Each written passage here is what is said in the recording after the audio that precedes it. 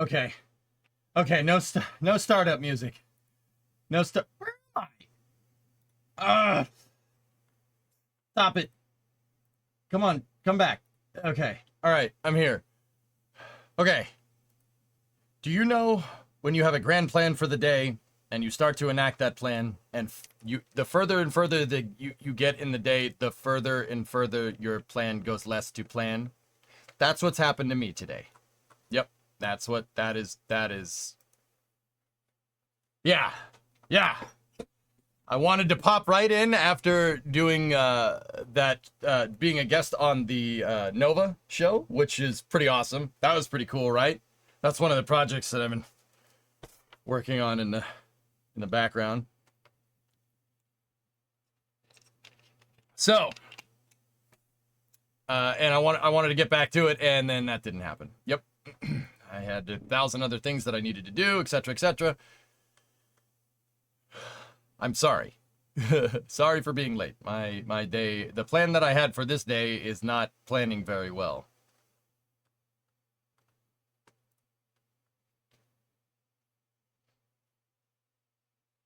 So, I basically got to jump right into NSF here and get ready for that on the pre-show. So I will switch us over to the feed there. Will you collab with them in the future? They said they wanted to work with me again, Rem.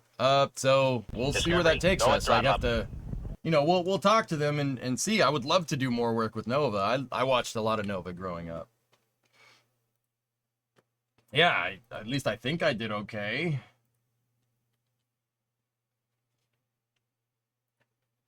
Oh, nice, Creeper. There you go. Okay.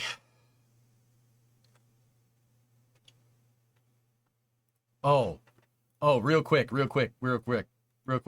Hey, fellas, I don't know if I don't know if you watched the presidential debate last night. I didn't, but I have a very accurate recreation of what happened in case you missed it.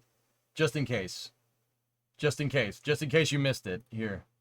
There you go. There's okay. Point is you didn't miss much. If I didn't watch, I mean, I don't really watch it.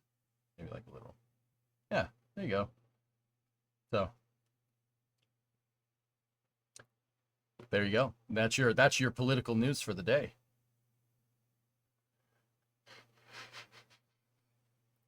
All right. I don't, dude. All right. We got to get going for the flame trench. If I want to keep doing stuff like flame trench, probably shouldn't make that joke much anymore. But also, anyway, I couldn't do 2 minutes. Weather guy, and once again, all right, I can't speak for anybody else, okay? No, it's not that I would, but here's the thing. You know what I'm trying to do? It's an election year. It obviously is an election year. Wait, believe me. If you didn't know it was an election year, I don't know where you've been, because they'll let you know. You'll figure it out one way or the other. What I'm trying to do, I have my reservations about this and that when it comes to that stuff. I won't get into it. You don't come here to hear me say anything like that. What I will say, don't get caught up in it. Remember,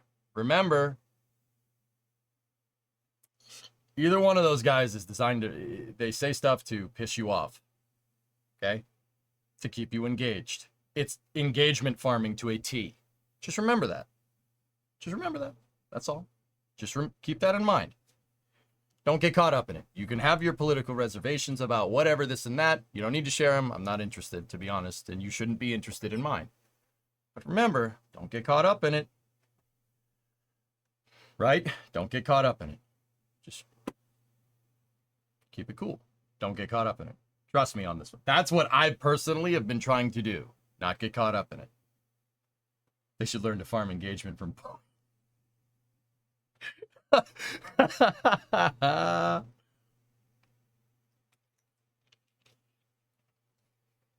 Don't get caught up in it. And that goes for any Europeans or anybody else that's not American. Watch it. Don't get caught up in it. The whole thing is designed to get your attention and piss you off. That's the whole exercise. Okay? That's the whole point. Remember that. Keep that in mind. Right, Plums, you got an offer on the bridge design job. Time to counter. Oh, whoa. You're gonna go high roller and counter? All right. Let's see what you got. Just don't get caught up in it. Remember. They're still reporting that the astronauts are stranded. Okay, you can be pissed off about that. Yeah, you can be pissed off about that, Lemprod. That's fair. Vasi is here for the memes. My guy. Rock on. All right. I am going to get going. They are pinging me over in the NSF Discord, and I will be up there momentarily. Yeah. All right. So, with that being said, in about 15 minutes, you will get the flame trench. Workers and resources after? I'll think about it. I did say that I would be racing tonight. We would do some Friday night racing. That's a little bit later in the night, Alex. So maybe we'll play workers in the meantime, okay? All right. Always counter. All they can say is no. Yeah, know what you're worth, right? All right. Anyway, I'll see you guys on Flame Trench. Give me about 15 minutes.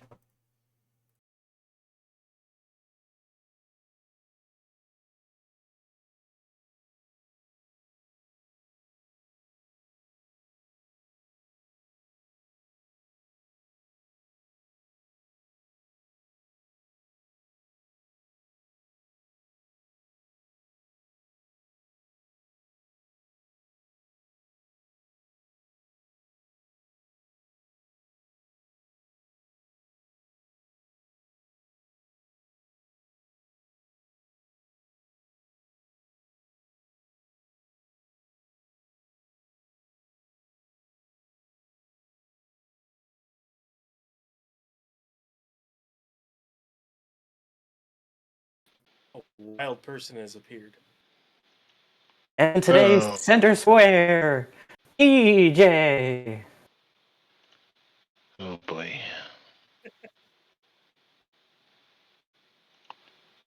Hi. Hi. Hi. How's it going? Hi. Hi. Hi, EJ. Hi. What kind of background do you want?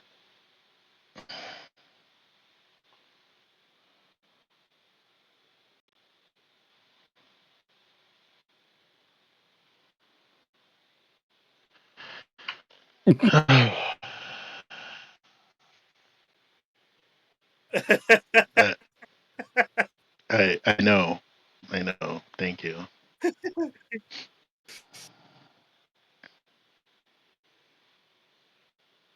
Oh, that's a good one. I'll just Yeah. keep slapping it. Oh, Anybody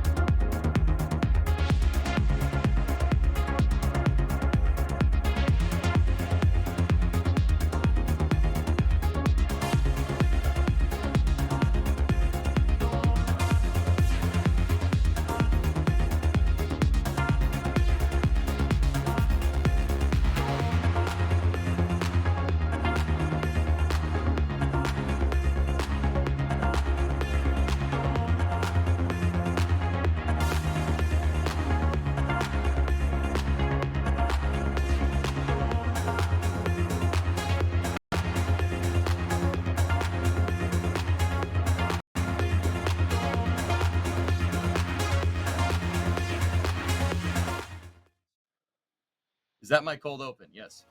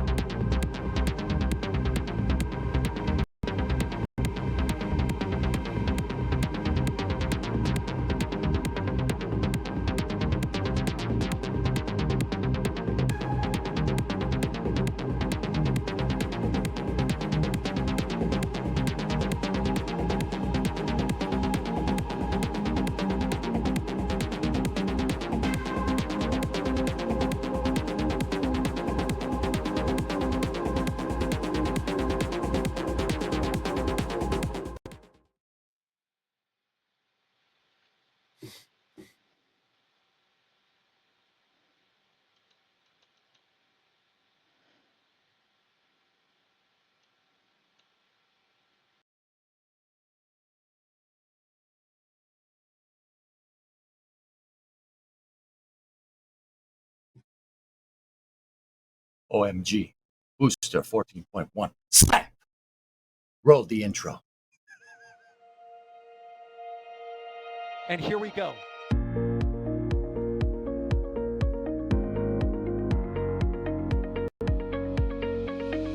have liftoff. Propulsion continues to be nominal. R68 chamber pressure looks good.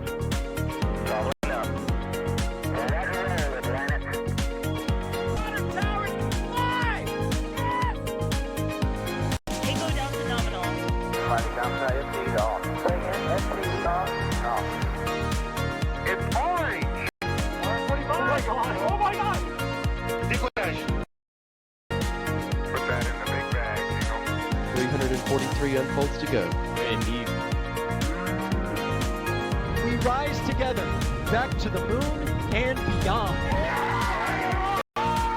This methane will be igniting in the flare, correct? Yikes. You dead? Sure. We don't need any more of these.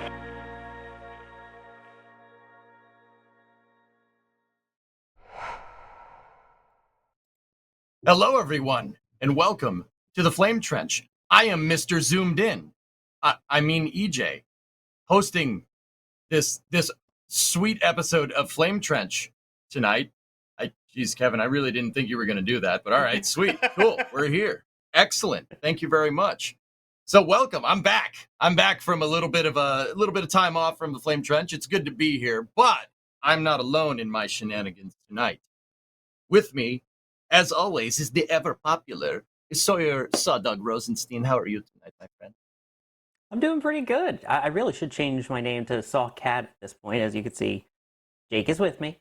Oh. You can see his ear at least. It's there, I promise. And now you can't. He's here. I promise you that. But it's good to be back. I don't know.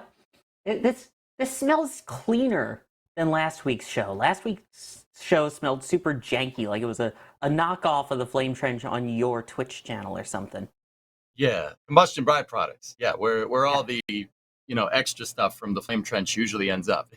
I'm the one that takes care of that. It's like I'm Scruffy, janitor. Anyway, it's good to have you, man. And also, I think if I'm recalling correctly, now I've been out of the loop, but this is the first time on Flame Trench, Mr. Ryan Weber. Ryan, are you there? Yeah, You read us I'm over. here. Hi, Yeah, everyone. How you doing tonight, buddy? I'm doing Welcome. fantastic. Yeah, doing great. Welcome to my domain. Yeah. Thank you. Yeah, cool. Excellent. So we have, obviously, we want to talk about Booster 14.1 tonight, guys, and all of the slap happiness that was going on. That was a really fun stream, by the way. If you haven't gone and watched the slap stream, that was a good time. And we have a bunch of other things to talk about. What's going on with Starliner, because I get asked every 5 minutes what's going on with Starliner. And there's plenty of other stuff to talk about. We had Goes You with Falcon Heavy. We had Dream Chaser making moves. Firefly on the horizon. There's plenty of good stuff. Anyway, Sawyer, what do you want to talk about tonight, dude? I want to talk about quantum mechanics. No, I don't want to talk about that at all. Well, then how about Falcon Heavy? That's good too. We should talk about that. Yeah, that works. Yeah. All right, cool. Because I was there for the most recent Falcon Heavy launch, which was Goes You, which successfully lifted off this week. Hard to believe that was only on Tuesday, the 25th of June. Launched only 10 minutes into the opening of its 2-hour window. A reminder that this was only 30% chance of go weather for that day, and it went, making it even more ironic, the fact that it's a weather satellite that launched on board. Oh, hi, Jake. There we go. So Goes You is part of a geostationary set of Earth-observing satellites that also observe the sun, which I'll talk about in just a second. But they are part of the GOES-R network, and these help relay near real-time images of weather happening across about half the continent, half the globe. You've got Goes East, and then you've got Goes West. Between the two of them, it was described as, by one of the people that I interviewed that's in the article on nasaspaceflight.com, going from like a flip book to almost like a wave in an ocean, where it was that much smoother of a difference between the two. So this will be the fourth one in that. This will become, now that it's in orbit, GOES 19. And GOES 19 will replace GOES 16 as GOES East. Hopefully that makes some sense there. They have a backup of each of the satellites. So GOES East has a backup, which will become GOES 16 once GOES 19 takes over. And then you have GOES 18 and GOES 17, which are taking care of the west side. Now, in addition to obviously keeping track of things like hurricanes, weather, they have lightning that they can keep track. We're talking 500 frames per second worth of lightning data to get that in near real time. There's even a tracker on board that can track emergency warning signals from ships, and have so far saved almost 150 lives this year alone. And this one in particular has a coronagraph on it, in addition to some of the other sun observing instruments, which you remember last month we had that crazy solar storm where we saw all the gorgeous aurora and things like that way farther south than we're used to. That was space weather. And as beautiful as it was, there's always the concern of, what about satellites? What about people on the ISS? Things like that. And these satellites actually watch out for that as well. So the launch was absolutely spectacular. Thankfully, again, the weather held out. Just an hour and a half later, it was torrentially downpouring. Gorgeous liftoff, and I was very fortunate to be 1.8 miles away from the landing of the two side cores, which were brand new, B-1072 and B-1086, which successfully touched down at LZ-1 and LZ-2 about 8 minutes into the flight. And my gosh, that was amazingly loud to be that close to it, to hear the shock of it. And I remember I was on the ride home bragging. I didn't shake. I normally jump at all of these sonic booms. I didn't do that this time. I watched back the behind-the-scenes video of me, which I believe is available to members, or if not now, will be. I shook like crazy, so I jumped. But Sawyer, I have a question. Did Yeah? GOES U make Sawyer goes insane? I mean, I was shouting, "You goes you!" Why are you encouraging him, Kevin? I was also shouting, "The shrimp!" But that's a whole other story. There's a lucky picture that I try and take before launches with a shrimp at a certain restaurant nearby in Titusville. And pretty much every time I either eat there and then take a picture with the shrimp, it goes. I finally did that for CFT. It launched on that try. I did it the night before here as well. 30% go, boom, launched and landed. So, thank you, shrimp. The lucky shrimp, I guess. Huh? Yeah. Yeah. Yeah. Before you said you're at a restaurant, I was getting really confused. I'm not gonna lie to you. It was way too hot to carry my actual lunky shrimp with me. Don't worry. Yeah. No, that makes sense. Yeah. So, sorry, this was the 10th Falcon Heavy launch, yeah? It was, yeah. Can you believe that? I remember when the first one launched, and I was there with screaming at you, it. yeah. Yeah, we were screaming at it. Yep. I think what's the craziest thing to me is that, as complex and as crazy as this system seems, to basically strap 3 Falcon 9 boosters together. I know they're Starship now, but keep in mind, when this thing first flew, Starship was still a couple of years off. It was still like, I think that was SN1 maybe at that time. Right.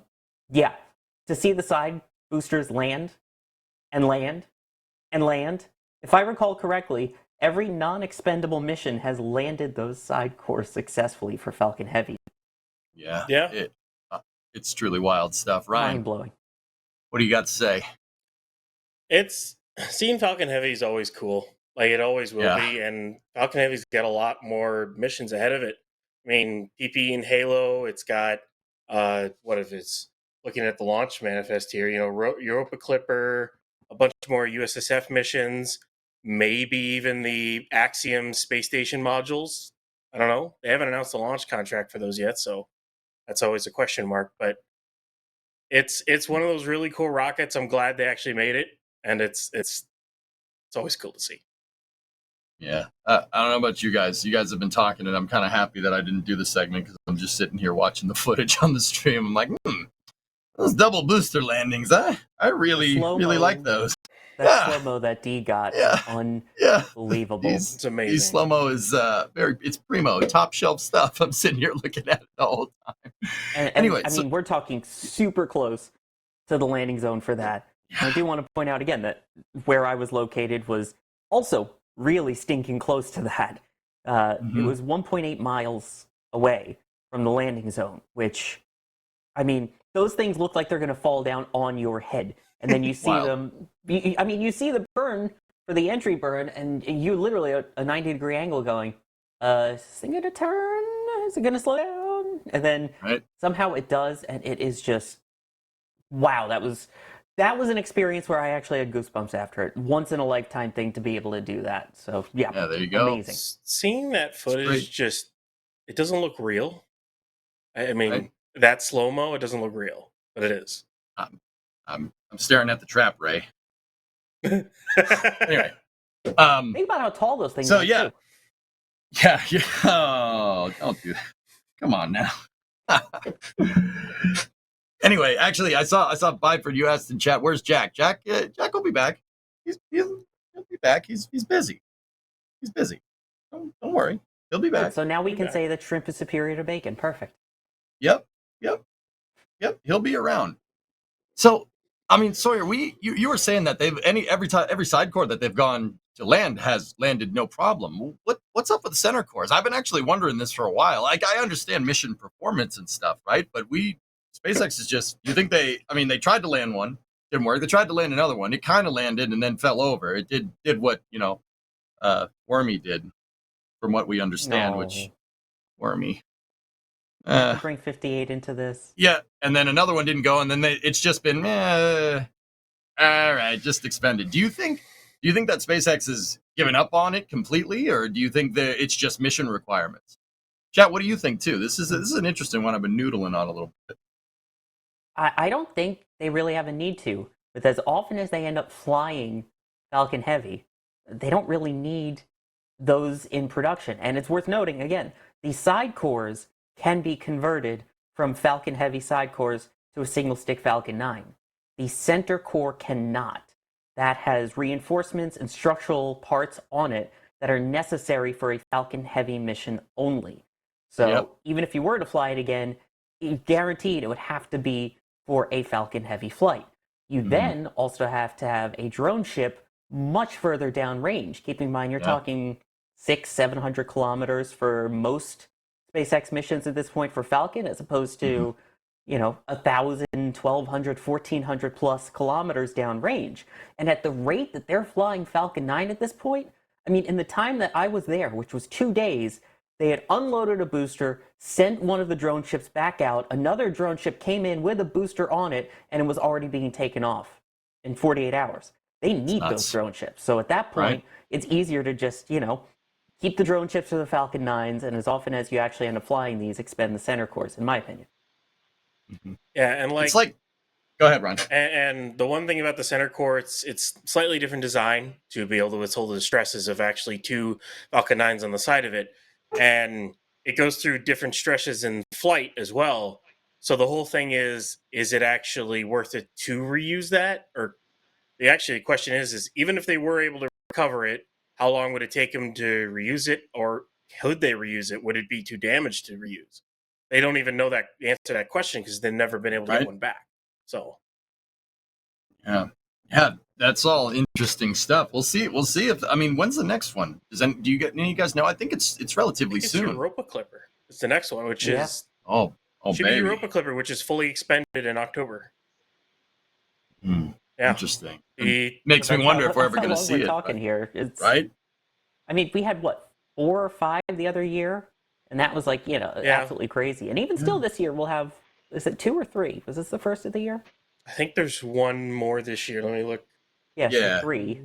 This was the 10th flight. We know that. I mean, this is 10th Falcon Heavy, and I honestly can't believe there's been that many of them, but because it doesn't seem like it. But they still feel so special.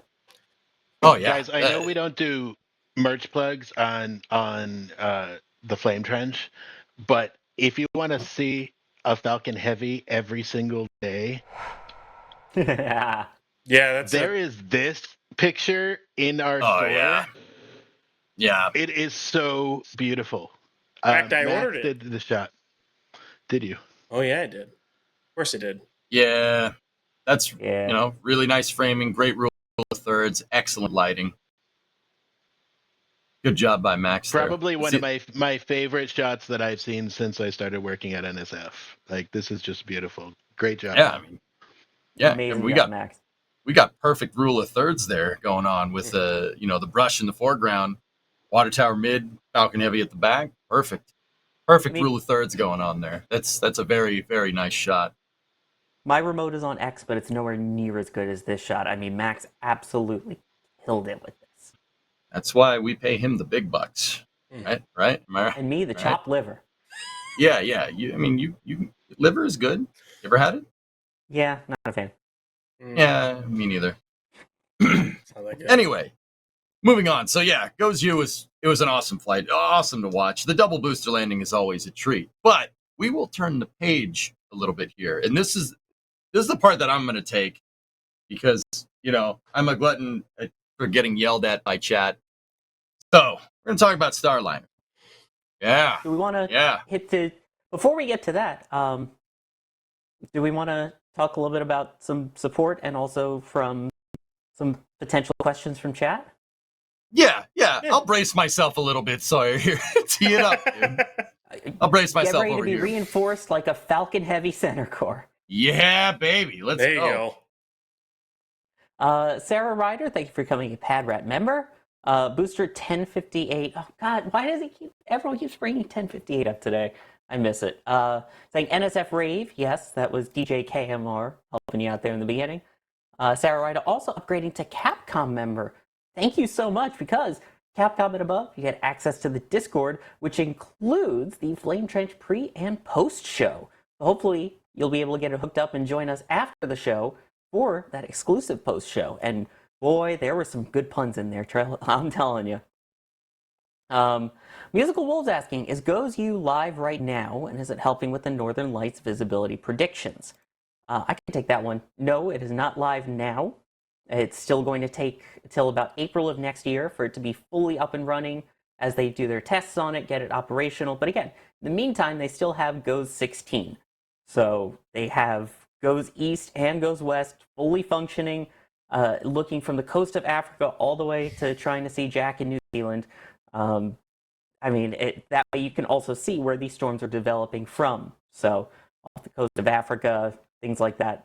So it doesn't really see the northern lights itself, but it keeps an eye on solar activity as well. And just having the coronagraph is another tool in their arsenal there. Kevin, do you have the sound effect? I gotta make sure before I click the button.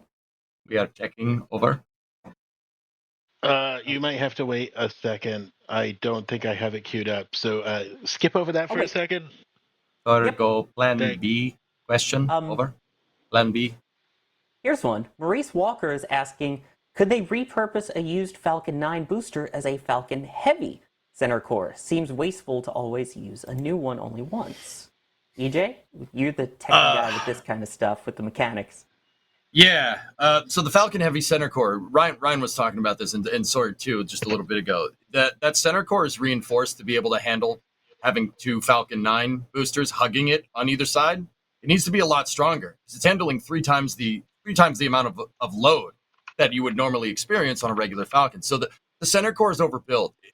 From what I understand, it's not, you can't swap it with a booster, nor could you convert a regular Falcon 9 to a center core because it has that reinforcement in it. Now, with that being said, with Falcon Heavy, SpaceX has taken Falcon 9s and converted them to center cores. And if I'm understanding this correctly, they took a booster and converted it to a Falcon 9 once, I think. Sorry, guys, I remember this off the top of my head. There's been a lot of Falcon 9 launches. But yeah, as far as I know, the center core, you can't just take a Falcon 9 and make it a center core.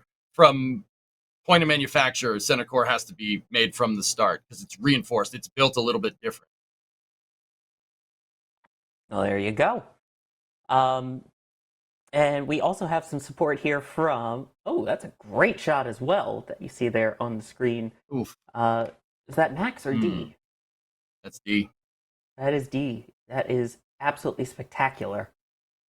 And what's also spectacular is the support we got from Ninja Decimator. Decimator. There we go. We can do that now? Thank you. Thank you for gifting 5 Red Team memberships. And while I wait for Kevin to actually show my launch pictures of any kind, Don't do it, Kevin. 98 Central is asking, I'm just... will the GOES satellite make the spaghetti model more or less Jackson Pollock-like? It may turn it more Andy Warhol, but no. Look at you. When I did an interview with one of the people that actually works with the satellite from NOAA, they said that even since they first launched GOES 16, the sort of width of that spaghetti model has narrowed down dramatically. Because you see, it starts going all different directions, it gets pretty wide. Obviously, the more narrow it is, the more certain they are. That has gone down dramatically since GOES 16 launched in 2016. And after this, in about 15, 20 years, will be GOES EXO, and that they expect to reduce it by dramatically even more. So there's still a lot to help with those spaghetti models to make them more refined, shall we say, more of what you would see in an Italian restaurant as opposed to a diner on the side of Route 9. How do you know what Route 9 is? The diners on the side of highways can be good still. I mean, you know. Yeah, but you're not talking that tight swirl that you see in the fancy restaurants as opposed to just a plate of spaghetti where the noodles are everywhere. That kind of thing. Yeah, you don't break the spaghetti, guys. No, I'm sorry. You just don't do that. Don't do it. Don't do it. You will hurt every Italian known as heart. Yeah, no. Spaghetti is supposed to stay whole. You can... I don't even have a transition, a segue for that. But Sawyer, if you can blame Adrian for not having your photos in the doc, but I have searched high and wide across the internets to find this. You mean my ex? Yes. There you go. There you See, go, there's Sawyer. my version of it too. Thank you. Thank you, Kevin. What do you mean you searched high and wide? You went to his Twitter account. Still a really good shot. Yeah. It was hard to find. What? I worked really hard. Yeah, it's Proud my of you, first, Kevin. my first tweet below my my pinned post. Yes, very hard. Nice. Anyway, Sorry, do we got any more questions in the queue? I think most of them at this point are related to our next topic, so I will let you take the flak now. Oh boy. All right. I'm putting on my gas mask. We're doing it, chat. We're doing it. No, I've been streaming a lot over the last couple of weeks. I mean, I stream a lot all the time, but I've been getting asked about Starliner, are they stranded up there? Are Butch and Sonny stranded up there? What's going on? What's going on with these guys? NASA's keeping them up there. They're stranded. We need a Dragon capsule to go up there. Now, don't get me wrong. I'm not going to say I don't want to see that, but I'm pretty sure from what I've been reading, the reality of the situation is that they're delaying the Starliner return because NASA is trying to learn as much as they possibly can about the service module. Starliner is having it encountered some helium leaks with its service module. It had one that was within nominal tolerances for taking off before they launched, and then they encountered a couple more on the way up to ascent. Now, here's the thing, all right? You could sit there and say, oh, they're stranded. They're stranded. I don't think they're not. They're not stranded. What's going on is that NASA is trying to learn as much as they can about NASA and Boeing is trying to learn as much as they can about that service module and where and why they encountered more helium leaks. Now, once again, there's a planned tolerance built into the design for helium leaks. I got bad news for you. If you think Starliner is the only spacecraft that leaks helium, you're absolutely wrong. Every spacecraft does. Helium's it's really hard to contain because it's so small. It has such a small mass. It'll leak out of everything. One Newton meter off in your 0.1 Newton meter off in your torque spec, and yeah, you're going to it'll leak. You'll pinch an O-ring and it's going to leak all over the place. Now, once again, they take that into account because it's just one of those things that's just really, really tricky to solve, right? I mean, and stack that on top of space flight, which is really tricky in general. So NASA wants to figure out where and why they encountered those extra helium leaks. And that's the reason why they're delaying because if they send them back down, you're going to be trying to trace a helium leak on a service module that doesn't exist anymore. You got to understand, Starliner has the capsule part and the service module part. Service module part is where where they're having some issues, right?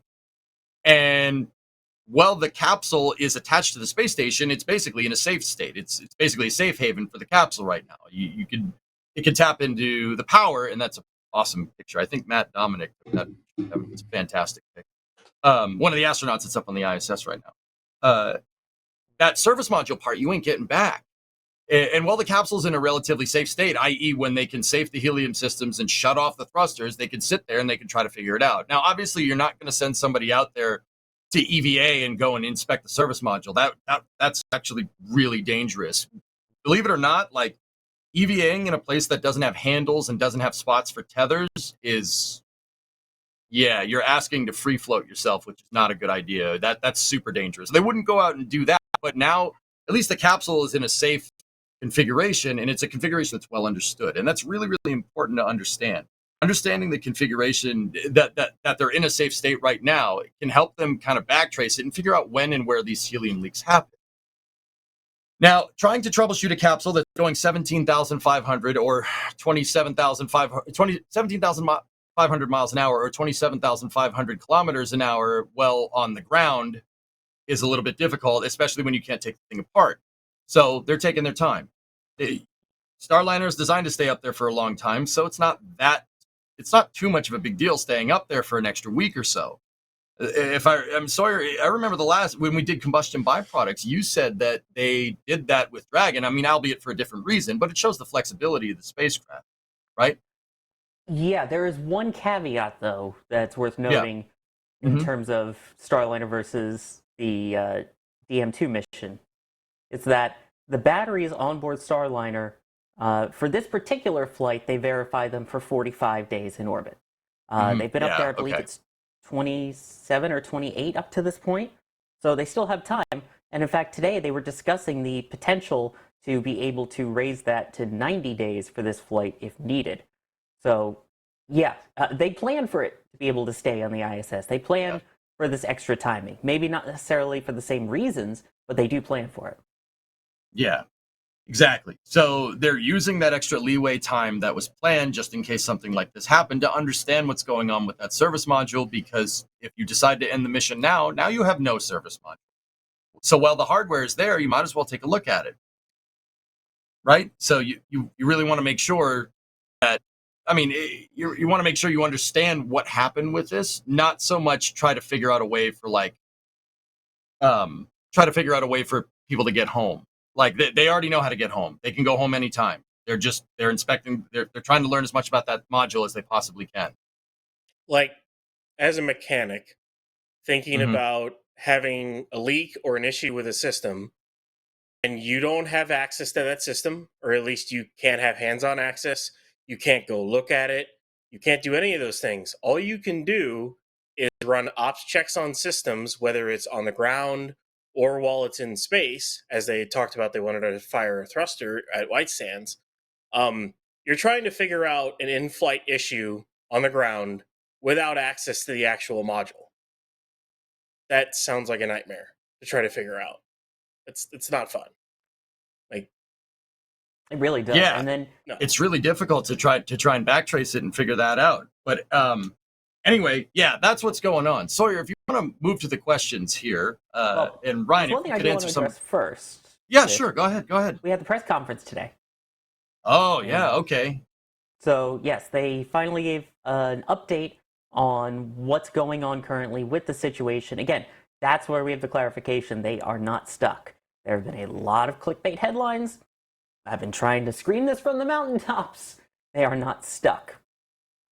One thing that they are now going to do, though, is they have activated their thruster test stand that they have at White Sands Missile Test Range in New Mexico.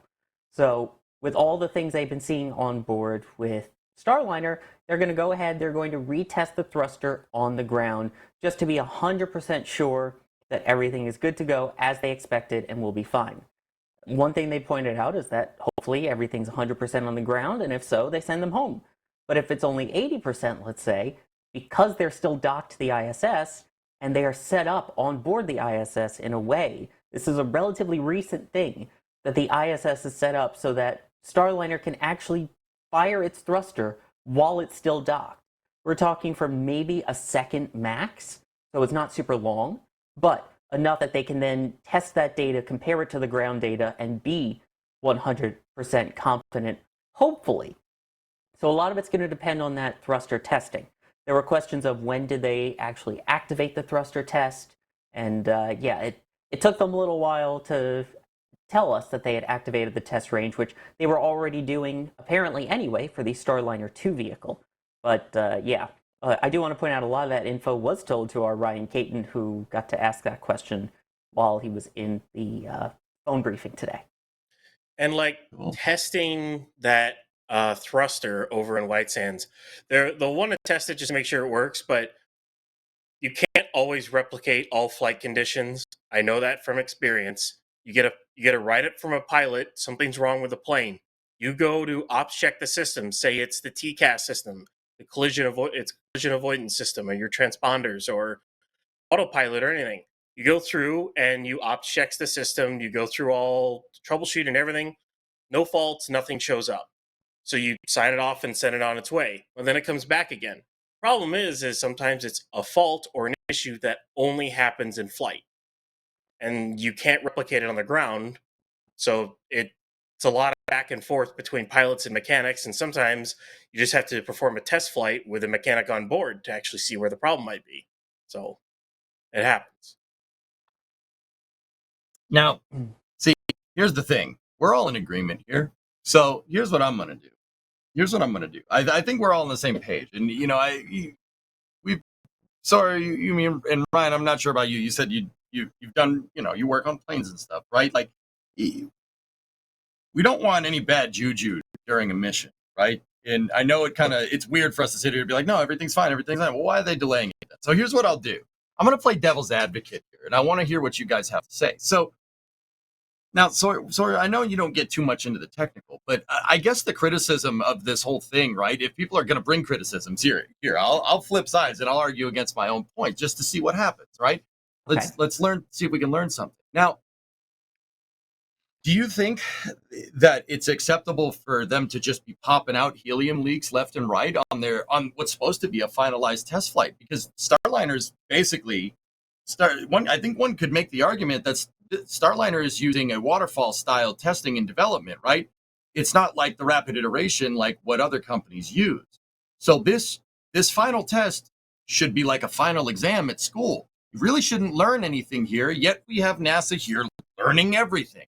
Like, oh no, we need additional time because we need to learn more about the space flight capsule. Now, as Ryan said, there's unknown unknowns here. You're never going to know until you launch it. It's like what we were talking about, and we'll talk about later.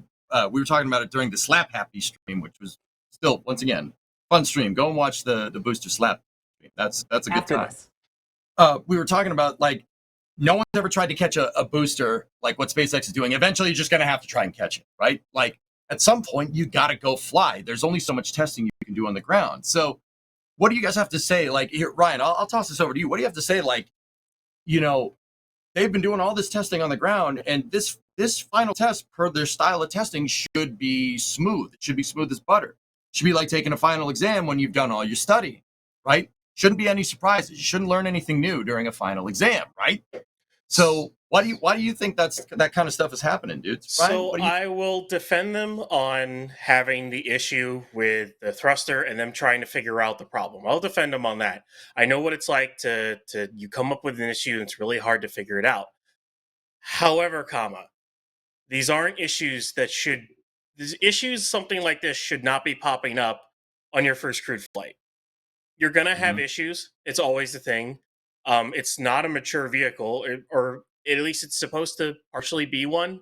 I mean, you can test and design and do computer simulations all you want in the world. However, when you fly something, you learn about it. That's just as simple as that. It's why we do test flights. I mean, if you already knew everything, you wouldn't do test flights to begin with. But they did an extra test flight. They did 2 uncreweds compared to SpaceX, who only did 1. and this is still an issue. I don't know. They seem to be having a lot more issues than they should, and it's hard to.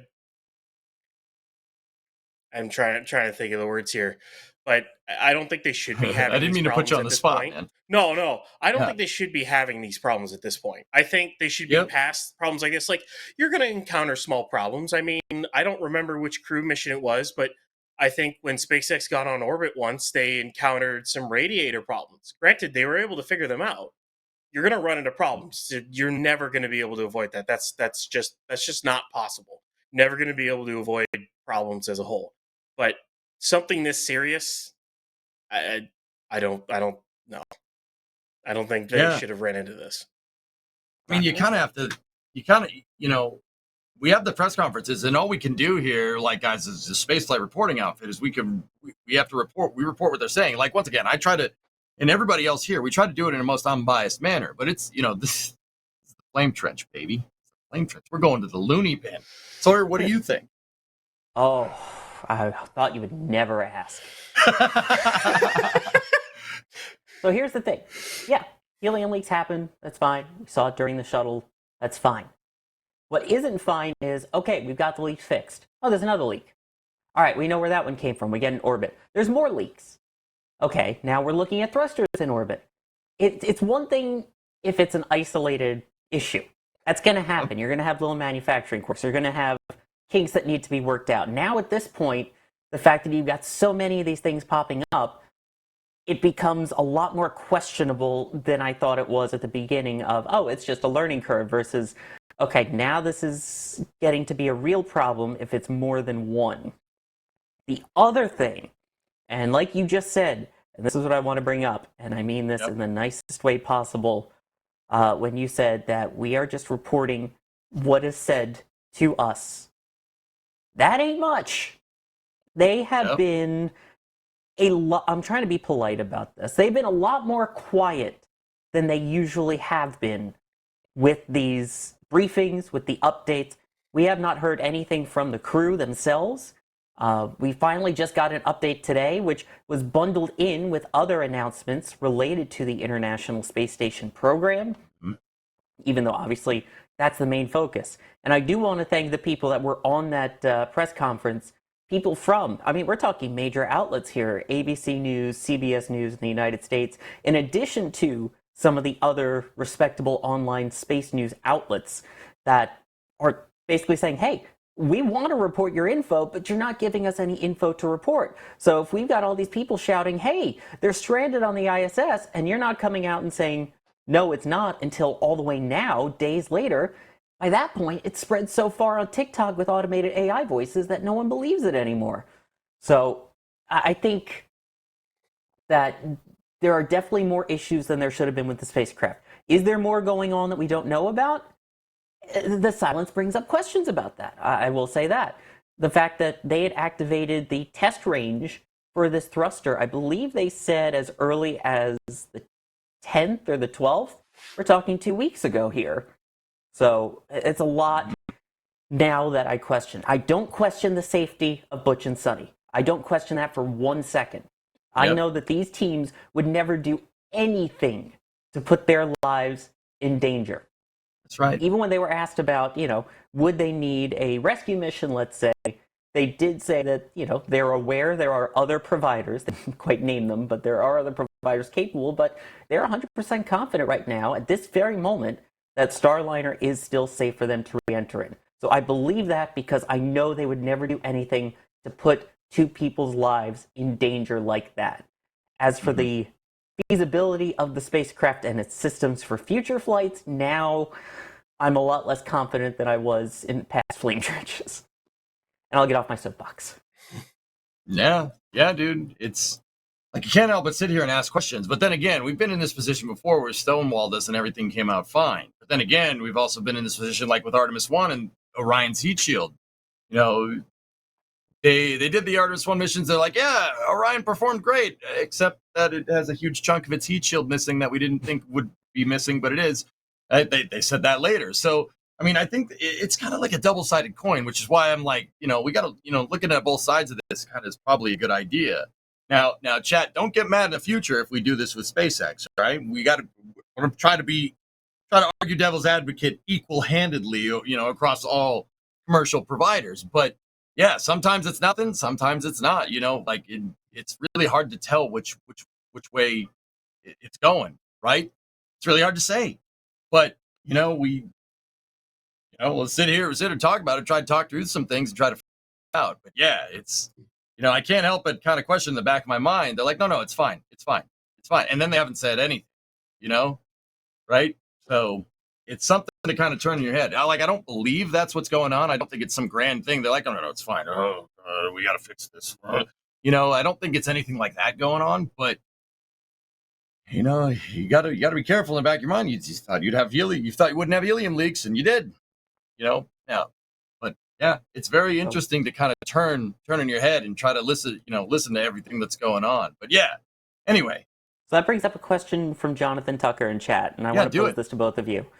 Should they have another test flight with crew? I don't know. Let's wait till they're back on the ground. Yeah. Let me start with you, EJ, and then Ryan. Okay. I think they need to be. Let's wait until you're back on the ground. Analyze the full scope of this mission of CFT1 and base your findings off of the data that was gotten from the service module that they're getting now and from the entirety of EDL. I don't think it's wise comparing half of a mission, looking at half of a mission and saying, oh yeah, we absolutely got to do another test flight. You really want to get the full scope of what happened here during CFT, if anything or nothing, and then make the decision based off of that. Yeah, they need to. Chad's savage, dude. It should never fly again. Anyway, Ryan, go ahead. Yeah, Ryan, what's your thought? I would say finish this flight. Whatever data you're still going to get from the service module, get it. Fire your thruster, however many times you need to fire it, but finish this flight out, look at the data, and then decide. Because again, they've only completed half the mission. They've only just docked to the ISS. They haven't undocked, turned around, kicked off the service module, and then come home. That hasn't happened yet. So there's still data to get, and they still need to get it before they make any decisions on that. Right, and then I did see a question already, people asking, what about, Crew 10, would Starliner 1 still fly planned for the first mission of 2025, or would that be a Starliner 1 flight? That was asked in the press conference, and it's the same thing of, we'll have to see what the data is, we'll see everything when we come back, and see what certifications and reviews need to be done. Because, spoiler, they're going to have to do some reviews. They've already announced it. They've said that they're going to have to look into things and, get the sign-off for the next flights. So, we'll see. Yeah. Anyway, I see a lot of spicy takes in chat. I think we should turn the page to something a little more uplifting. How right, about, like some support. Yeah, do it. Do it. Nova One, thank you for upgrading to Capcom member. Hopefully, we will see you in the members post show after. Hit me with those laser beams. That wrong person, but okay. Nova, thank you though very much for upgrading. We appreciate that. Bideford, thank you for gifting 5 Red Team memberships. Russell, getting an item from the store saying, always love supporting y'all. Keep up the great work. Let's see what you got. Oh, Max's photo. Nice. Good call.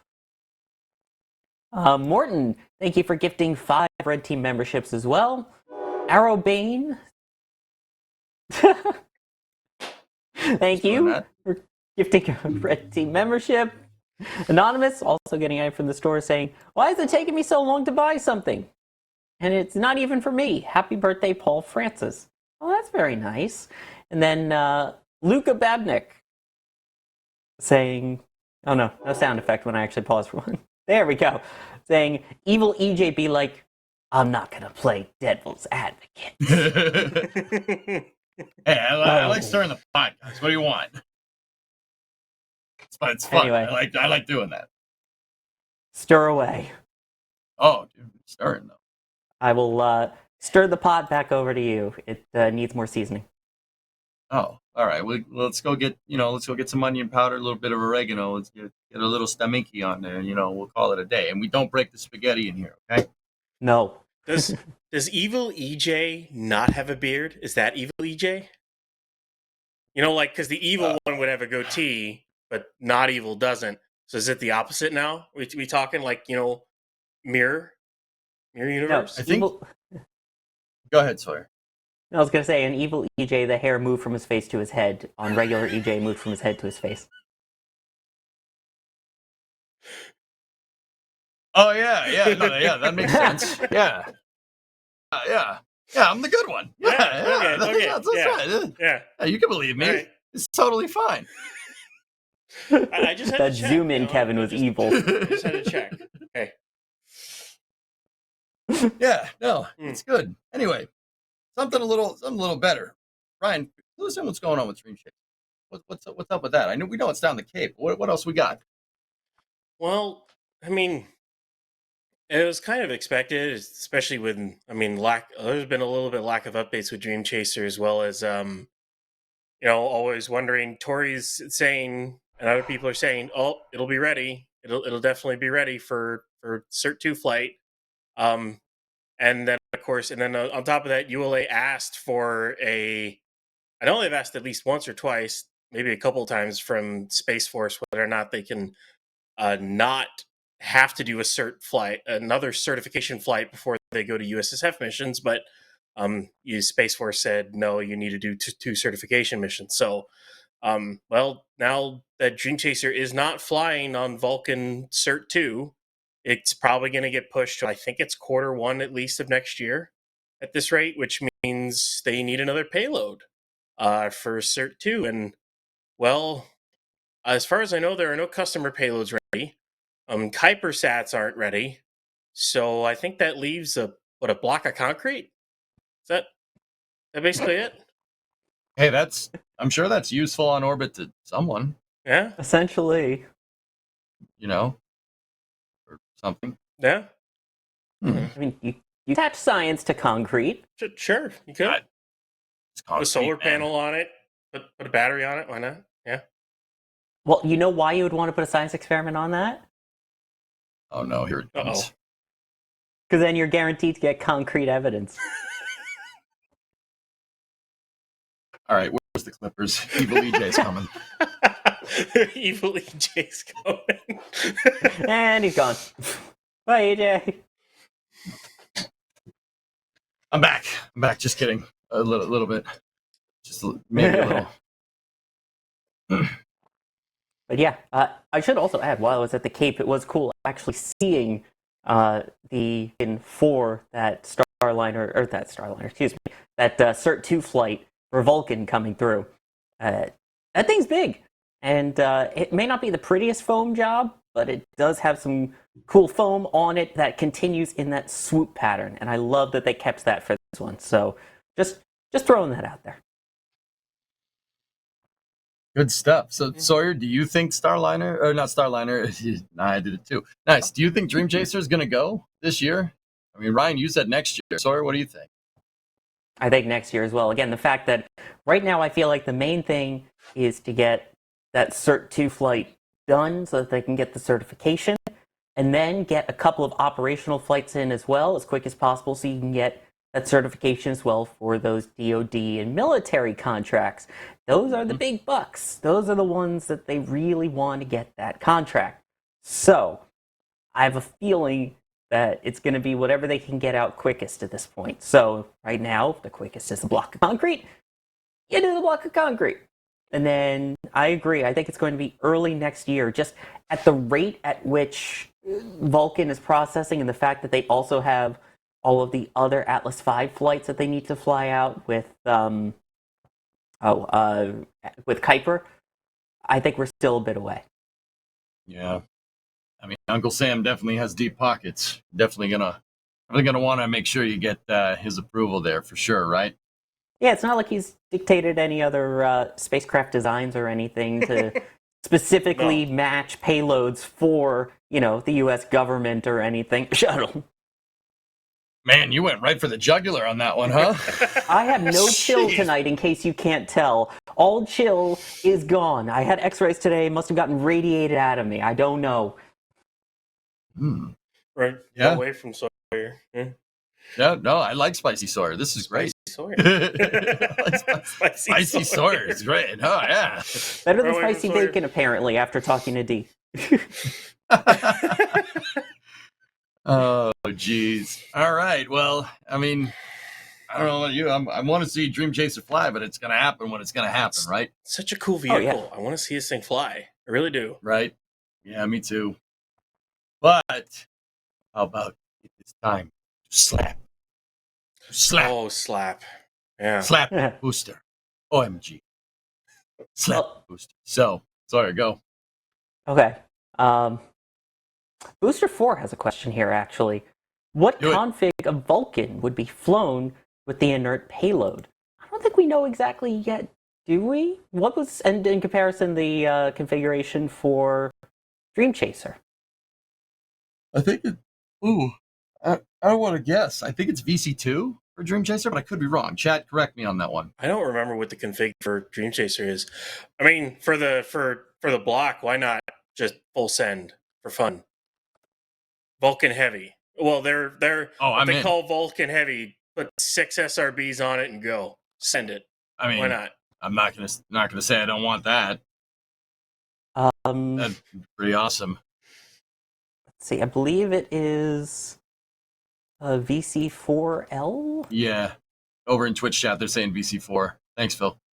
So that would mean that it would With be the long fairing. the very long fairing, yes. Yep. I mean, Dream Chaser with Shooting Star on it is not tiny by any means. So very long fairing, Centaur, and then you would have 4 of the SRBs, which can go up to 6, by the way. Yeah, that Vulcan VC6L really, or just VC6 can really pack a punch. That's a lot of power behind it. Yeah, good stuff. But I'm getting a little slap happy. I don't know about you guys. I'm getting ready to slap. happy. Slap. Yeah. I'm making you wait. Too bad. You're making me wait, please. Please, I want to talk about it, man. No. First, I want to right. thank Oh, it's on. It's on. First off, did I that? want to thank Lone Star Texas Tornado, though, for becoming a Pad Rat member. Lone then, Star. RC Horseman coming in and gifting an amazing 10 Red Team memberships. Thank you so much, as always, RC Horseman. We love seeing you. Worth the horn. You know what? RC Horseman should get 2 horns. Another one, please, Kevin. Thank you.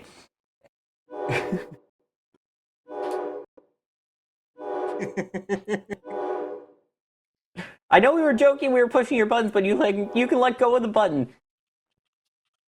Although, Okay, was that thank 10 you. for each of the gifted? I was gonna say thanks for letting us know the button works, Kevin. That was 10 for the 10 gifted. Clever, Kevin. I like that one. Pun token awarded. And Mark W. angering Italians everywhere, saying spaghetti gets broken in 4 pieces and put in chili. All right, now I am not responding to that. I have a feeling I'm gonna get slapped if I don't say something. Ryan, let me throw it over to you. Speaking of slapping, we got a new set of chopsticks going into Starbase.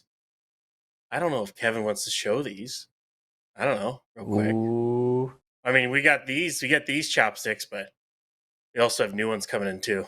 They're just they're coming in right now. I know this is your first time on the Flame Trench, but we generally go in order of the assets, not backwards. Sorry, Kevin. Hey, they just appeared. Hey, Kevin, I'm the host. I can do what I want. I say Ryan's in the clear. Found son.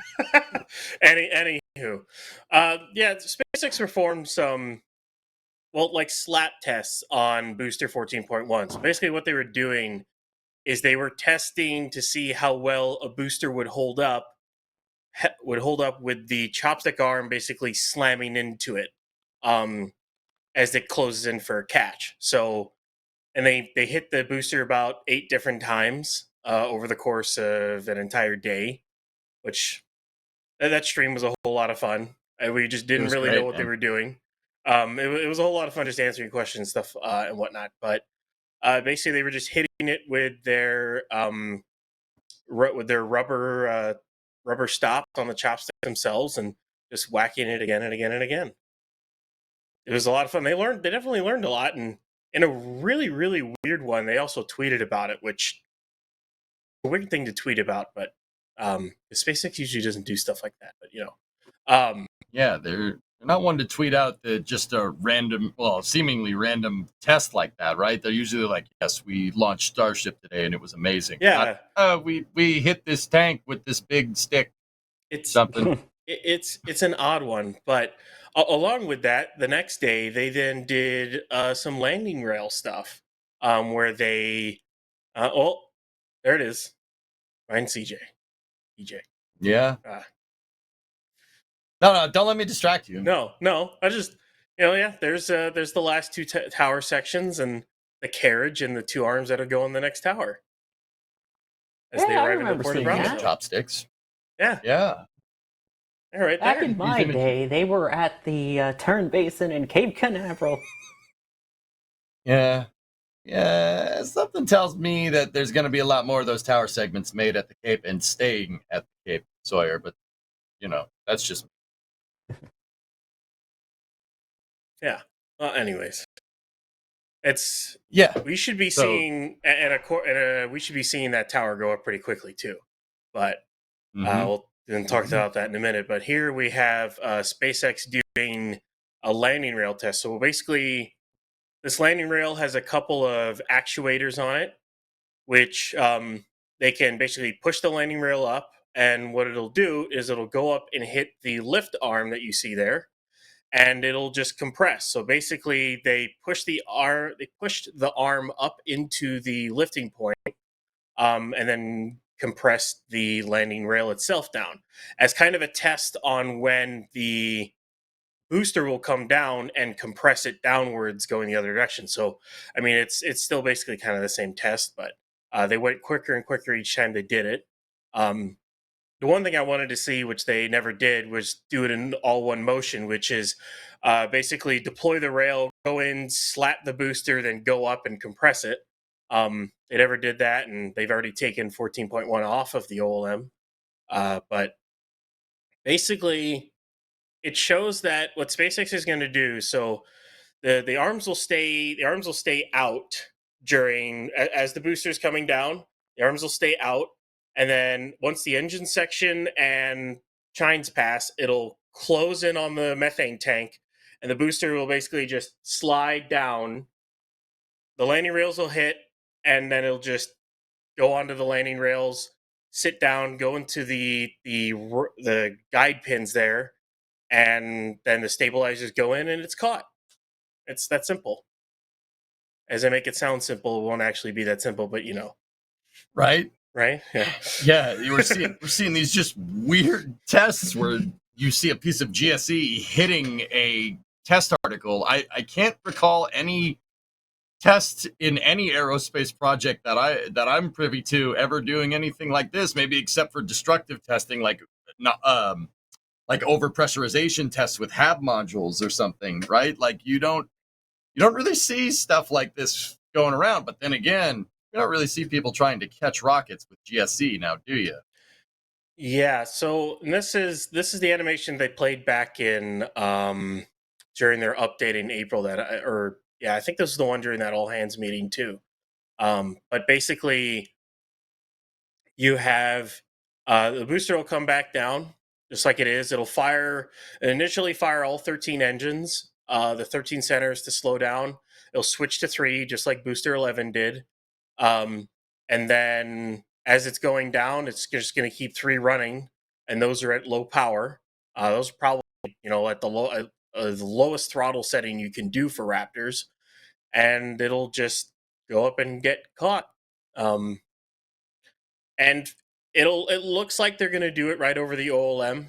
Now, some of you may say, "Oh, well, that's going to fry the booster QD." Well, you'll have to remember. Luckily, the booster QD survived a lot better this last flight after they put a new door on it and a new door seal.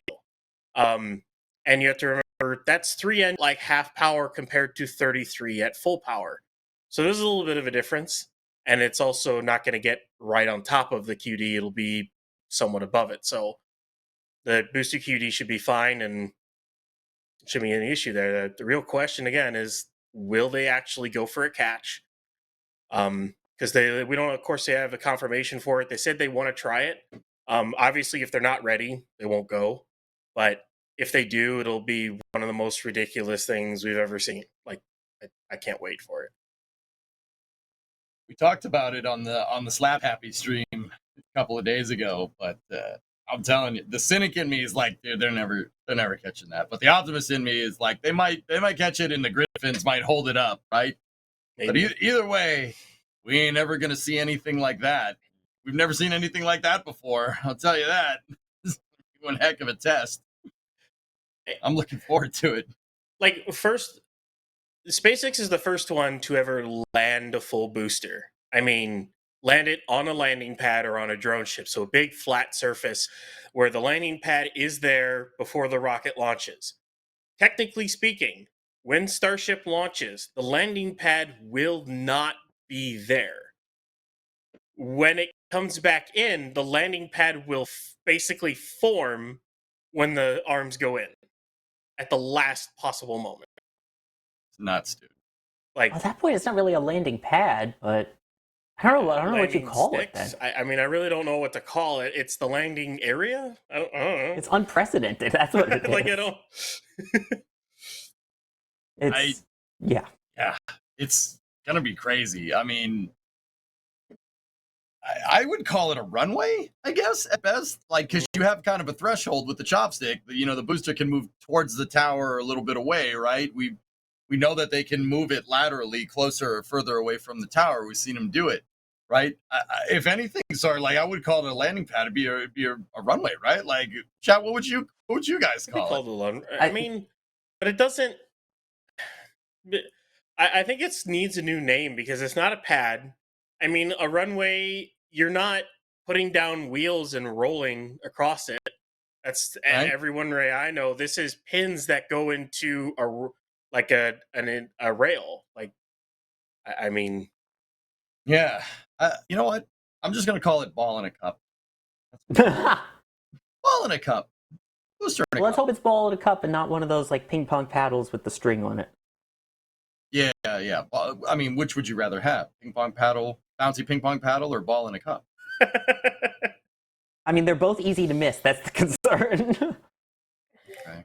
All right. yeah. And Chat says crash way. By the way, Brian, what are we Dang, looking man. at on screen here? This is the FCC license for Flight 5. So it says here it's the first stage booster will either return to launch site or perform a controlled water landing. So they have options. Whether or not they if they think they can pull it off, they'll do it. If they don't think they can, they can't. The biggest caveat to that is that the license itself does not have a return to launch site. That is a soft splashdown. So it'll most likely need a license modification if they actually do want to go for a catch, which shouldn't be that difficult to get, considering they don't need a mishap investigation this time around. So, I mean, the one for Flight 3 is still open. That has not been closed yet, but that should not affect Flight 5 because, Flight 4 went a lot better, and I think SpaceX still wants data and whatnot in order to be able to actually close that particular mishap investigation. So, Yeah, good points, dude, for sure. And Kevin, thank you for bringing that up. Chat seems to be okay with Catch Tower. Okay, Catch Tower is fine. I'm just pining for the good old days. Shuttle runway. LLT, launch and landing tower. I mean, or stack I mean, and landing tower. I don't know. It's interesting seeing the chat suggestions. I'm not totally sure what you call it. What I think is also interesting is just all of the different scenarios they're accounting for. So rather than coming in straight vertical, but going with that slight diagonal, it's just like they do with the Falcon 9 drone ship landings, where you don't aim for the center of the drone ship. you aim for the side of it, and then once you realize that all your engines have ignited and you're exactly where you're supposed to be, then you do that little slide so that you're dead center. Yeah, do a dog That's leg. the same thing here. Yeah. Yeah, same thing here, where you do that slide into it. And even at that point, I think it slows you down enough and gives you enough options that if you do end up slapping into the chopstick itself instead of vice versa, that you have that little bit of safety net there to be able to help with the catch. And I did see an interesting question that was, what are the thoughts of if it's able to get into one of the catch pins on one side and grab by the grid fins on the other side? I don't know what you guys think of the possibility of that. Dude, I talked about this on the slap stream. Now, personally, Ryan, you were there for this, so you know. So help me out. Chime in a second. I think that the grid fins can hold up super heavy, but only once. I think they'll hold it up, but only once. Ryan, you're an airplane guy. You know, it's like you could pick up an airplane by its wingtips once. You do it once. Yeah, once. You probably wouldn't fly it after that. I think that would make that not airworthy, right? Right? Yeah, that would definitely break a few things, just to say the least. What about 1-on-1 though? What do you mean? One catch pin works, one doesn't, and it ends up sliding. Well, then you so have that the only other catch option would be the grid fins. You have a very big problem then. So I will lay out to you how that, other than it completely missing and hitting, see, one of the arms dead on, or hitting the OLM, or hitting the tower, or hitting the tank farm, I'll explain why that is one of the worst things that can happen. So if that does happen, so one of the lifting pins is lodged and the other one's on the grid fins. Well, the booster is now diagonal, and so you can't put a transport stand under it. You can't lower it into that. It's completely off. And with one of the pins recessed, you also can't get the load spreader in to pick it up. So you are then left with I mean, you might be able to get in there, but I don't know if, because you're kind of in a position there where the booster is now stuck, and have fun getting that unstuck. Like, the only thing I can think of is they'd have to cut the booster in half and then use a Whipple tree load spreader and pick it up at the forward dome. That's the only thing I can think of. And if you're talking about the load spreader, if you look back at the kind they used to take booster 14.1 off of the OLM, that's the kind of load spreader they would have to use, basically. But like, there really isn't there really isn't anything they could do in that case. They'd be a little in trouble, to say the least.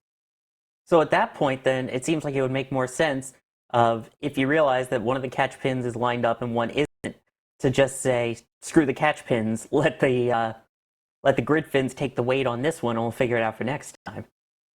They might end up making that choice. But the problem is with that, though, is the catch pins should be lined up, because what should happen is both arms should basically hit the booster right as the methane tank passes, right as the common dome passes through the chopsticks. The arm should close and hit the methane tank, and then basically the booster will slide down. It'll hit the tapered stringers that it has around the top of the forward dome. It'll just slide down, and then the pins will just hit. So in theory, that shouldn't happen. Keyword should. Hence the compression testing and all of that. Hence that. Now, which, by the way, Go Demi ahead, and Babby, I want to just, while we're still on this train of thought here, saying, do you think the need for chopsticks to slap during catch is why they increase the number of booster methane stringers to 74 on booster 11 and future boosters? It's probably one of the reasons. And the other reason is probably because ship's going to get bigger, and there's going to be more payload on it. There's going to be more fuel on it. Like, the one thing is, they've been adding mass to these vehicles. Like, we all remember that. If we all remember that all hands meeting, we saw that that graphic, and they're like, yeah, the current version is like 40 tons to Earth orbit. That's because they keep adding stringers and adding stringers and adding stringers. I mean, based off of some of the pictures we've seen of version 2, of that version, the possible version 2 aft that's in Star Factory, the stringers I think have gone from, I think it's 96 to like 154 or something. They've gone up over 50%, just for structural integrity on the aft. 154 or something along those lines. I don't remember the exact number, but they've gone up 154. over like 50%. I love that. Love that. It's a good number. It's a good number. My favorite 154. numbers. One year's favorite number. 154. But Yeah. it Picking a plane up by its wings. they Anyway, are adding more and more strength to these vehicles, and they're not really reducing mass. They're going to try to do that in certain places. They might be able to do it, but so far they've only had to add more. As they're flying, they're learning that there's, and then you of course you ask yourself the question, why do they need to add more? You just look at Flight 1 and how well that thing, it tumbled and it didn't break apart. Yeah, true, but it's it's only one regime in which you're looking at. You're not looking at a chopstick hitting it or looking at compressive loads that go on it. That's yeah. So you have to think about all the loads that vehicle is taking, and you're like, okay, yeah, they might need more. So yeah, I think that all those stringers that they've added are definitely to combat the loads that Super Heavy is going to encounter. Absolutely. I mean, considering all the the mass that's driving this whole thing, like you were saying, right? Like they're making the ship heavier. They're adding more things there. Like we saw them go from 29 to 30, or what was it, 20 to 33 engines, right? They've changed the engine configuration. I want to point out how ridiculous that actually is to get to a phase of flight and change your engine configuration at that point in testing. That just shows SpaceX's chops with them being able to pivot and be able to rapidly iterate and just change it and just drive the forefront of innovation, right? That's pretty dang cool, right? But with that being said, yeah, those stringers, they added the stringers definitely because it has to be because of either added mass, right? Because we're talking about compression or tension here with stringers. Anytime you have stringers on the long axis of a booster, so those are the stripes that go up and down. They're structural pieces that add rigidity to certain parts, right? Like the shuttle external tank and the SLS core stage have stringers around the inner tank because that's where the SRBs tie in between the liquid oxygen, liquid hydrogen tanks. It's not just SpaceX that has stringers on their stuff. Stringers are used in places where you really, really have to maintain structural rigidity. So they've obviously thought of something. They're like, oh yeah, this thing needs to be stronger. All right, just add more stringers. Let's go. I definitely think that has something to do with catching, which, I mean, once again, it reinforces what I'm thinking. Like you should be able to, they should be able to land it. And even if they miss a pin, I think it'll be held up on the grid fins. And I still think that that'd be a reasonable thing. Because Ryan, you're absolutely right. That thing landing and be kind of hanging crooked on the chopsticks is going to be unfortunate, but I'd rather have a booster back with a partial catch and a messed up inner stage, right? Or forward skirt than a bunch of parts on the floor or on the ground where it missed completely because it wasn't going to be perfect on the first try. Whew. That was a mouthful. Yeah. And you're talking about, by the way, like the speed and innovation going from 29 to 33, being able to pivot, besides the fact that the chopsticks are able to pivot. Dude. Well, I just wanted to give a shout out as well to SpaceX, the fact that they blew up a Raptor tripod stand and it's already back up and running a little over a month later. So talk about innovation and speed of implementation here. 29, or the most recent flight, 11 and 29, they re-entered. They came back. That poor flap barely survived, and already a couple weeks later, we're slapping the heck out of 14.1 to prepare it for an eventual catch. I mean, it's amazing. Guys, you just made me think. What ship has a lot of stringers? No. I'll tell you what ship has a lot of stringers. Right. No. No, I'll What tell ship- you what ship has a lot of stringers, and There's it's gotten a more. ship that has a lot of stringers. No, there's There is. No, Come on, you string see, 'em it's along. behind the one there. It's behind that one. Like ship 32 has gotten more stringers since past ships. I mean, like if you look at the ship behind ship 32, that's 20. Man, oh man, 20. If they tried to fly 20, oh boy, I don't know how that would have ended. Tried to can hear- fly booster 4. If they tried to fly booster 4, they wouldn't have been able to fully fill the propellant tanks. That's I how. hear That's Kevin how not viciously powerful it typing, was. by the way, trying to get you to say it. But yeah, you see the ship behind the, I don't know what that is, that silver thing there. Yeah, that ship's got a lot. It's got more. You mean the stringers than best some of the ship, stuff. ship 26? Yeah. Why are you like? Speaking of Booster 4, there's its aft section off to the side there, and if I remember correctly, that's BN2. If I remember, it's BN2's tank just sitting there as a water tank. Yeah, man. That's the Sorry, longest no one said the name, surviving, so we don't get the other than music. Starhopper's the longest surviving piece, but that's like the So second actually, longest.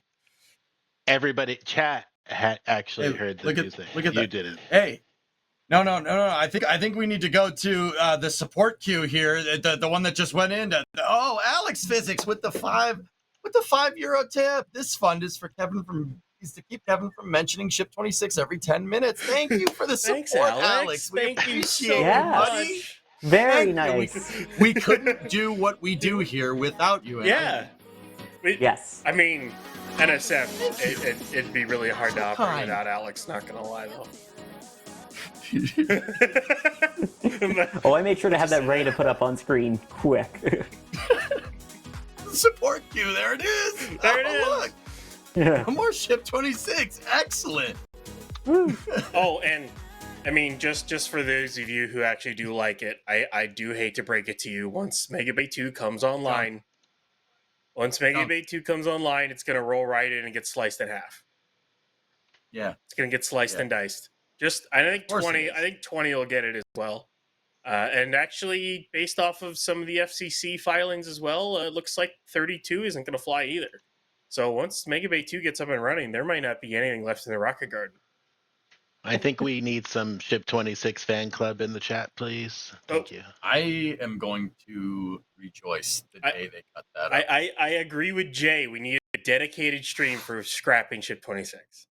Oh yeah. Yeah, I'll host that stream. absolutely. Yeah, with I'll be on pleasure. it. Yep. Yeah. Oh look, they're ripping it apart. Oh, that stinks. Oh, the guy's throwing it in a dumpster. Oh, look at that. Oh. Admittedly, What I is kind of that? wish Oh. I kind of wish they were using that for testing to beat that up first, just to slap it because. But yeah, Well, I mean, they would Oh, have to. The problem is, it wouldn't actually be a good enough analog for it because it's a different tank structure. But that's why they use. well, yeah, because S26 isn't good for anything. That's why. I mean, it did static fire on the Massey stand, but it's about all it did. I mean, you say the deorbit burn, but 28 did it too. So whatever. guys, look at it this way. They scrapped SN15. A flown test article. Yeah, 26 is doomed. but the 26 Doomed. is not surviving. Doomed. Doomed. No, Sorry. it's doomed. Yeah. What rails? We'll cut it up with diamondium. Yeah, Anyway, but so were you gonna say something, EJ? I was gonna say, so when do you think that Flight 5 is going to happen? You mean do we think it's going to catch it? Because Ryan, you were showing that FCC thing a little bit earlier. You think they're going to modify it? I mean, Elon says they're going to go for it. Ryan, what do you think? Well, the real question I also have is they did modify one side of the chopsticks.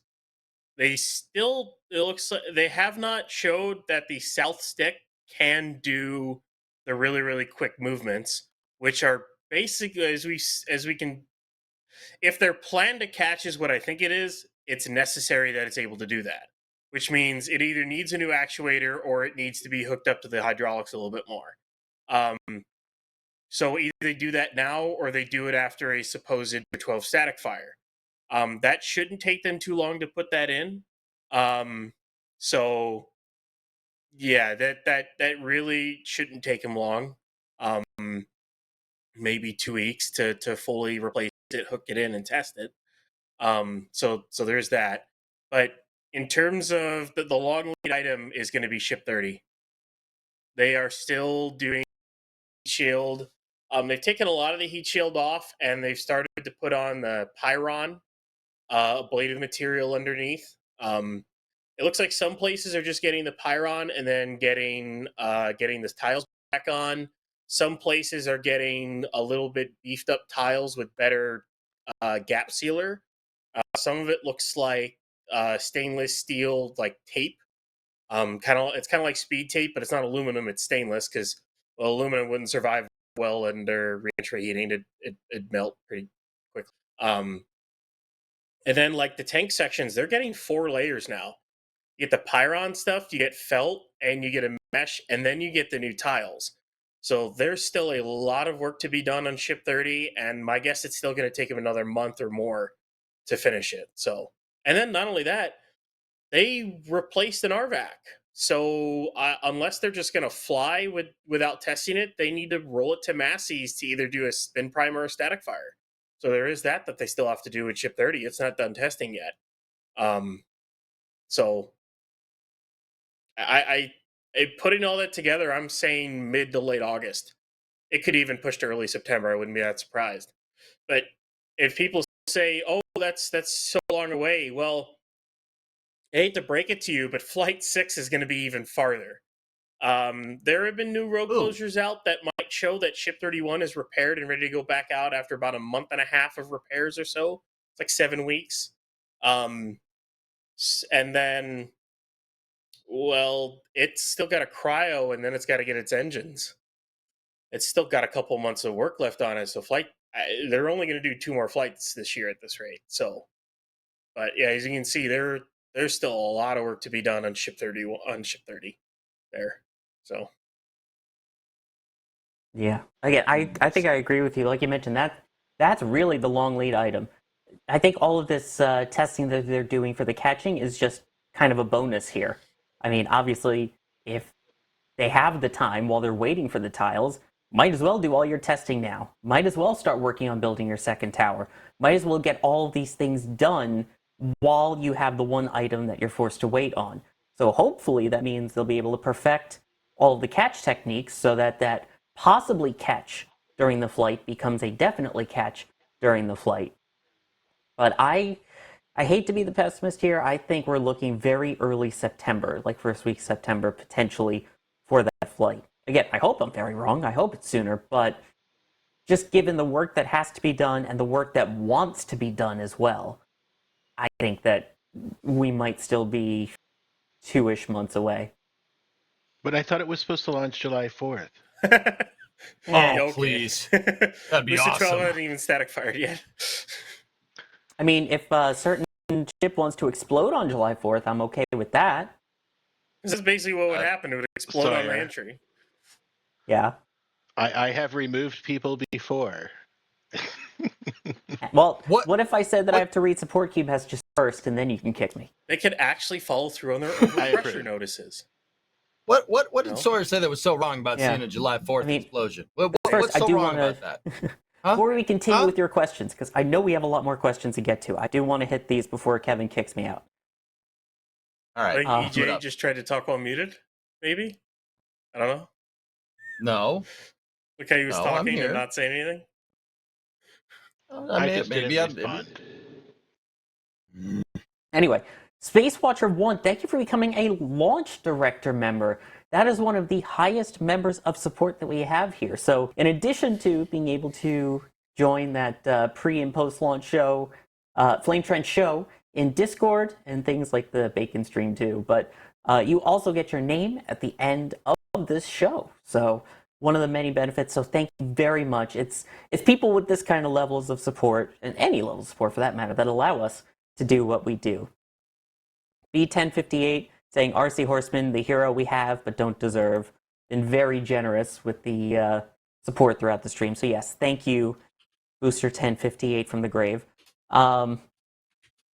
Space Duck Dad saying, it's really just a rocket catwalk. It'll slide slowly down to a stop on a mark, and we'll all just stare in awe. Hopefully it doesn't do a spin. That's all I can say. Spinning is a good We've trick. got Booster 1058 as well saying slap 26. I agree. Telstar86, thank you for gifting a Red Team membership. This was the question I saw earlier about from Drunar saying one of the arms misses the catch pin. Can one stick hold up super heavy? And how would they get the booster off the stick? So that was the question. I apologize for not bringing that up. But yes, thank you for that. And let me get rid of this spam message here from some guy named D-Wise. Something about some ship being the best ship. Anyway. Back to you, EJ. Yeah, that's what was that last one? Sorry, I don't know. I what was cleared that? it already. Oh, jeez. Oh, that stinks.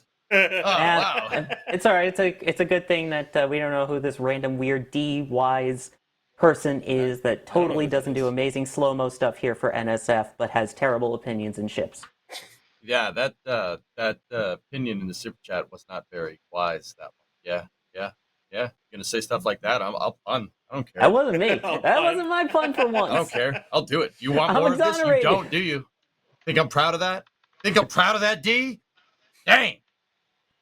You are proud of it, EJ, aren't you? You should be. Actually, Should be. I'm proud of D's slow-mos. Oh, yeah, no. Like I Yeah, watch those and I'm just like, Those are amazing as always. They produce amazing work. They really do. yeah, those are pretty good. Anyway. They're pretty good. Never heard that one before. Yeah. I bet that was the first time ever, D. Right? Like, I bet that was the first time ever. Okay, What do you mean? That was so brand new and original. I'm gonna go uninstall. Go. No. Kevin. Anyway. Also, well, congratulations on your first super chat on a live stream. Oh, Wow. jeez. Oh, he put it up on the. No. We're No! so honored, D, but no. Let me see. Right click, timeout. How long can I do? Look, all I'm saying is that Alex paid more to have, in his opinion, was better. So That's true. That Just is saying. true. That's why that one stayed on the actual ticker longer, the part that matters. just putting it out there. Okay, Kevin.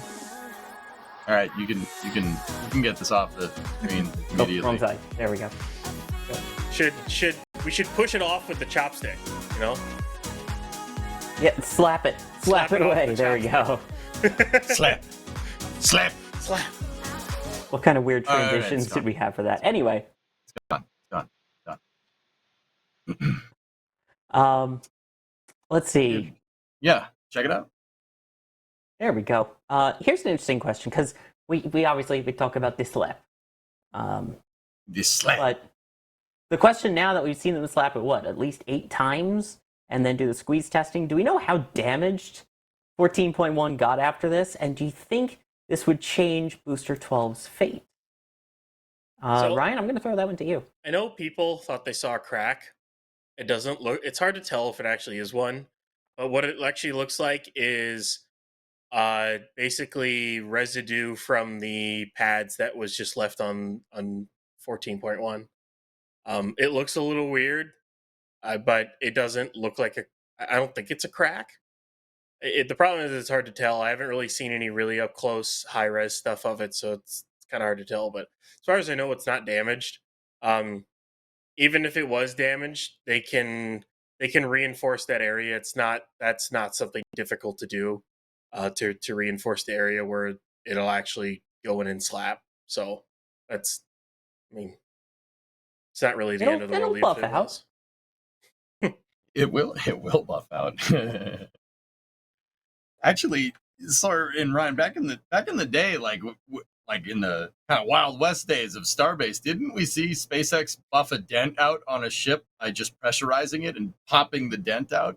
I seem to recall that happening. They've done it with boosters too. So Yeah, it's been done.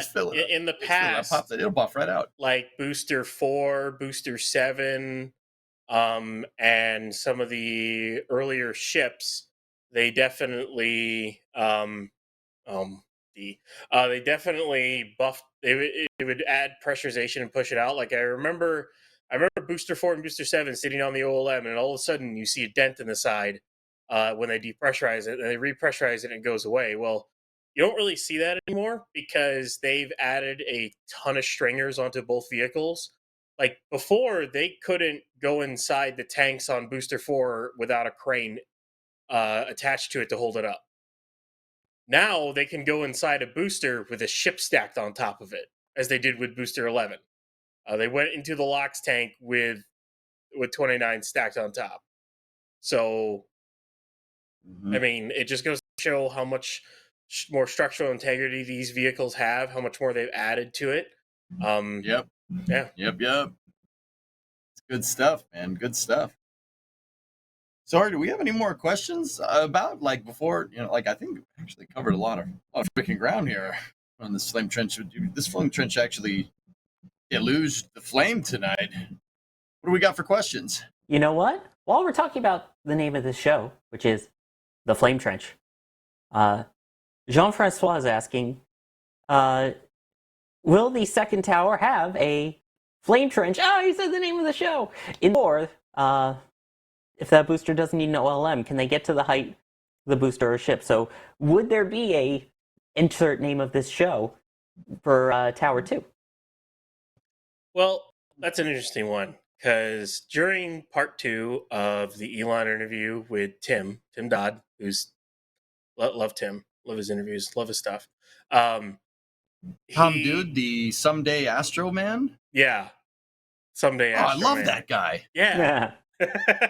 Yeah, he got that exclusive tour of Starlight. Oh, no, wait.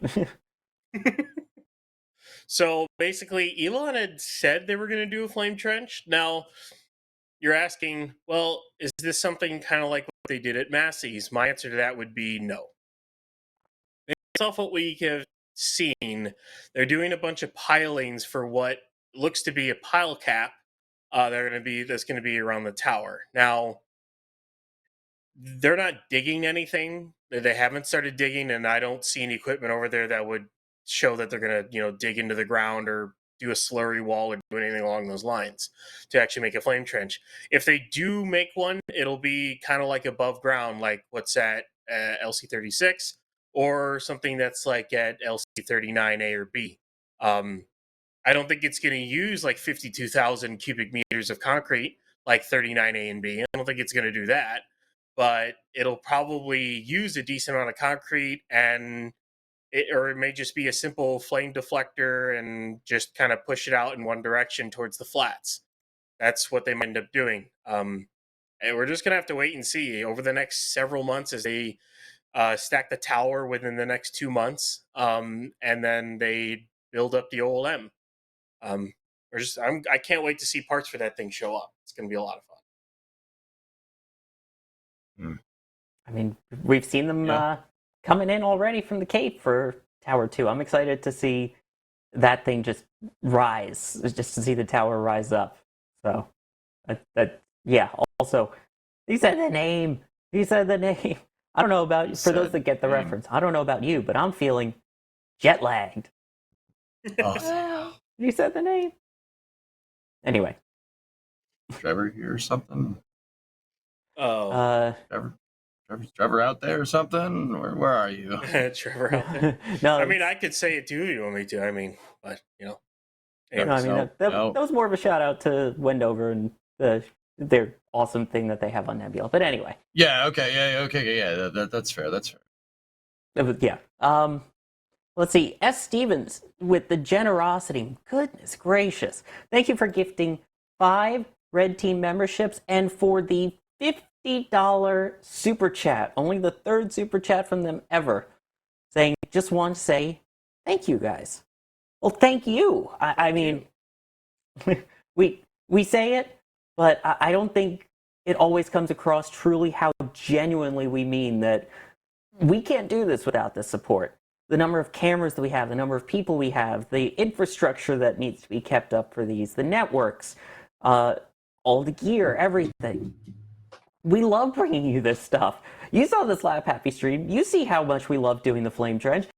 We love what we do. The fact that we get to share it with you guys is the best part of it. So thank you for being a part of this community. Every single one of you for watching, for liking, of course, the generous amounts of support like that allows us to keep bringing all of this content to you. Not just our, narrated content and our YouTube videos and the live streams, but the 24/7 feeds like Starbase Live. I mean, it's just, I get goosebumps every time I think about what I'm doing right now and the fact that you guys are actually giving us money to help bring this content to you. So thank you. I don't know why you're paying me. But anyway. Oh, we're not anyway, paying you, thank EJ. Don't worry. Wait, what? Wait, Yeah. what? No. Wait, you guys get paid? Well, darn. Oh, I Oops. forgot. You're the one that gets paid in Big Macs. Sorry. Mm. Call me fat? I ain't calling you a truther. Oh wait, no, wrong one. What the heck, man? Oh man. No, Jeez. EJ's not Ow. fat. Ow. Ooh, He's not fat. He's just from Boston.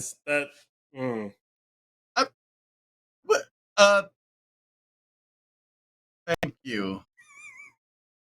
And then I have to say, because I like the second part of this message, the second ever live stream chat from DWise, saying, I would approve of a Ship 26 firework display though.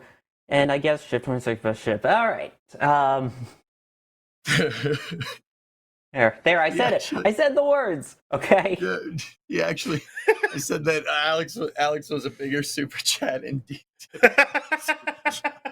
And now I feel like a jerk. This is your fault. But also, that's kind of my fault. I did myself on that one. Yeah. You. I love you EJ. You brought that on yourself, EJ. Yeah. You brought that on yourself. I love EJ. I rag on him because I've known him for like a decade now, and you got the New Yorker and the Bostonian. Talk about two clashes, but we share the love of space. You got me, the guy from Minnesota. Yeah, Sawyer's got a real "have a nice day, you jerk" thing going on. It's pretty cool, right? Pretty good. Yeah, to say "forget about it" from me is not a joke. Ryan's up there. He's just up in Minnesota. Oh yeah, I'm how listening are up in things Minnesota, there, bud? Yeah. Oh yeah. Things are great Doing up good. here in Minnesota, eh? Oh yeah. I don't You know what else I is wonder great, eh? about, but Yeah. no. Go for it. What else is great? Our members, the launch directors and flight engineers. Yeah, thank you. Oh God, I can't do it. I can do it better if I were to do it from my New York accent. Thanks to the members, the launch directors, and the flight engineers. We love you all, but seriously, Look at all these friggin' members here. The launch directors, the flight engineers, they're friggin' perfect. Look at all these people. I'd sit here and read every friggin' name to you if you'd stay and watch it, but I don't think you want to do that. top of the top, I tell you, top of the top. Oh yeah, 10 out of 10. Slap it to slap. Slap it Let's slap. go to the outro gifts here. All right, Best all right, part. we're gonna. Woo! Oh great. Slap. Gift this one Slap. too. Slap. Slap. Oh my gosh! Who What is is that? this? You know what I think it is behind CJ? CJ? It's like the What? life of Brian. What is happening? It's the Messiah. I don't know. I don't understand. Pew, pew, pew. Speaking of, Pew.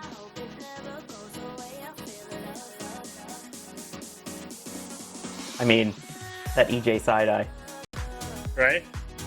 You like that? You like that eye? Well, you shouldn't. Hey, pointing It's to my himself side there. eye. I didn't have sunglasses, alright? I did the best I could. Oh no, you did all right. You did.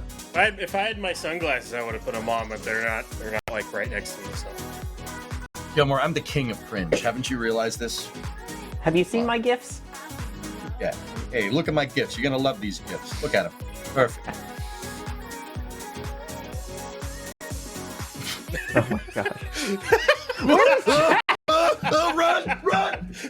Jack Get scare! away! Not a jump scare, it's a Jack scare. is he on? Is he on yet? You're staring at yourself. No! No! Oh. We love you, D! But no! Hmm. Oh no. You had to do that, huh? What? Well, let me at least thank some people just so I feel a little bit better before we go. Hellstar86 saying your continued coverage of all things space, bringing knowledge and entertainment to all the nerds.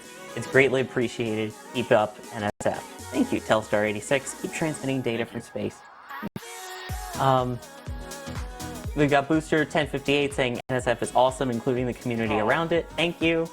And your joke was almost stolen there, EJ, by Bloodhound09. Said, are they the slap chopsticks? Slap chop? Oh, yeah, there you watch go. this. Watch this. You're gonna love my boosters. You're gonna love my cash slap nuts. chop. There you go. You get the Oh man, I remember those all commercials. test. EJ, thank you for joining us today and for taking over the hosting part there. Wait a minute. I'm the host. I should be thanking you. What is this? You gonna come in here? thank You gonna you. take my freaking Well, host from me? No, thank you. I can thank you guys for coming up. You know, All right, being well, on hey, stream. Thank you for having I me. thank each other. That worked. Doctor. Yeah. Cecil, Doctor. Doctor. Jake. Doctor. Yeah. Doctor. All right.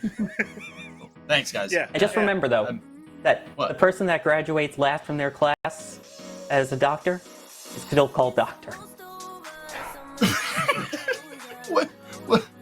Oh god, no. No! I refuse to be a part of this. See, I'm No. looking away from it. I refuse.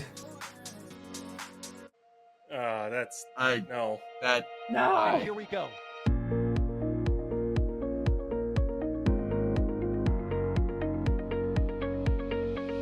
We have liftoff. Propulsion continues to be normal. R68 chamber pressure looks good. Following up.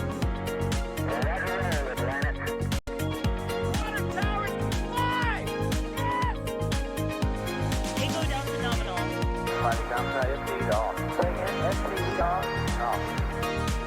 It's orange! Oh my god! Decollage. Put that in the big bag, Jingle. 343 unfolds to go. We rise together back to the moon and beyond. This methane will be igniting in the flare, correct? Yikes. You good? We don't need any more of these.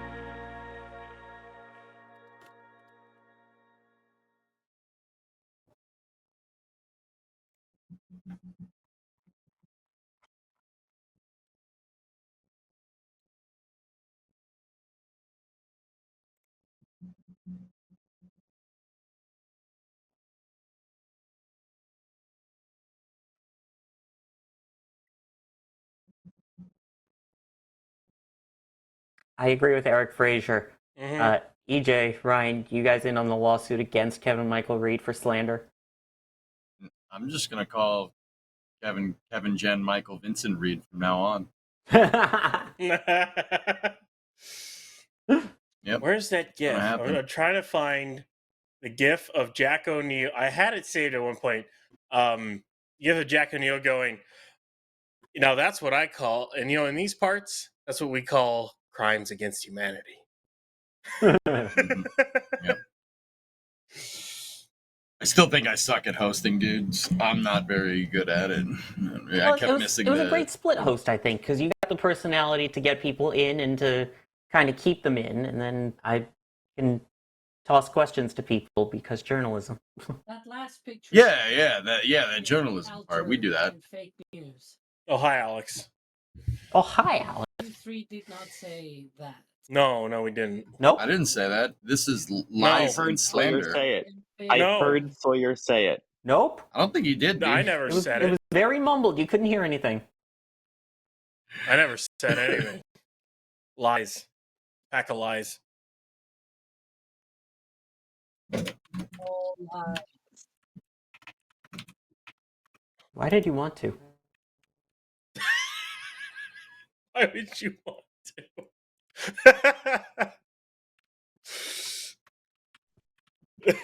Oh. Ooh, when? Yay! Okay. Oh, yeah. I'm gonna My make chat's sure that calling I me. end up Yeah, seeing Alex you did. for That that. I'm gonna be in Florida at the same time as Kevin. I'm supposed to coming back on the 10th. Wait. Why is everybody going to Florida all of a sudden? Well, I'm transiting, so to speak. It's just easier for me to go from Spain to Florida and then from Florida to the place that I'm gonna be in. But yeah, I'm gonna be on the 8th, 9th, and on the 10th I'm coming back. That's it? Just a couple days here?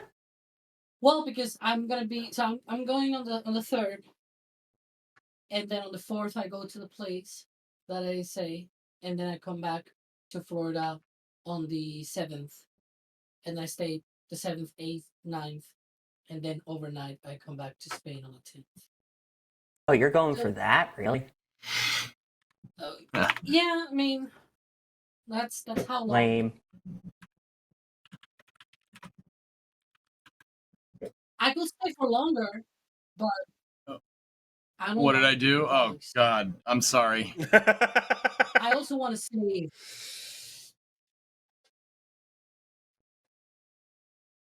Oh, You know, there you go. You still watch Twitch though? Like, focus time with. Focus time. Yeah, we The are reason almost that at I'm gonna focus be time. there for a short time, or rather for only a week, is because I'm already spending a lot of money, and I really want to save some of it for Flight 5. So I want to go for Flight 5. I was hoping, that things will line up. Obviously, things are not lining up, and I'm not gonna be staying there for 2 months.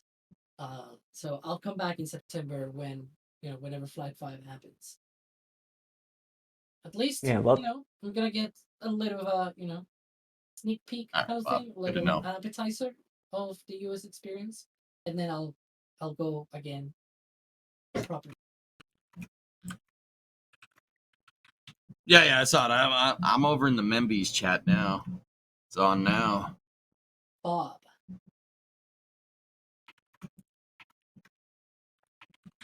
Oh heck yeah, man! at this point in time, yeah. Once upon a time, That's that why I site don't was want about to be there gaming. for 2 months.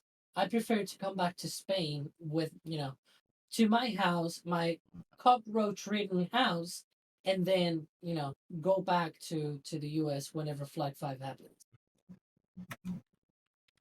Which I'm guessing I'll be seeing you while you're there, Kevin, just because of the meetings and the stuff.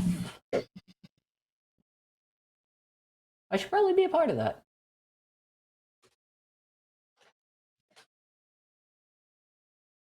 Nope, not shot. happening. I mean, if you're here for even 3 days, I would say it's There's a launch rather on the likely. 8th. There's a launch on the 8th. So I might have the chance of seeing that launch. That's the Turksat 6A mission.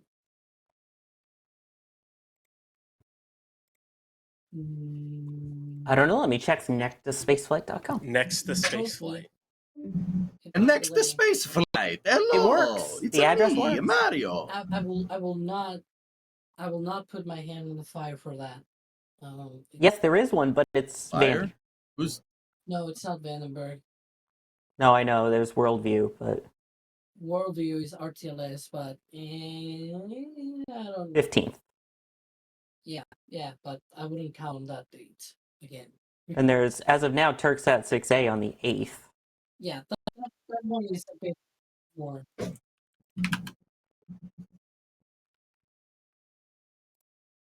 Somehow. I'm gonna need your services, I guess. I'm gonna need you if I go to Florida, because I really want to get hammered.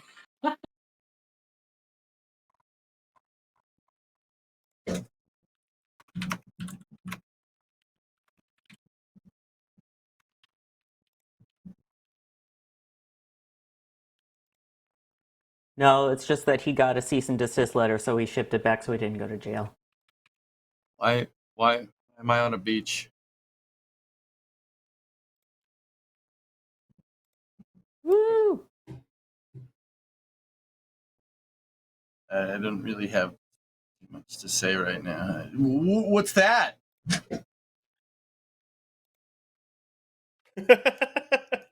Oh my gosh, it's What? wind! Wait, we need to see clouds. You have We need Sorry, a cloud Kevin, that's my forecast fault. from CP11. EJ. Give me a second. What? Sir. Alex, ¿qué es esto? ¿Qué es esto? Es verde. No sé. Kevin, Azul? cloud report. Cloud. Es Cloud. azul. There are clouds in view, Es Kevin. una That is your nube. cloud report. Y el Ah, cielo okay. muy azul. Pero no. Okay. Yeah, no, it's fine. Está bien. Good. I'm gonna miss so much speaking Spanish those 7 days I'm gonna be there. You're gonna miss speaking Spanish, bro. Yeah. Yeah, You can sure. speak Spanish in Florida. Oh, Everyone easily. speaks Spanish in Florida. Just to have an American be like, hola. Whoa. Hola, ¿cómo estás? And then some Latin person being like, what are you talking about? ¿Dónde estás el taco? La ensalada pica mucho. No good. If a salad is spicy, you're having a big problem with your salad. Yeah. I was gonna say. And fuego. Oh boy. My chat just says, because they saw me on the superimposed on the beach shot, they're calling me a beach now. That's good. Sure, that's fine. You're at beach. You No. son of a beach. Hey, life's a beach. Dig it. Okay. Wait. It was hard because you went to Guatemala. If you had gone to Guatemala, then it would have been better. I got that one. That was pretty funny. Okay. All right. Sorry, I speak French. See, we All have a right. saying that actually says from Guatemala to Guatepeor, which is essentially from Guatebad to Guateworse, something like that. Yeah. It's a Spanish pun. Hey, That's EJ, pretty sorry good. about your background. It's going from really zoomed out to microscopic in a nanosecond. Why is this happening to me? You're Ant-Man? And I'm Ant-Man on a boat? it's going Is he on a fast. boat? I and- don't know. Free boat ride for free. Now who should I take? Sawyer Yay! and T-Pain. Ha! I won't. Yeah, Jack can Nice follow along in a reference, by kayak. the way. Oh, I got a million of those. Yeah. Jack in a kayak. All right, who's bringing the? So he's got the auto tune, right? Mm-hmm. Kevin should have an auto tune, right? Someone fast, man. No. Oh. Mm.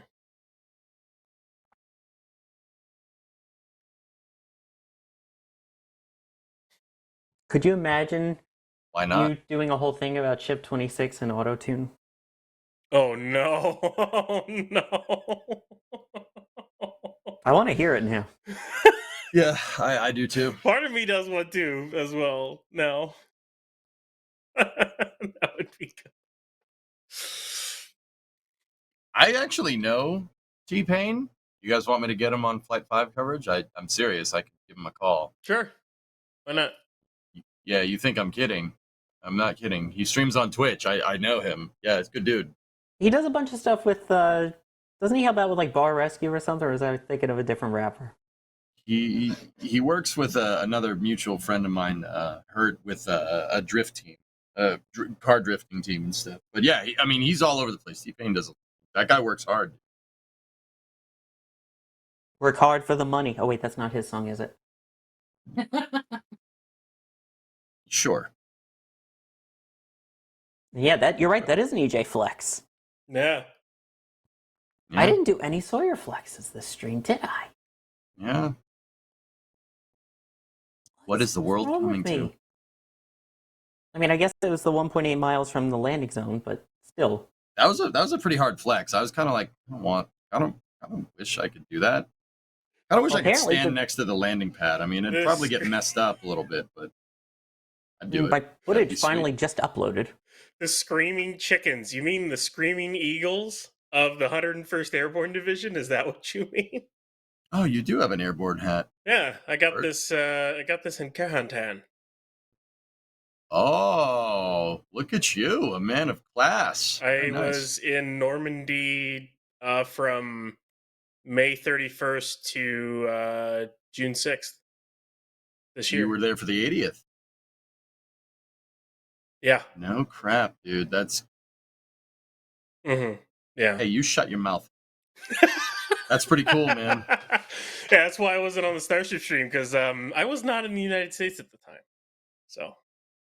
And if you're on That's the cool. Mexico side, though, you know, donde está Jeez. super heavy? Sorry, no, but it's a Northeast thing. We lay it on real thick. We don't mean anything by it. Oh, very much. You know, if Sawyer walks up to me and goes, "Hey, have a nice day, jerk off," I'd be like, "All right, man. I'll see you later." Yeah. See ya. I'm sorry, if I what to you, EJ? Thanks. Yeah. See, I that's normal. the members thing feels like MDs. sometimes on NSF streams we do what we call the Midwest goodbye, which is kind of like slap your knee, go, well, I suppose, and you start, like, oh, the weather is good today, and then you're slowly inching towards the door, and then you finally leave, Midwesterner detected. Hey, I mean, I was born Midwesterner in detected. Florida, but I grew up in St. Louis, and I've been living in Minnesota for the last 6 years, or more than 6 years. I've been The living in defense Minnesota for 10. rests. Has it really been that long, man? But yeah, total Midwesterner here. Yeah. Yeah. Well, yeah. I see it. You like corn, by any chance, Brian? Yeah, I don't mind corn. Okay. All right. Cool. Why? Sure. I'm just wondering. Okay. I'm just wondering. Midwesterners. Corn is very interesting. No? All right. That's a Family Guy reference. Okay. No one got it. All right. Well. No, I got it. I wasn't ignoring. I just was ignoring it. Tu parles français? Oui. Québécois? Huh? ¿Qué? Mais je parle français française, un peu suisse. À tous des Didio. Décollage. I haven't used it in a million years. I studied French for a while. No, I did not say je suis. Quoi? I originally learned Décollage. French from someone who was from Switzerland, and then eventually learned French from someone from France. They weren't the Coneheads, were they? But no, I've tried talking to people from Quebec, and Quebecois very different. Québécois?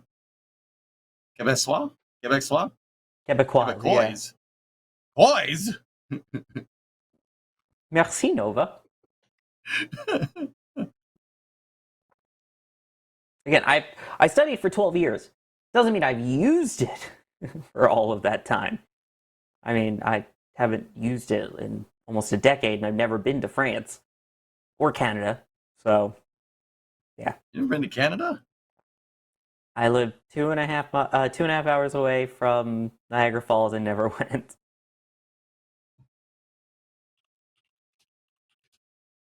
All right. I mean, I was kind of going to school at the time, so I was a little busy, but yeah. Rochester? No, you know where I went to school. Dude, I forgot. I'm stupid.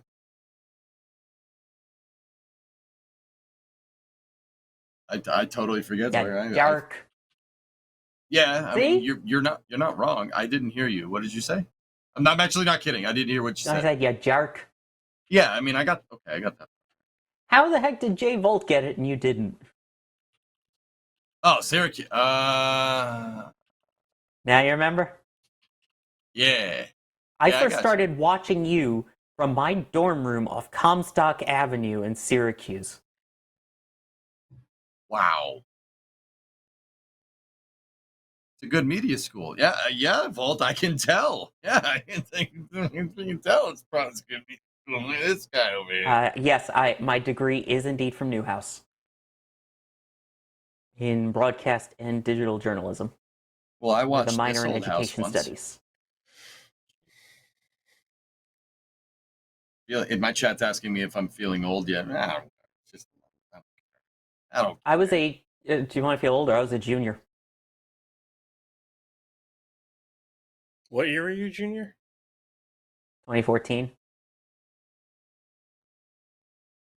I graduated in 15. I graduated college in 2008.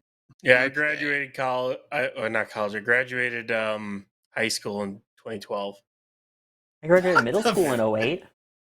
I'm only 30. Dude, I graduated. But according in to high school Trevor, in I'm old. 2006. So I don't know. Hashtag Team 30.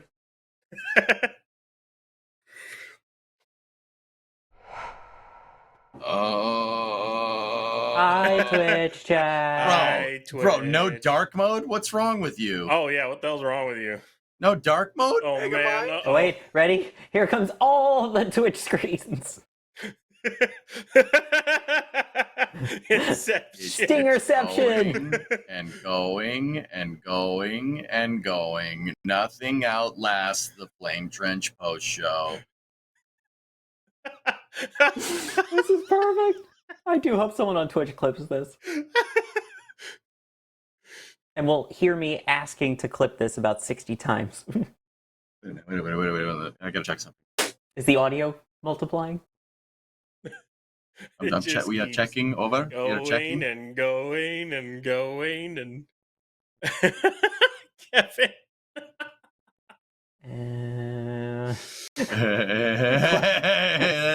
The next one is, look at that guy. He's gonna clap. Ready? Oh, nice. Nice. Look, that little guy behind him's gonna clap too. There. All right, let's see it go down. We must go deeper. Yeah. Oh, there's that. We're going back in time. Oh, Huey Lewis? Yeah. Oh no, we broke it. Oh God. I don't know, Kevin. What did you break? Oh no, now it's gonna break over and over again. It's gonna break smaller and smaller. It's gonna go back in time as it goes through. Yeah, that does happen. I was checking the sound, dude. It was peaking a little bit on my end. I adjusted it, and I didn't see anybody else say nothing about it. But oh boy. Okay. Oh, that was good. We're going back in time. Is the last broken yet? No, I still see it. To infinity and beyond. Regal May with the 2-month resub. Thank you. Thank you very much. For what it's worth, guys, during Flame Trench, I am reading Twitch chat. I'm reading Twitch chat, YouTube chat. I had Starbase Live open and the NSF back channel. And I was carrying the conversation. If you're going to ask how, I don't know. You were carrying this conversation? I'm sorry? Yeah. Sure. Hey, you did good. Come on. You did good. You did all right. It's fine. No. Thank you for your help. I truly think I'm terrible at hosting. I'm a better commentator. I'm the color guy, not the the host, the MC. It would be like trying to watch. Are in color. Yeah, well, yeah, that's true. It'd be like trying to watch Chris Collinsworth commentate on a football game, and not just be the guy that goes, "Well, yeah, when you got great players playing great football, well, guess what? You're gonna get a great football game." It's painful to watch him commentate, even when he's the color guy. But yeah.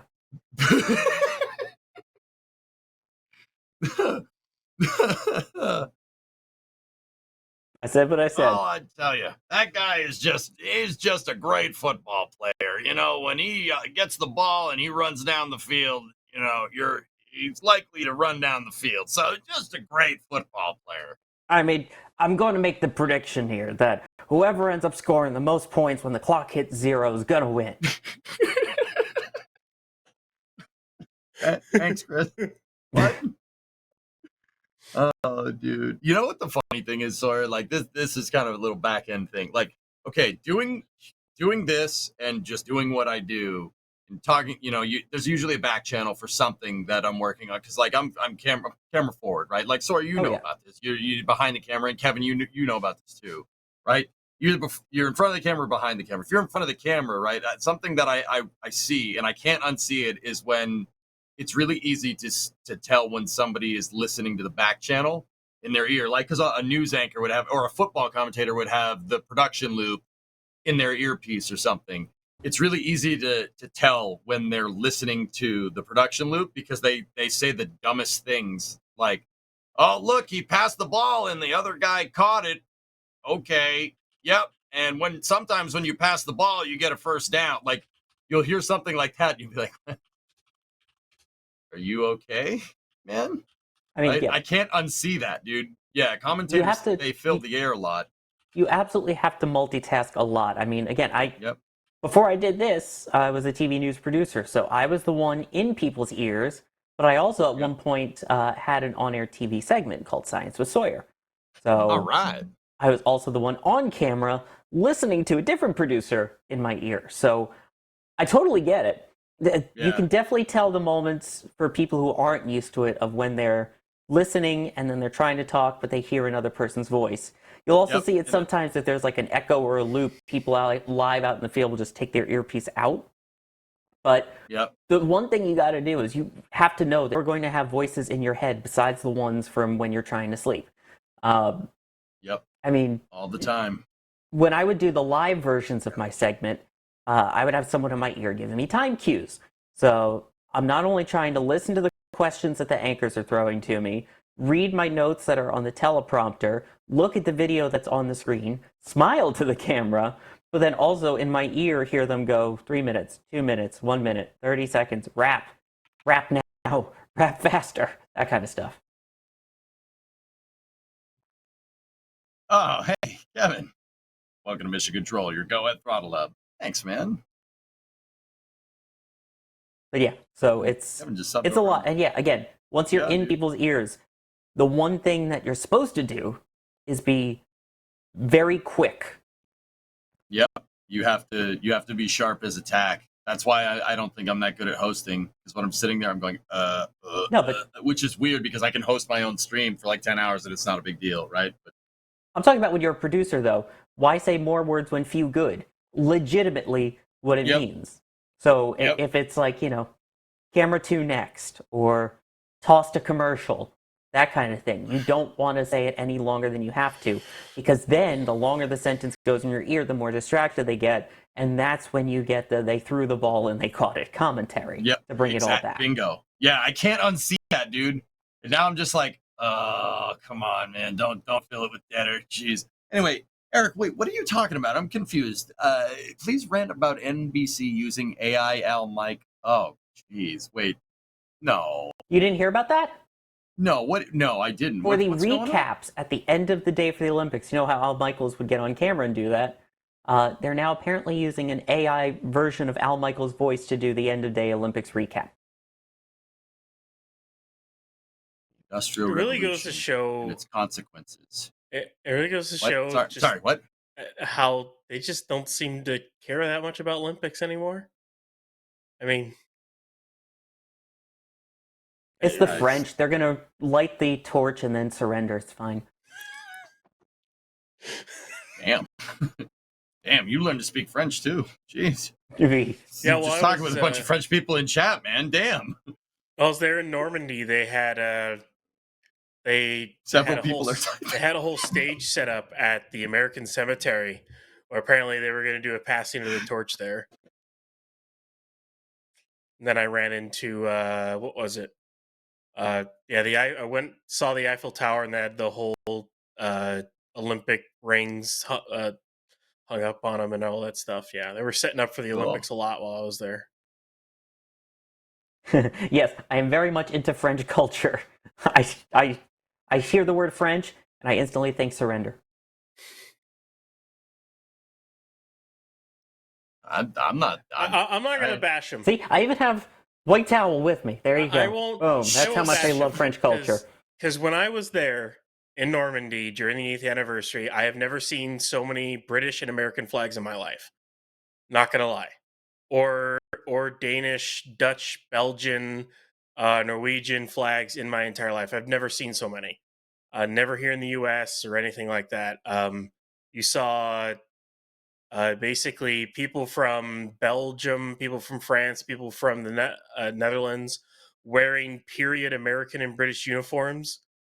They didn't speak And they drive around. anything English or anything. It was so much. It was so cool. They drive around in like Willie's Jeeps and stuff, Yeah, dude. They like drive around actual in flat Jeeps fenders. and It's deuce and a super halves, cool. and yeah, That had to be amazing. it was so much Belgium represented. There it is in chat. There it is.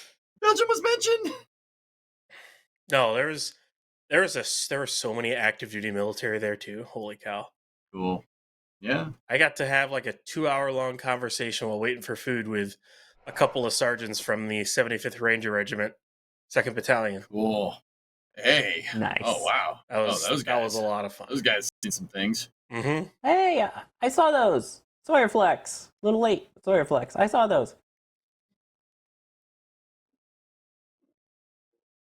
That's awesome. I was about to say CP11 is I'm getting good control over it, which is a plus. Yeah, getting control over the jump. I'm getting I mean, good substream from it, so maybe it's just me. so I mean, Nova One saying Americans don't know their own culture, so I'm not surprised. Care to elaborate, Nova One? Try me. yeah. Try me. Try me. Try me. Oh, America quiz. Heck yeah. Come Oh my and god, get, that's give you one all of the the greatest history, movies yeah. ever. Sorry. Well, then again, this is post show. For those who are new, this is a little more PG-13. So language does get worse. B.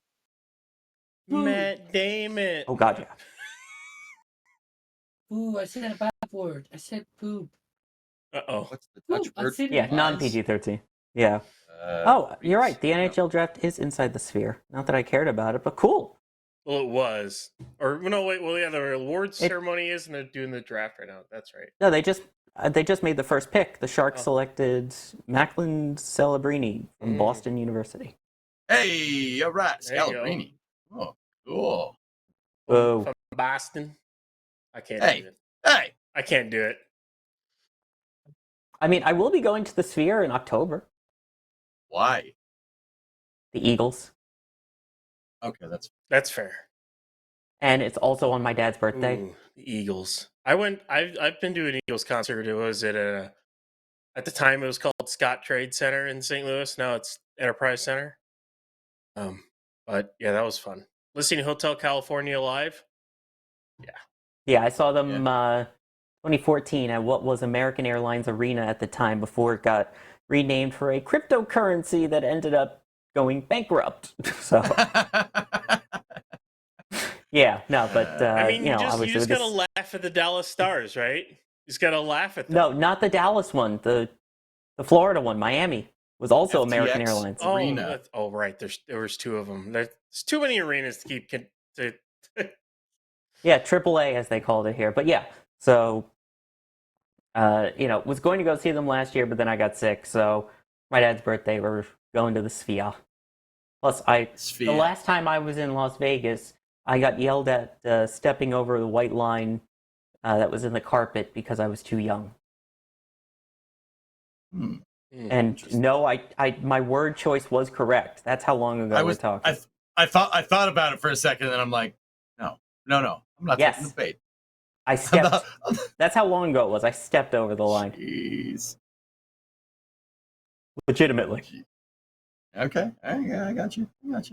I also remember, and only because we're with members will I share this story.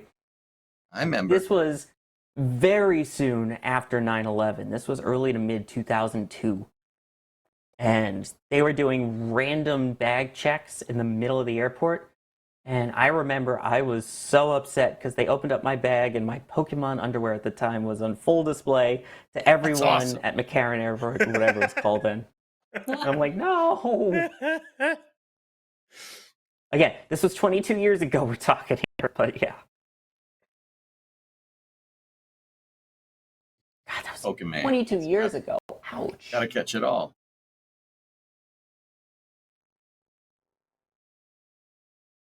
And Nova One, I'm still waiting. Just saying. Oh, Wait. don't even get me started on the TSA. Don't Oh even. my god. Yeah, All that was fun they back don't even then. use their scanners anymore.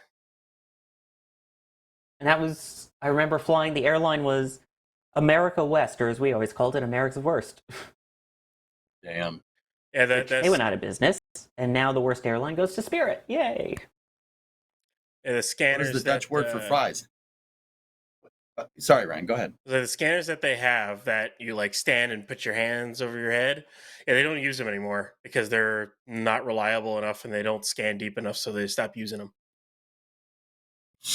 They just now Why do you want all me they to use now ask is what the metal Dutch word for detectors. fries? Yeah.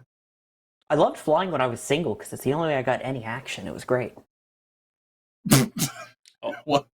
I'm in a chair. They have to do the pat down. So you have to, which is annoying because then you have to sit there and you have to wait. Then they call mail assist, and then someone has to come out and they go through the whole spiel. And then they had to run down with the front of the hand and the back of the hand everywhere. And then they swab the glove and put it in the bomb sniffing machine, and then the seat cushion, and then the wheels, and stick it in the bomb sniffing machine. It was annoying. Even with, it's at least a little better with TSA pre-check, which I have. So now they just swab the chair and my hands, and that's it. I wish, Alien wants to know. I wish. Yeah. Okay. Yeah. I wish I had pre-check. I wish the SIDA badge that I have I would get pre-check for, but alas, it doesn't work that way. Whatever. It's TSA. Thank you, J Volt. Like it is kind of funny. Like I've gone on trips as a mechanic, and then of course, even though I have full on access to that airplane, they still make you go through security if you're leaving out of a gate. Which, oh dear. I mean, it's Jeez. it's like I have access to this airplane. I can kind of do what I want to it. Why do I have to go through security? But I go through security, and it had to be a brand new TSA guy goes, "Hey, you're a mechanic." I'm like, "Yeah." He's like, "Do you have any tools?" I'm like, "Yeah, they'll be put in the plane. They're probably already in there." And he's like, "Well, I need to look at them." I'm like, "No, you don't. Those are controlled by my company. They're Comat. They put them in there." He's like, "No, I need to look at them." I'm like, "No, you don't. That is not your job. That is absolutely not your job." It's like, "Oh, I'm going to get my supervisor." Supervisor comes over and I explain it to him. He's like, "Oh, no, you're fine." The look on the news guy's face was complete surprise. It was like, did they not teach you something or what? Like, I don't know. It's they always Meanwhile, try to make big deals out of nothing sometimes. when I flew out to California to do the road trip back, driving the truck back, Kevin patched me in on a flame trench a little while ago, which yeah, I had like a live view. I had all these like 3 computers, and just a mess of cables and cords and stuff.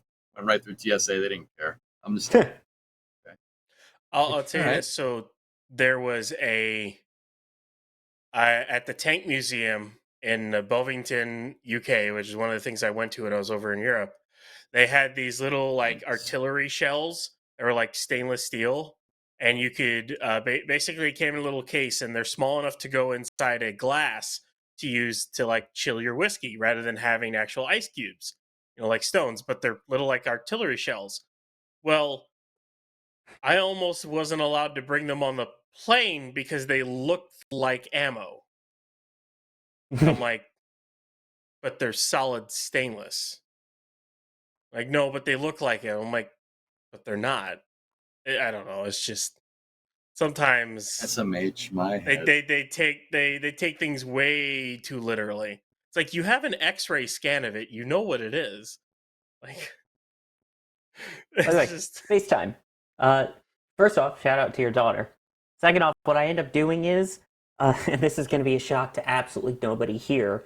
I have a set of lines that I use on the TSA agent as they're doing their inspections, depending on what part of the exam they're doing. So, whenever they swab the hands, I always go, "I promise I use soap when I wash my hands." Ha ha ha.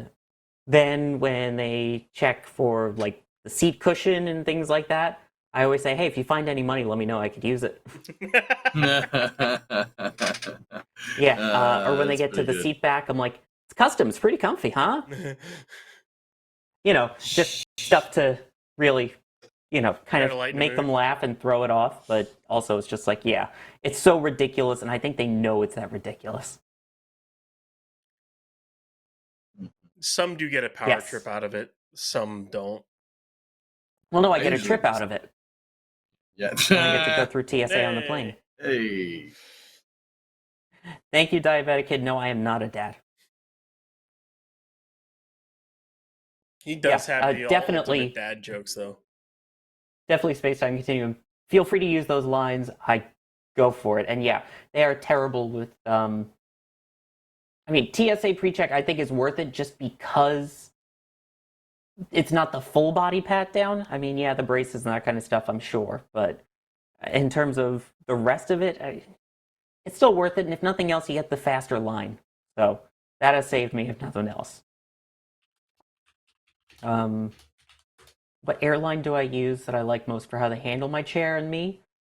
I've never had an issue with JetBlue, ever.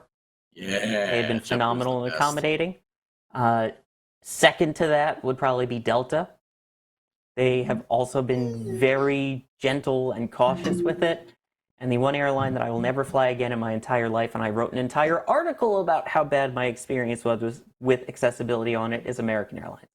Didn't they leave you on a plane once? Yes, they did. Bro. Because I had a connecting flight, so they just put my chair on the next flight.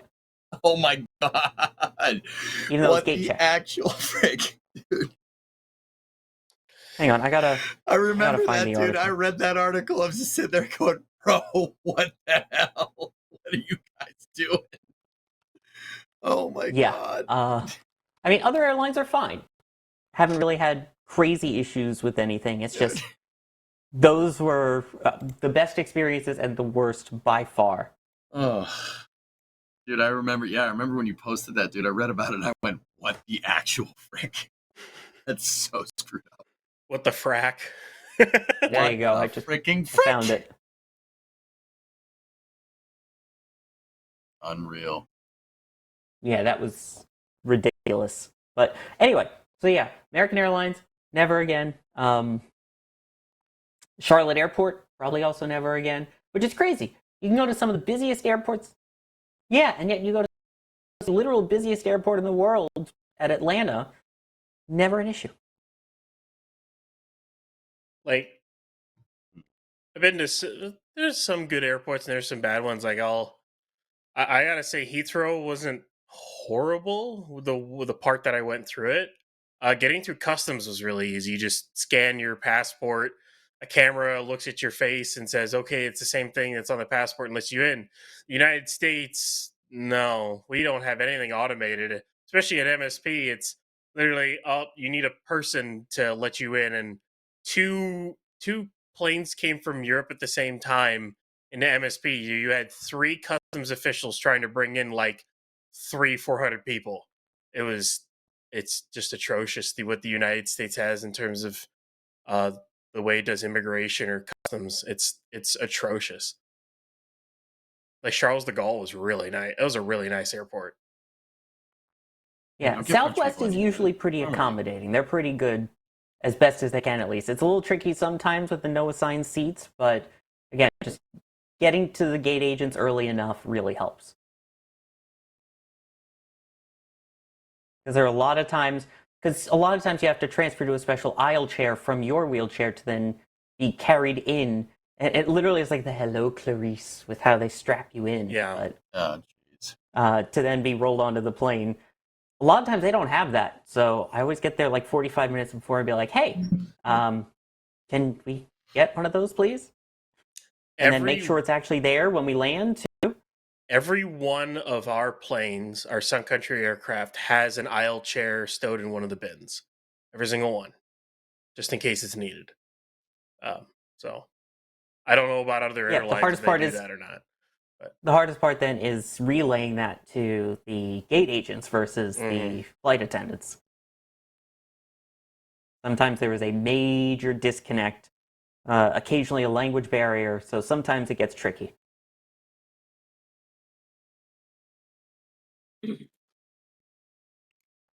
I'm looking That's at why these I like towers. flying into smaller airports if possible.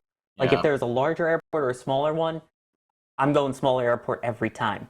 Like when I used to fly into New York, Westchester County Airport, Oh, there you go. fantastic. HPN. Most people had no idea it existed. It mainly did flights from New York to Florida, and Yeah, this is going to sound reads. terrible, but I used to call them miracle flights because I would be in a line of about 16 wheelchairs, and then getting off the plane, there would only be 2 because everyone can walk again. It was a miracle. What the heck? You get it? Yeah. Snowbirds. Yeah, I got you. Yeah. I think. Yeah, no, it was people that wanted to board first, so they used the chair, but magically they're fine the second that they walk off the plane. That's so messed up, dude. So yeah, that's Jeez. why there are these people that can't walk to the gate, but then all of a sudden they land and they're the ones pushing to get out the plane first. So it's a And then they miracle because all of a wanna- sudden they can walk again. And then they want a wheelchair to get up the jet bridge. That's so. That's Well, no, that. not a lot of screwed these up. people. Not even. It's just they land and they're like, "Peace out," even though they needed the chair apparently to get through the jet bridge at the originating location. Oh, those are fun, aren't they? Space time. The people are like, "No, you don't have one." Although one of my favorite stories was I was flying through Orlando, and I ended up getting a pat down by a person who had a singular arm. What? I'm not making this up.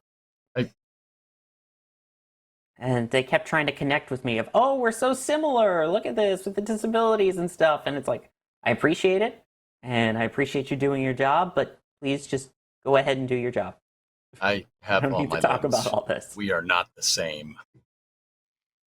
I mean that in the nicest way possible. Again, very kind person. Is able to do his job just fine. It's just like, I don't want to talk about disability stuff while I'm waiting to catch a flight at TSA. Please just pat me down and let me go. Dude, somebody in my chat, my buddy Goalie over there, just linked the thing about Collins pulling out of the spacesuit deal. Did you guys hear about that? Uh-huh. We probably should have talked about this. Oh but, yeah, we And- probably forgot about it. We And forgot about that. SpaceX deorbit ISS. Yeah, we should have mentioned that too. Crap. Yeah, there was just 2 things we forgot. I just realized we forgot those. I mean, I've been exhausted all day, so I apologize for letting that slip my mind, but yeah. Thanks, Dude, yeah, Jay no. Bolt. Thanks for reminding us now. I thought about I it mean- before. I sent a video for you in the members multi-view. Oh, gee, you're back. I came And, back. FaceTime, yeah. People don't realize that there are multiple levels of injury with disabilities and stuff, and that, just because someone can't move their legs doesn't mean they're not disabled. Yeah, we there you can go. kind of talk about it now too if we really wanted to, even just members. I mean, Yeah, it's members in Twitch chat. I mean, this is probably what I'd be talking about. All right, see you later.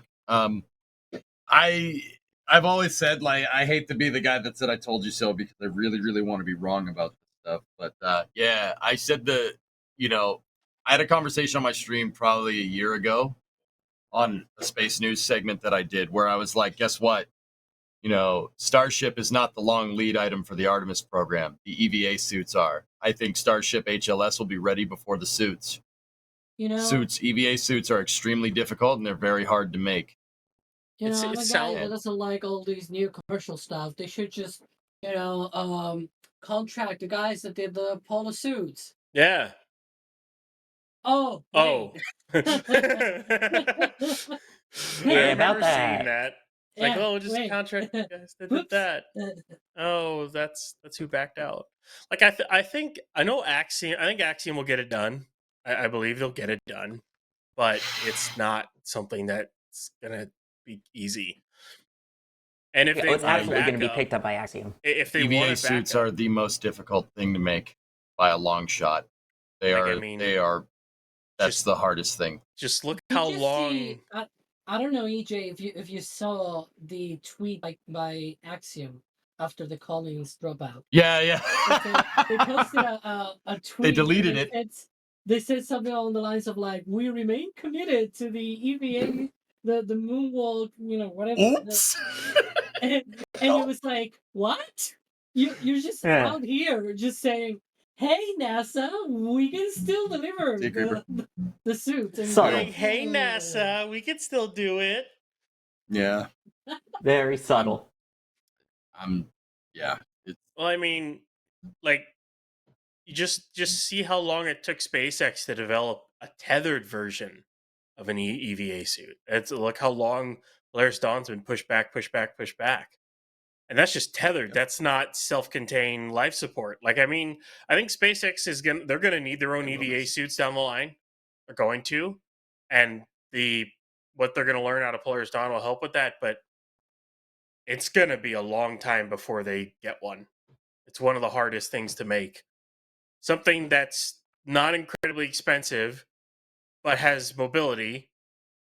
Something that's got a long lifespan, but is not, too heavy. There's so many compromises and so many things you have to make when you make one of those. And then making a suit for reminder. Mars is different than making it for the moon or the ISS. And a reminder, regardless, you're making a spacecraft, essentially. Yeah. What you have built is a spacecraft. It has Yep. to be entirely self-contained. It's going to have oxygen, it's going to have eclipse, it's going to have power, it's going to have all of that with the job of keeping a person alive in it. Oh, yeah, and it also has to be flexible and easy to move and allow people to go outside the ISS, fix things, and not get torn apart. Yep, I'm telling you, EVA suits are the most difficult thing to make.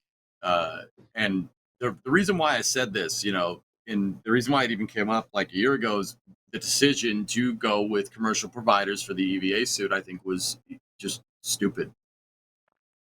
Yeah, I really don't think that was a good idea. I think they scrapped the XEMU program and replaced it with Collins and Axiom, right?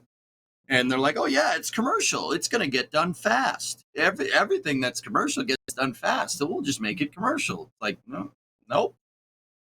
Nothing that's commercial has gotten done fast. Although, I guess when you compare it to government speed, it probably is. But I mean, one of the providers just pulled out completely out of the program. So yeah, I mean, you want. I guess that was their sort of, hey, we have redundancy, we've got backups, and then pulling out. I wish they would have kept going with their program, XEMU. At least nothing else. Yep. Just use it for the space station or for whatever, for Gateway for the future. Because obviously you're going to need IVA, you're going to need EVA, and you're going to need lunar surface. So XEMU was supposed to be able to just do all that stuff, and they were going to use it on the ISS first, and then use it for other things. Like, look, guys, I guess the point that I'm trying to make is, look, NASA has an incessant need to commercialize everything the second the going gets tough with any government program. That's not good. It's not a good thing. There's no market for EVA suits. Collins pulling out proves that. There's no market for this. So there needs to be Leo. There needs to be a scientific avenue for this, right?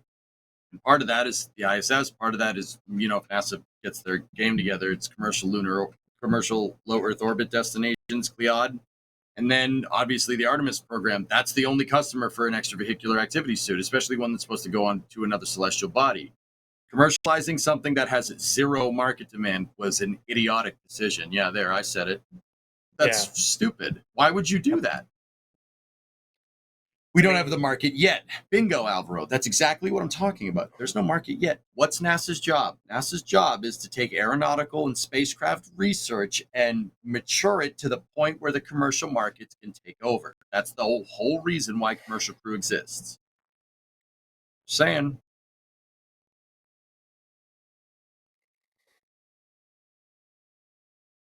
Yeah, maybe Tesla. Yeah, just using a Tesla robot for EVA.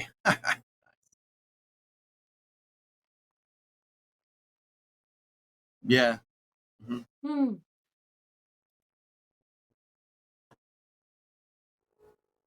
Sorry, I didn't mean to talk so much, but yeah. What are we going to make the Geth then? Are you really complaining about talking so much when you have Ryan and me here? I mean, You know what, Alex? I'm not touching that one, man. I'm not touching. You know what? You're right. You're right. Screw it. Never mind. No, it's. I think that is something that was not ready to be commercialized, but everybody has this crazy hard on for freaking wanting to commercialize everything all the time. Commercial is the way to get it done. Commercial is that. Well, sometimes it's not.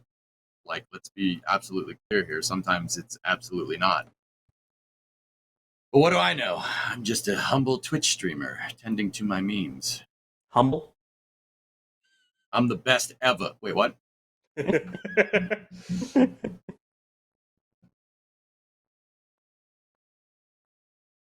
Hey, do any of you guys know, Alex, you might know, do any of you guys know if that program that SpaceX, the contract that SpaceX has for deorbiting the ISS, does anybody know if that's cost plus?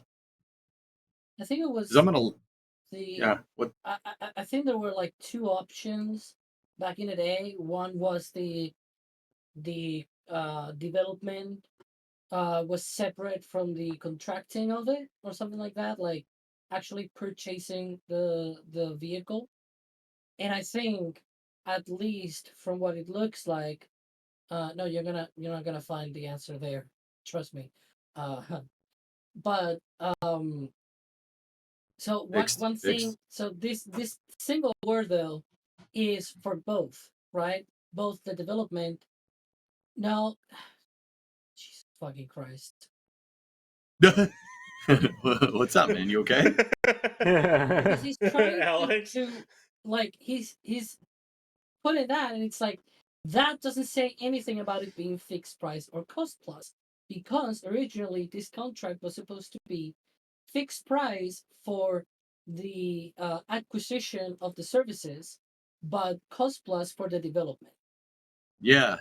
And we're here with one single contract award, not two, for SpaceX for both the development and the acquisition of the services.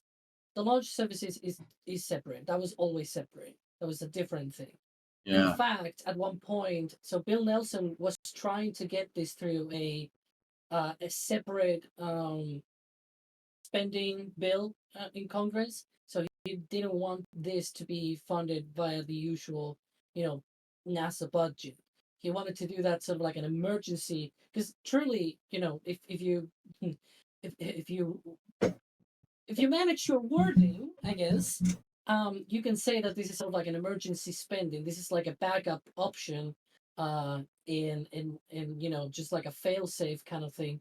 So it falls under emergency funding, and I believe for fiscal year 25, Congress is trying to pass, this sort of bill. I think for different agencies that need some upgrades or whatever. I don't really understand American politics, but I know that Bill Nelson was trying to get. Don't worry, none of us do. Exactly. Nobody. No one understands it. We're not even going to go there. Yeah. People were, so he was trying to convince on these sort of briefings and everything that they have in Congress. He wanted to have this sort of as a separate emergency bill, so to speak, rather than an actual budget request for NASA, which is why it was not included in the White House request for fiscal year 25 a couple of months ago.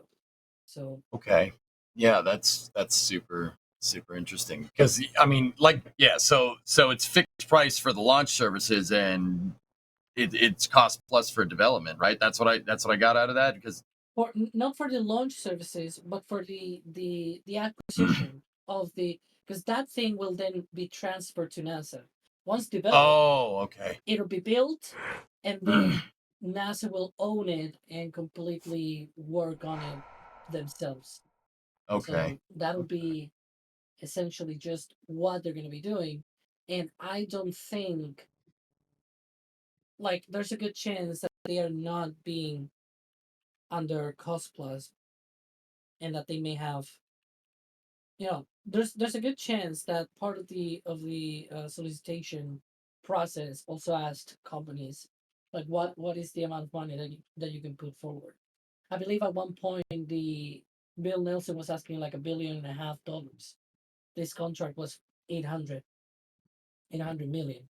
So Yeah. it Okay. came at half the money they thought they were going to be paying, right? So Yeah. What else is new? there must be something there. And knowing SpaceX, yeah, I mean, the reason why I ask is because in their press releases it says up to 843 million. That implies variable cost, which means not fixed price. yeah, firm fixed price core with indefinite delivery, indefinite quantity, firm fixed price tax orders. It's usually like commercial crew. Commercial crew is the same. When they say indefinite delivery, indefinite quantities, that you can have delays. Um, it doesn't matter how much over budget it is. That's going to be part of the company's cost Yeah. overruns. Yeah. So Okay. sort of like suck it up. Interesting.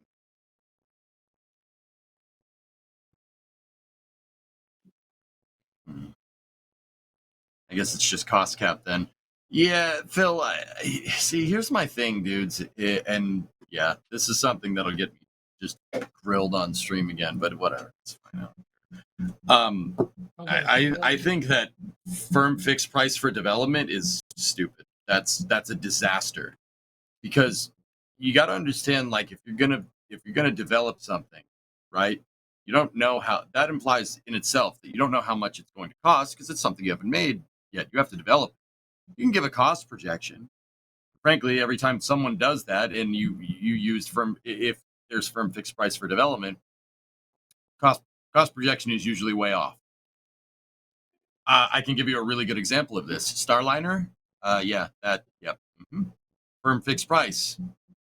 That hindered development big time to the point where Boeing had to pay out of pocket for their mission and for the second OFT mission. Right, that should really show you exactly what we're talking about here. I mean, not just that one. There are other examples, right? But it, I think the deadlines and delivery are what I know what people are going to say. Like, well, then why do you like you like cost plus? Why wouldn't you? Why would that's such a bad idea? I mean, look at SLS. Cost plus is bad.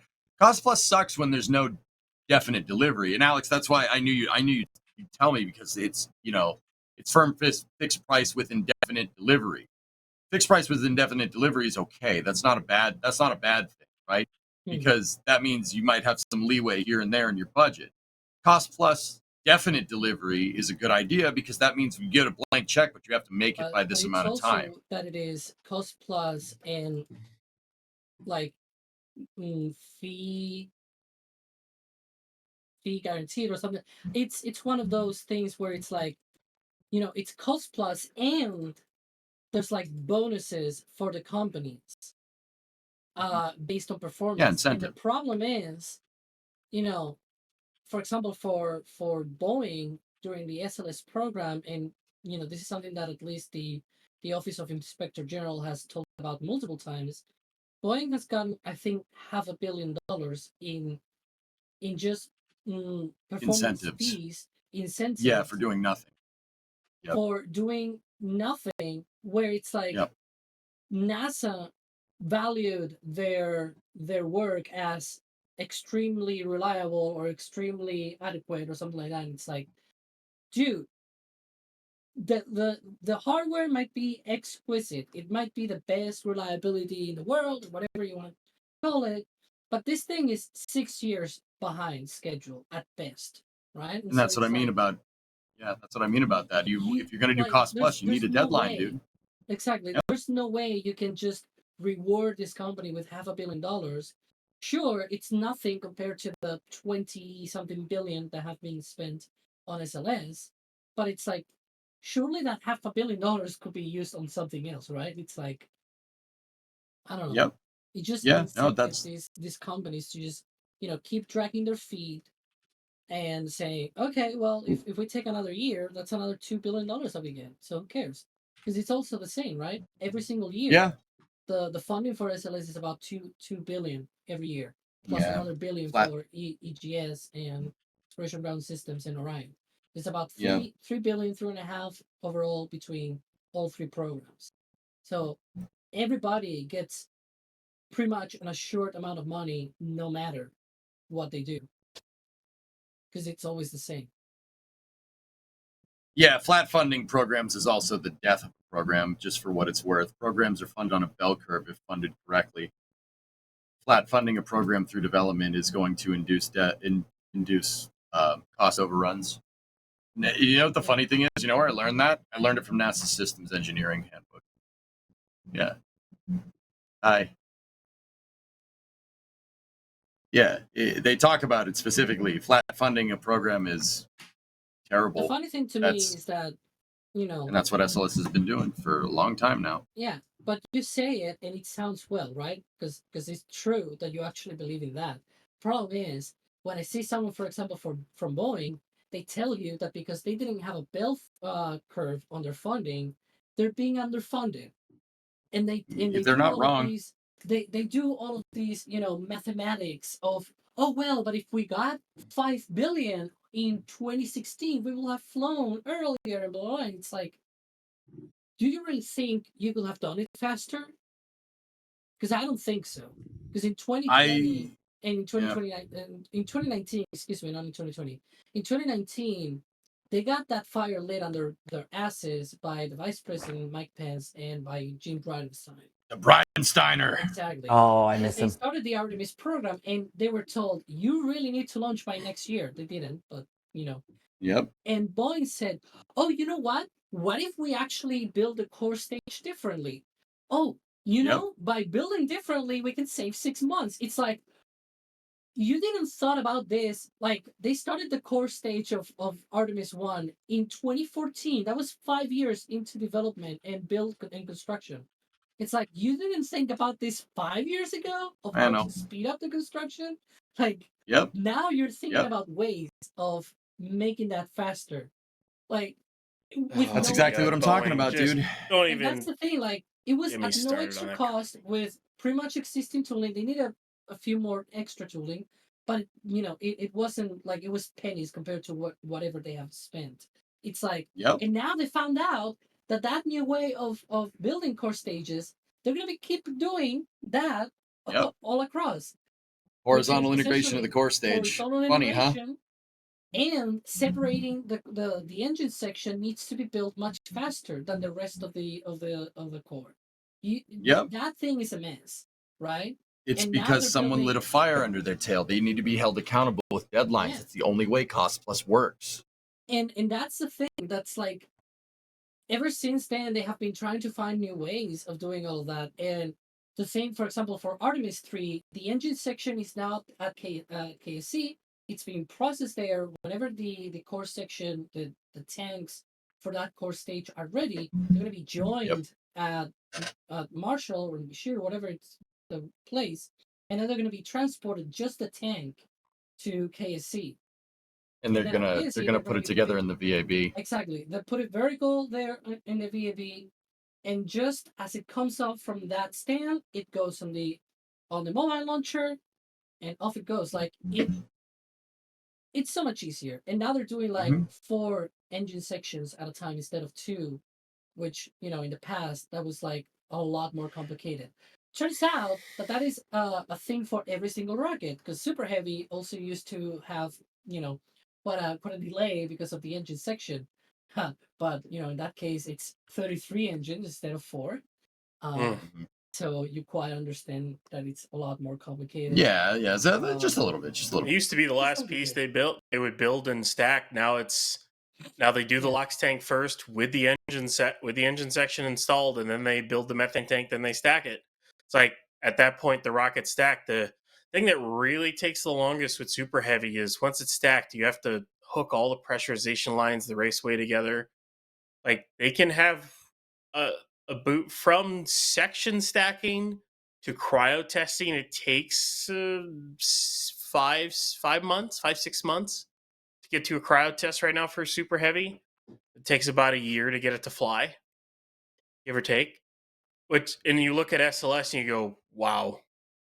Yeah. Just wow. Like dude, I got a thing. I know it's SpaceX, but it's like,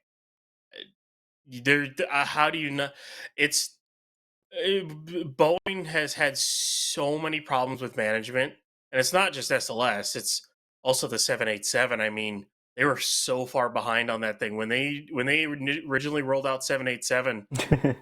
That was not a flight worthy aircraft. There was Oh, that was nothing on the hysterical. interior of that. That was like almost like a mock up when they rolled could out see the through original it. 87.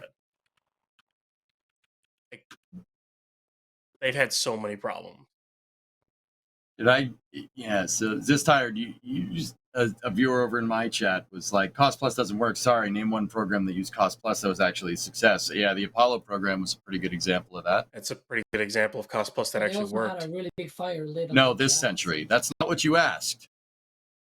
That ain't what you asked. But the thing about Cost Plus is you need to have a management structure that wants to get the job done, and then whoever is actually assigned that, whoever actually issued that contract, needs to constantly keep on said company to keep them going. Now, NASA did keep on with SpaceX and Boeing. Yeah, they were late with some of the crew stuff, but I mean, that was the first time SpaceX ever built a capsule, but they were 4 years ahead of Boeing, and I kind of wish NASA had lit a fire under Boeing more than they did. They gave Boeing way, way, way, way too much slack just because they're Boeing. Like, it's... Yeah. So name one Cost Plus program from this century now that's worked. Let me think. Let me write through. You don't get incentives. That's the penalty. Mm-hmm. You don't get like an extra $500 million. Let me think of one. I know. Yeah, there's you hit one. deadline, you get money. Yep. Yeah, I'm trying to think because I'm thinking of other Cost Plus contracts like the KC-46, and that's turned into a whole, oh man, to develop a 6-7 tanker. They've had, oh my god, Boeing is I think the only program in the last 20 years that Boeing has not had any issues on would be the F-15EX. It's been a little bit more expensive, but they've actually delivered it relatively on time. Oh, here's a B-21 Cost Raider Plus comes to contract. mind. The B-21. The Yeah, Raider program. B-21 Raider. That's what I was saying. Yeah, B-21's on time. It's Cost Plus. It's actually cheaper than they thought it would be. Yeah, They're Northrop saving Grumman like actually $2 asked. billion. Yeah, they actually asked for less money. It's Yeah. cool. The point is that it can be done. You have to have deadlines. You have to have deadlines. That's the only time. So, like, okay, here's the thing. I'm not saying Cost Plus is good. I'm not saying it's bad. You want Cost Plus when you have a very, very clear and defined stakeholder expectation. What's SLS's job? There is none. Now we have a problem. And look at what happened. Remember when they said that was going to fly in 2017? Slap. Remember when they said that was going to fly then? Slap the SLS. Oh yeah. Oops. No, wasn't SLS originally supposed to fly in like 2012, 2014? Well, that was No. Constellation. Or, yeah, or maybe it was continued, it probably 2016. would have. I don't even remember anymore. And Ares 5 should have flown anyways. RS-68 That's what, plus yeah, the whole J2Xs Constellation should have flown. program. The Earth departure stage is order of magnitudes better in every possible way than the EUS. Yeah. The EUS is a pile of whatever those cows make. I mean, the EUS has more Delta V than the EDS. I don't know if you knew that.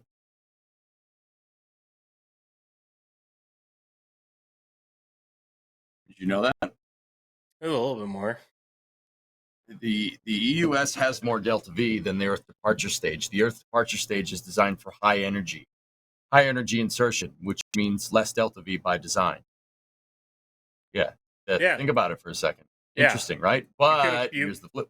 You could have put a bigger service module into low Earth orbit then. Yeah. I mean, the EUS has some.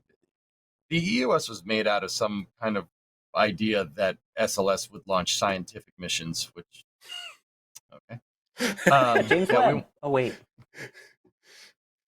Europa Clipper. Yeah. Oh wait.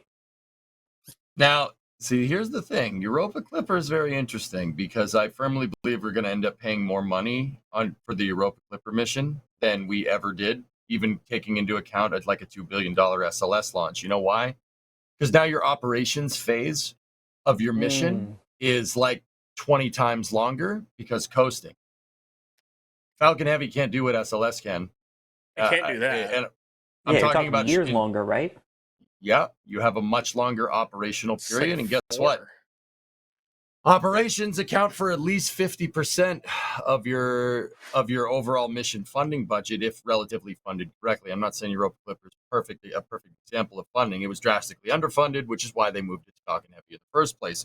What I am saying is that basically it's a zero-sum game. You launched it on Falcon Heavy, but it's going to take you're actually diminishing the price of scientific return there by doing that. Great, you saved money. Great, it launches earlier. It's going to be coasting for 10 times longer. The operational mission is now decades longer. So that's a decade. Now, instead of paying for science and getting it done quicker, right? You say you have like 100 science units, right? Let's just put some arbitrary value on it. You have 100 science units that are gained for $2 billion.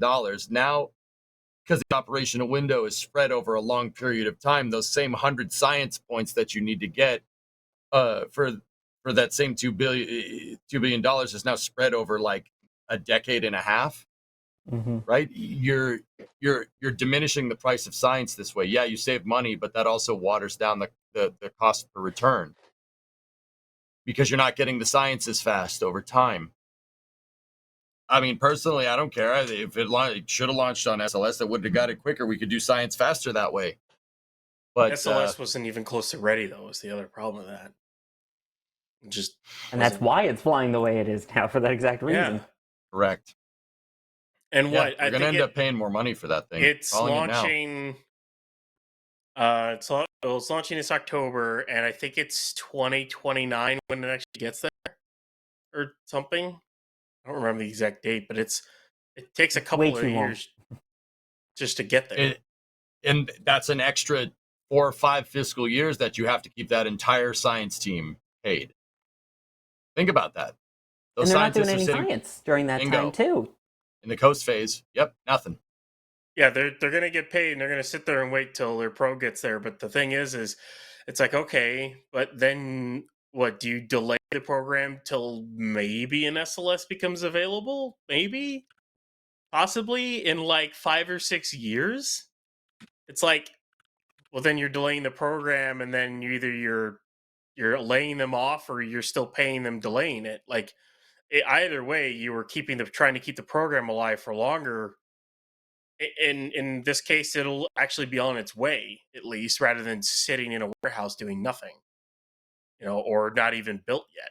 So it's the trade-off. There just isn't another rocket to get it there quicker. I mean, I think that if somebody had some stones and held some feet to fires, you could have an SLS ready for that sooner rather than later. And even if you did, with the heavy price tag, you could still get science quicker than launching it and coasting it with Falcon Heavy. But yeah, but no one ever. We don't do that no more. Like that's the thing. You got to have. It's what I mean. You have to have accountability. You have to have time frames. You have to have dates. We choose to go to the moon in this decade. That's the only reason that program worked, right? That's the only freaking reason. You need somebody like Jim. What Jim was doing was brilliant because he was doing the same thing. Because, whether, you might not like the guy, but the president said we got to go back. You got to go back in 2024. Boom. There's your stakeholder expectation. And look, the whole system started trending in the right direction. Now they say, maybe 2025, maybe 2026, and we're just maybe 27, leaning back towards how it was before. Maybe 28. Yeah, exactly. Now we don't. Now it's like, nah, never mind. Well, I mean, I don't know if it's truly on Bill Nelson on that one as a whole, but you fly the first flight, and then all of a sudden, oh, we've got problems. It's like, oh, yeah. What? And so did Apollo, but they managed to fix them in a lot less time. I really don't know. Apollo 6 almost disintegrated on orbit. Yeah. You got to build more. My chat's saying it right. You got to build more of these damn things. You got to build more of them. So, like, in that regard, dude, hold on. In that regard, that, what Alex was saying a little bit more, Boeing said, oh, we would have launched this quicker if we had the money. If we had funded it, maybe they could have scaled their production lines up, right? if they had somebody to hold them accountable, yeah, you're not just going to give Boeing an extra $50 million if there's no deadline for the vehicle, because they'll just be like, nope, it's ours now, Yeah. right? Like, there has to be the whole system doesn't work if you don't have a set goal and a set date. You have to have set stakeholder expectations, and you have to meter around those set stakeholder expectations. This is systems engineering 101. And I get really confused because I read the manual that NASA has on this, and then I see NASA not doing it constantly. Bingo. Yeah, Batesian, that's right. And how Elon's holding a fire underneath Starship. Elon has an incessant stakeholder expectation to get these ships to Mars, to build a self-sustaining colony. Elon spouts these stakeholders. Yeah, well, it's yeah, of Gwen course. But, too. yeah, I understand that. Yeah, but Elon is the chief designer. He's the guy that's designing the equipment. Don't get me wrong, he doesn't design every facet of the vehicle. A good designer will have people that are smarter than them around them designing a vehicle with them. That's what he does. If you watch Tim's video, he talks all about it, right? He's a chief designer. The chief designer doesn't necessarily need to be a damn rocket scientist, but you need to have a fundamental grasp about a little bit about rocket science. But what you really have to do is meter your expectations. You have to come up with a stakeholder expectation. You have to come up with a clearly defined goal that your team can rally around. That's what President Kennedy did. He set the stakeholder expectation and challenged us to get it done. Elon is doing the same thing with SpaceX. SpaceX has very clearly defined goals. Self-sustaining colony on Mars. Elon says it every day almost. And just the single fact that you can, like echo single fact that you, that point. Well, I mean, I guess, like, but hey, you could say it's an echo chamber all you want. That echo chamber is making Starship and Super Heavy right now.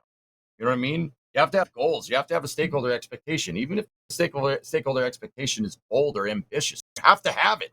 You don't have it, we're just, maybe we'll launch in 2026. I don't know. Maybe. Well, yeah, the next mission to the moon is going to have people on it. That's great. Great. Good. But they're not going to land on it. They're just going to fly by it. Apollo 8 it. Yeah. Anyway, I think you have other plans tonight, don't you? Me? I do. Yeah, that's what I mean. I have to go to work in like 55 minutes, so. Right. Yeah, so I'm going to go ahead and say goodbye to everyone and get off here. I go get some food and then get ready for work, so. Yeah. I get to go work on airplanes. I didn't want to hold you back. I knew you were on a time crunch there. Oh, it's fine. I got a little bit of time. It doesn't take long to get ready. Just gotta. I have all my coffee set up and everything. Just gotta, press the start button on and everything. So, yeah. Somebody think of the shareholders, dude. It's not even the shareholders twitching. You have to give these companies a goal, or else they're just gonna milk you for all the dollars you have. You don't give. See you, Ryan. By the way, I guess he's gone. Hey. Yep. You got it. You have to give these companies goals. If you just say, I'm going to give you a contract, and the company says, okay, what do you want to do with this contract? And you say, I don't know. What's the company's incentive for being fiscally responsible with your money? There is none. Super important to understand. I don't blame slap. I don't blame Boeing for trying to get as much money out of the SLS program as they can. NASA isn't holding their feet to the fire. They're just sitting there and taking it. Boeing's like, I think it's going to cost another $1 billion. And they're like, okay. That's not how. All right, great, good, lovely. Anyway, in case you can't tell, been a long day. I'm starting to crash a bit, so I think I may also try and get some food in me. Party's over. It's only 8 o'clock, you dummy. Well, the glasses are on. The energy is off. Oh, jeez. Yeah, I guess we're kind of keeping Kevin here too, huh? Kevin never has anything to do. It's fine. Wreck. Totally not the busiest person that I know at NSF besides DOS. It's fine.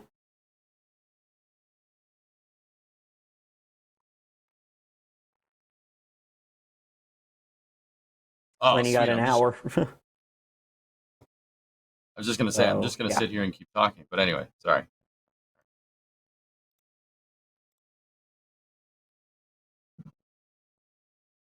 I could keep talking with members in Twitch chat about spaceflight for the next 10 hours. No problem. I was going to say, if only you had your own channel or something, too. Yeah, I do this every day. I do this every day. Do this all the time.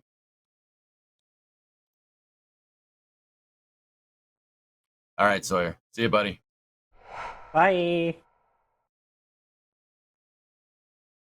I'm all alone. I'm going to get a water. I'll be right back. Yes, Kevin, keep them entertain them and my Twitch chat. Do it.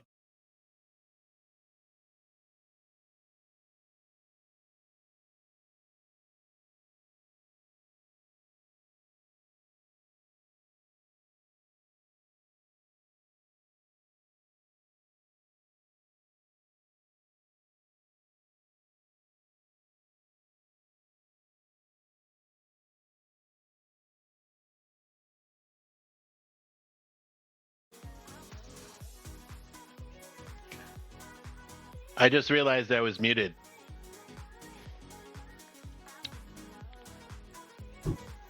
Signing me up for a grilling stream, Kevin? Yep, you're grilling. What am I grilling? I don't know. You're just grilling.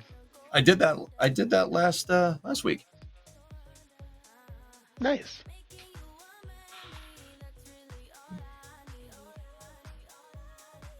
Yeah, this is my party now.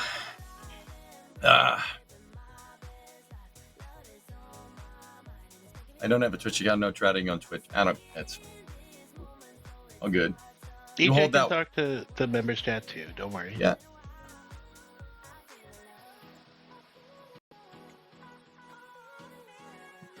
I hold that water funny? Funny how? How do I hold that water funny? Huh? Funny how?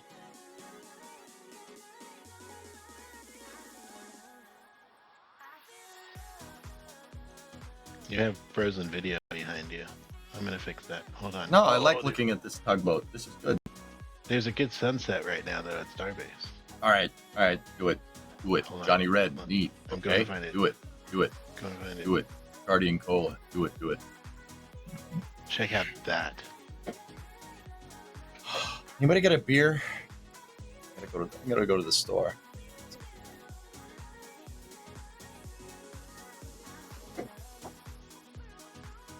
J-Vold, I try to say where the questions are coming from, dude. So I'll be like this viewer from this chat, this viewer from members chat, stuff like that. I try to keep it so it's easier to follow, right? Because you guys obviously don't have all the chats on your screen, right? Do you think that dragon will need to be sent to go get Butch and Sunny? No. Nah. They know how to get the capsule home, dude. They're there to inspect. They're inspecting the service module. FX.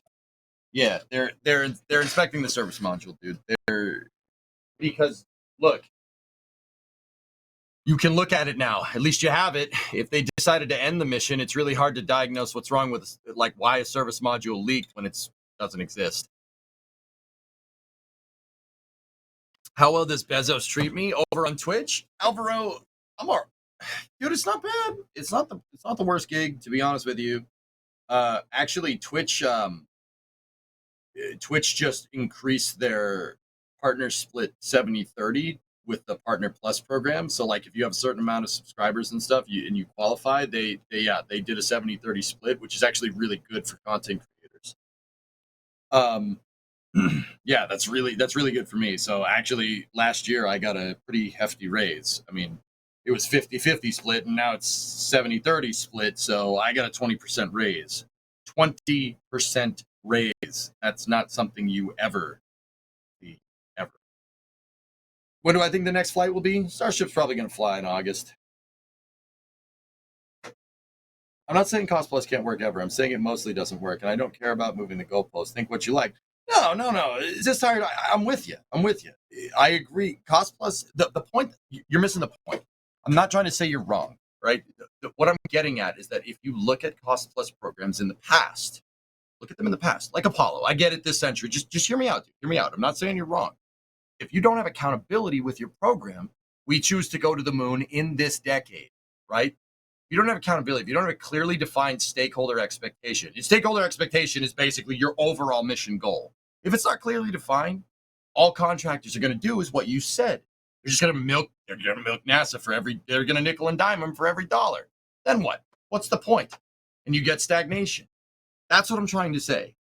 It's cost plus kind of works. Put an asterisk next to it. It only works when NASA holds the contractor's feet to the fire, or NASA has a clearly defined goal. Every time they have a clearly defined goal, you don't hear about budget problems now, do you? Look at the Curiosity rover. Look at Perseverance. Look at Ingenuity. They added a helicopter to Ingenuity in the last 3 months of development before it launched in 2020. Right? They added Ingenuity. They decided, hey, let's do it. Let's build a helicopter for this thing, and then add a dispenser for it. And they cranked it out. You didn't hear anything about funding problems there, right? How many people think we'll walk on the moon in this decade? I'd say at least 2, Bastion. At least. All right, J-Volt. See you, buddy. Yeah, the new spacesuits. What a joke. What a joke that is. Twitch taking 30% is still pretty crazy. Yeah. ATO, I'm always going to say it'd be nicer if I got more money per sub, like, but 70-30 is pretty much industry standard, dude. And let's just say that, my community over on Twitch and you guys on NSF you guys are pretty damn good to me. Yeah, you're pretty damn good. We could sit here and say that about 30% is too much, but if you saw my paycheck and considering what I do, I just sit here and talk about stuff that I love all day, you'd be like, fine. Hey, Miss Adventures, thanks for the bits. Streaming live video is not cheap. Bingo, Kevin. Yep. All right, Alien, see you, buddy. It's still better than old 50-50. 50-50 was, really wish I made 70-30 during the pandemic when everybody was home watching streams all day. I'd have a new freaking Ferrari at this point, man.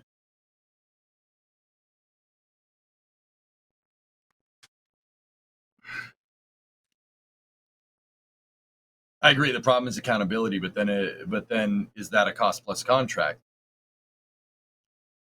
I think it's just accountability on the whole. Tired, to be honest with you, dude. There's firm fixed price programs that are a fiasco because NASA didn't hold. The example I was going to give is Starliner. Starliner's firm fixed price. It's a fiasco, dude. Boeing said Starliner would fly in like 2019 with people on board. It flew in 2019 with nobody on board and almost crashed. Right? Dude, I like Starliner. I think it's a good design, but also I'm not afraid to dive into things I don't agree with and try to argue that point to get a better understanding of things, right? NASA didn't hold their feet to the fire. I mean, Ryan was talking about this a second ago. He didn't hold their feet to the fire because he didn't hold their feet to the fire. They didn't get stuff done right. And that was with a firm fixed price. I guess what I'm trying to say is that contract structure doesn't really matter. It matters that you're holding the people that you're working with, you hold them accountable. You need to have some accountability. If you don't have any accountability, you get whatever the heck we have right now, which is not a lot. Good design, bad execution. It's bad execution because of that, Bastion. Yeah. When do you think Starliner will be properly operational? Probably by the end of the year. Probably by the end of the year, if I had to guess. Thoughts on Blue Origin's comment with the FAA? Oh, Nova One. Dude, I talked about this on the Slappy stream the other day. I talked about this on the Slap stream. Oh, man. I didn't read the whole dang EIS. I didn't have time. I made the argument that Blue and ULA are complaining on the environmental impact of Starship launching like every day as a point for them, as a way for them to leverage some weight against the range for only being able to support one launch a day. Their Eastern Testing Range, the people that control the skies above Cape Canaveral and KSC, are only really equipped to launch once a day, maybe twice. Maybe they don't have enough operational bandwidth to be able to handle Starship launching all the time. I think they did this as a way for them to say, like, look, we have to find other ways to do this, or if SpaceX launches every day with the existing infrastructure, right, we're never going to get a word in edgewise. We're never going to be able to launch our stuff. So how can we compete? And I think that's a valid point. To be honest with you, I said on the stream, the Slap Happy stream, that's a valid point. However, I went and read some of the EIS stuff, and that's clearly not what's going on. I don't know what the heck. Why would you? why would you do this? I kind of jumped the gun on this. I feel bad about it because I told a bunch of people like, yeah, no, I kind of agree with them, and I kind of do for what it's worth. I want competition. You don't want market consolidation in the commercial space provider industry at this point. The industry is still evolving. It's still growing. You don't harvest a tomato when it's green. You know what I mean? And if you could and you get some food, but you're not going to bear the true fruits of your labor if you do that. If SpaceX is allowed to continue unimpeded to the point where ULA and Blue Origin can't launch anything, you're going to get consolidation in the commercial industry. You're not going to get growth. Yes, we'll have a Starship launching every day, but I mean, I'm not going to lie, I kind of want that, but you need to have some competition for the industry to grow even more. The industry could grow to the point where we could fly spacecraft into low Earth orbit like you'd take a trip to Paris or something. Yeah, it become too big to fail. Exactly. That's the point that I was trying to make. With that, and I think that's a valid point. With that being said, that EIS, I read it. That's not what's going on. That's not what's going on. I don't know what Blue is thinking. I really don't. I'm not 100% sure why they would do something like this and not expect the repercussions, at least up from a public relations level that's going on here. Like, yeah, it's a little bit underhanded for sure, but hey, that's the aerospace industry is pretty cutthroat like that, guys. It's been like that since the end of the Cold War. Obviously, EJ's never fried green tomatoes. Yes, but also you understand what you understand what I meant. You understood what I meant, but yes, green tomatoes are okay. But you understood what I meant. Come on. You know? I mean, another thing to take into account, guys, and I'm saying this as a matter of fact, right? This is just a matter of fact thing. Like, an interesting thing to think about is that, everybody says, Blue Origin's just an army of lawyers. SpaceX's lawyers are ruthless.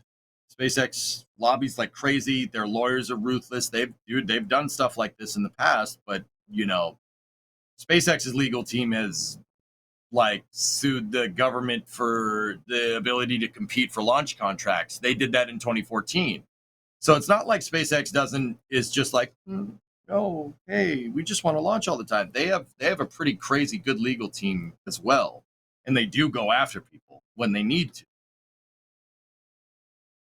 Like that, once again, it's just a matter of fact. It's just something to think about. Like, that's what the point that I'm trying to make with that. I mean, I mentioned it matter of factly, but if there is any point with that, the point is that everyone in the aerospace industry, like, it's just you don't hear about it sometimes. How do you explain how far Blue Origin is from SpaceX? They have almost the same level of funding, talent, or mentality.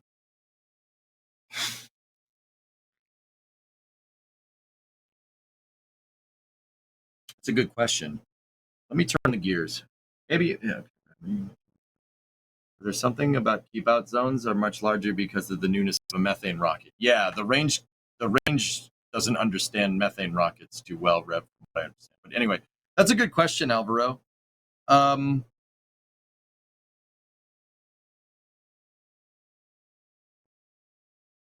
don't think necessarily from like at a technical, like, institutional knowledge level that that Blue is necessarily behind SpaceX.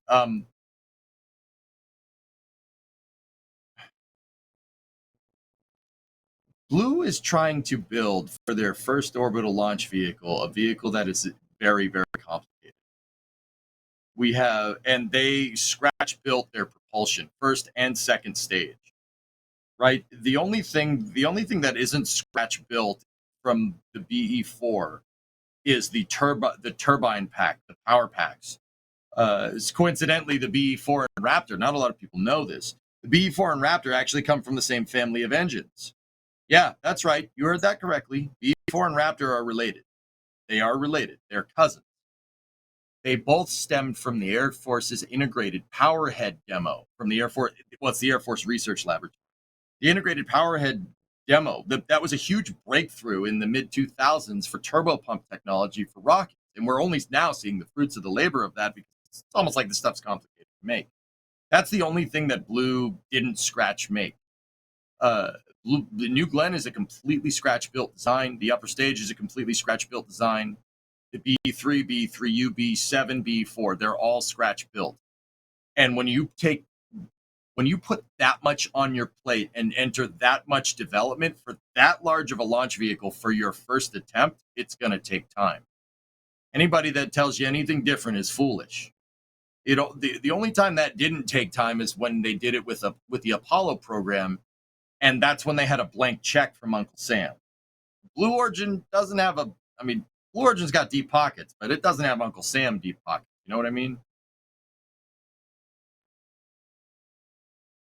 So I think that Blue is behind because they chose to go right to the heavy lift option. It would have been like SpaceX trying to go basically for Falcon Heavy right out of the gates instead of going from Falcon 1, Falcon 9 1.0, to Falcon 9 1.1, 1.2, 1.3, 1.4, 1.5 block 1, block 2, block 3, block 4, block 5, etc., etc. SpaceX had an iterative way to get to heavy lift, and I think that's why it seems like they're a lot further ahead. I do believe that they are, to be honest. I mean, Blue also decided to go with suborbital tourism for their first avenue, for their first venture, which I suppose isn't a bad idea. Guys, when Blue kind of was in their infancy, that was the thing. That was seen as what's going to bolster the commercial markets, right? Suborbital tourism. That was the big thing with Spaceship One in 2003, right? Oh, we're going to be able to take suborbital rides, right? So I think Blue set up their whole company to be able to do something like that. And then when they saw what SpaceX could do with a commercial contract, they were like, oh no, we need to pivot to doing stuff like that. And then in 2017, they encountered basically a huge teething problem with the BE4, from what I understand. Huge problem with methylox oxygen-rich stage combustion. Stuff gets too hot. Stuff breaks. Yeah, no one had ever done something like that.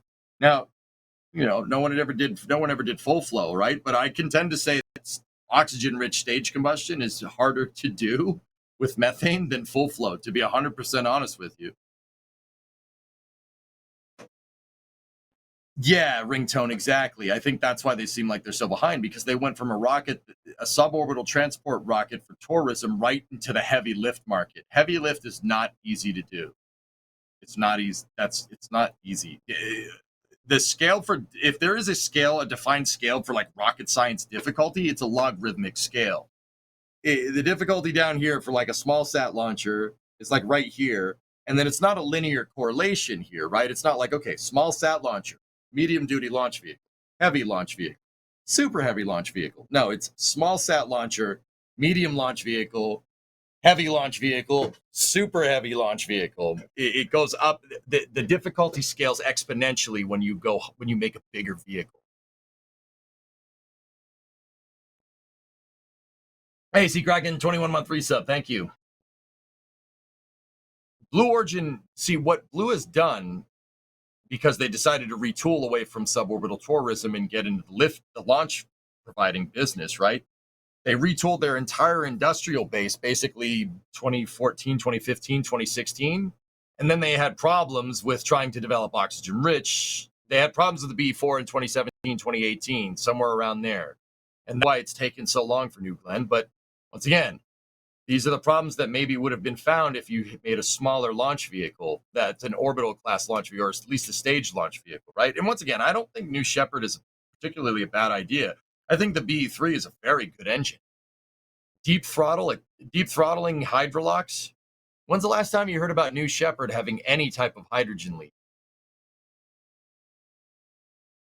Pretty damn good for a hydrolox rocket. Oh, thanks, Alvaro. It's what I do, man. It's what I do. Yep. I thought it was Lockheed Martin, and they abandoned the project because they couldn't get the funding. It tired for what? For the integrated powerhead demo? I always thought it was the Air Force Research Laboratory. I could be, dude. There's a lot of stuff floating around up here. I could be wrong.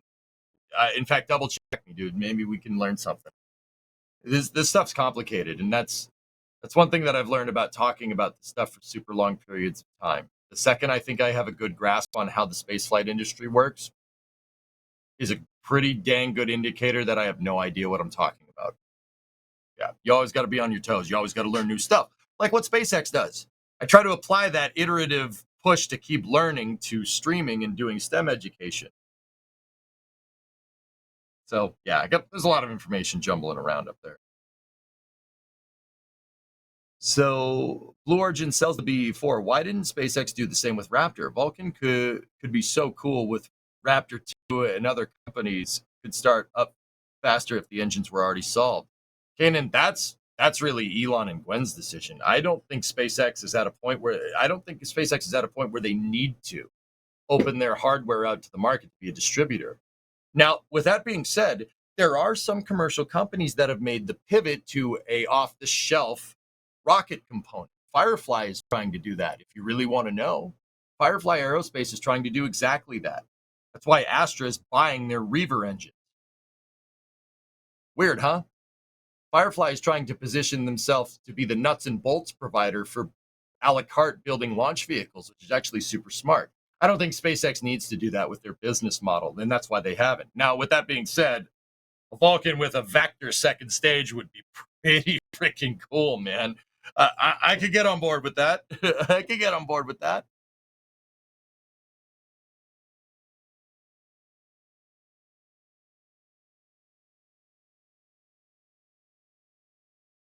SpaceX isn't producing engines fast enough for themselves. That's a good call. You were right. Yeah, tired. Integrated Powerhead Demonstrator was an Air Force project in the 90s and the early 2000s run by NASA and AFRL to develop a new rocket engine front end powerhead. Yeah, I've read papers about it, tired, and that helped me understand why the BE-4 is so complicated, why it's so difficult to make. So, and Raptor for what it's worth. The integrated powerhead demo, its claim to fame, its huge advancement was hydrostatic bearings in the turbopump. So think about it like this.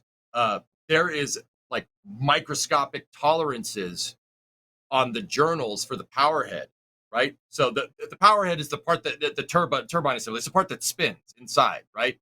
Usually it's like a gas generator with a turbine, right? And that's feeding a fluid impeller, right? It's a fuel pump. It's a big fuel pump. It's a fuel pump that's actuated by a jet engine, basically.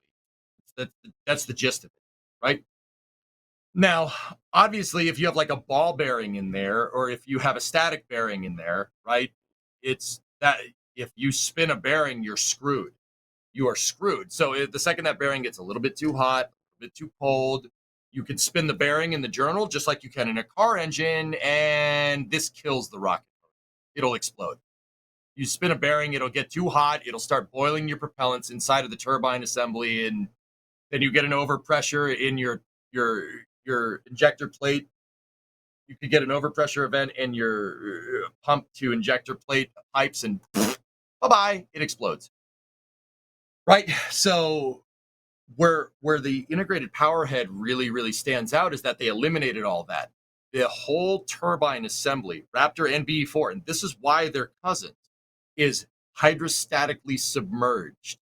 Basically, there are channels between the axle and the journal here where propellant or oxidizer, depending on the powerhead, will flow through. It'll flow through. And the whole thing is actually floating in the propellants as it's spinning. This allows you to be able to achieve the RPMs, the RPM from the turbines. I mean, Raptor turbines spin at like an ungodly revolution per minute, right? But that's what it allows. It allows you to spin the turbine way faster than with any type of mechanical or static bearing design, right? And this is the reason why, one of the reasons, like at least from what I can surmise, I don't know any insider information. I just read too many books, right? I can only assume that right there is one of the reasons why Blue had trouble adapting the integrated powerhead demo to an oxygen-rich stage combustion cycle with methane, right? Because with that, you get stuff that's running really freaking hot, right? Oxygen-rich stage combustion cycle had been applied perfectly to Carolox designs like the RD-180 or the RD-170, right? Now, the reason why the Russians got it to work is because hydrocarbons have just that. They have a lot of carbon in there, right? Hydrocarbons are chains of carbon atoms with hydrogens attached to the sides, right? Like a long snake, right? That's why they're called hydrocarbons. It's a chain, right? So when you throw that in there and you throw it in oxidizer rich, all of that, as much as that of that carbon and as much of that hydrogen is going to combine with your oxidizer, it's going to blow up and they're going to run really, really freaking hot. They're going to be running lean. Flood the engine with oxidizer. That's what oxygen rich means. With hydrocarbons, because of the way hydrocarbons burn, some of that, most of it gets burned off, but some of it doesn't. And those extra pieces can absorb the heat. With methane, if you know rocket engines, you get a more complete burn. And when you get a more complete burn, right, that's less combustion byproducts, right? With less combustion byproducts, that heat has to go somewhere. Just saying. So what is it going to do? Your propellants are going to start, your commodities could start absorbing the heat generated from a methylox oxygen-rich stage combustion cycle. And it could basically, well, fry your bearings. Blue had a lot of problems with the BE4. I can only assume that that's probably what it was, but I don't know. I could be talking out of my tail. Like, please, I'm not a rocket scientist, right? Yeah, engine rich, exactly, dude. Isn't that the one in Kablooey? No, that was a little bit different, but yeah. Okay, cool. I didn't know that. Just thought it'd be interesting if a company with so much experience helping others. Thanks for the answer. Yeah, no problem, Kenny. All good. Yeah, why are you going to spend $1 gazillion money to build an ultra complex stage zero for a rocket that maybe won't get more than 20 flights a year?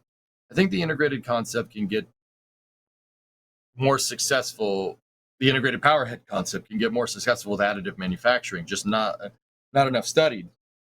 Yeah. Yep.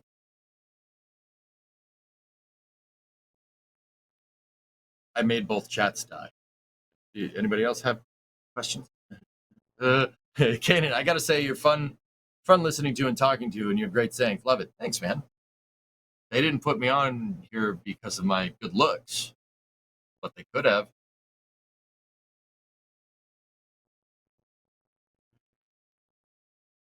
Thoughts on Starship's new ablative what, ringtone? It goes right to your thighs, and then you'll blow up. That too. What good looks? Yeah, that's the point I'm trying to make, Tessa. On their new ablative heat shield for Starship, put you on because you were modest. Yeah, something like that. Alvaro, I'll talk about that in a second. So, ablative. Starship has an ablator heat shield. I thought per the Tim interview that Elon is going to double down on tile thickness. Could be wrong though. Oh, Avenger, you got a cigar in a tub, dude? Yo, what kind of cigar you got? Stogie? Cohibas? Romeo and Juliet? Oh, ablative under the tiles. Ablative is the last chance if the heat tile is lost. Fat bottom belly. Oh, ooh, good for you. Okay, all right. It's been a crazy week for me, so I skimmed this Tim interview, so I got most of it. I clearly missed that. Monte Cristo. Ooh, Chief, you are a man of taste. Very nice.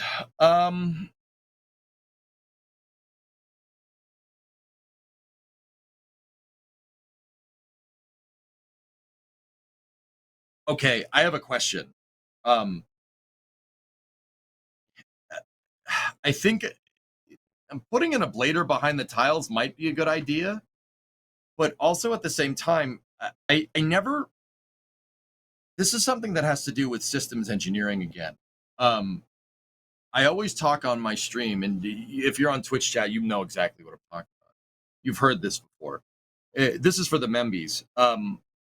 Guys, I always talk about where it's important not to understand why something is 2-fault or 3-fault redundant, but it's important to understand where to apply redundancy and where not to apply to redundancy, right? Because it's always a trade-off. Elon says the best part is no part, right? You know, Colin Chapman, a race car engineer, says simplify and add lights, right? So where should you put redundancies? I'm not necessarily, and dude, keep in mind, I'm taking this at face value. I don't know more than Elon. Please, for the love of God, don't get that impression. Switching to an ablator seems like more of a stopgap thing that they need to get Starship working more than a finalized design. The reason why is because putting an ablator as a last-ditch effort to make sure your tiles, like in the event of a tile falling off, is failing to address the problem that the tiles are supposed to be handling, right? And this is something that this is one of my criticisms of the shuttle program. They were totally, they're like, oh yeah, some tiles, absorb water, some of them fall off sometimes. It have like that we could just replace them, right? Like that's one of the things that plagued the shuttle program is tile inspection and humidity permeation in those silicate tiles, right? They never ever tried to redesign the tile and make a new tile. I mean, technically they did, and that's the tile that SpaceX is using. SpaceX is using a tough rock tile, a toughened unifibers, reinforced oxidation resistant, corrosion resistant tile. It's basically a Mark II shuttle tile. They designed them, and then the shuttle program, never used them. The X-37 does, though. If you know the X-37, Boeing's super secret squirrel shuttle, right? That thing doesn't have any reinforced carbon-carbon. The tough rock tiles can just tank the reentry heating based off of thickness. I'm not necessarily sure adding an ablator behind the tiles is necessarily the right move. The reason why is that's going to be a pain in the butt to maintain, just like it was with the shuttle. Now, the shuttle did not have an ablator behind its tiles. It had glue behind its tiles, right? And then there was I think there was some type of Nomex behind it as well.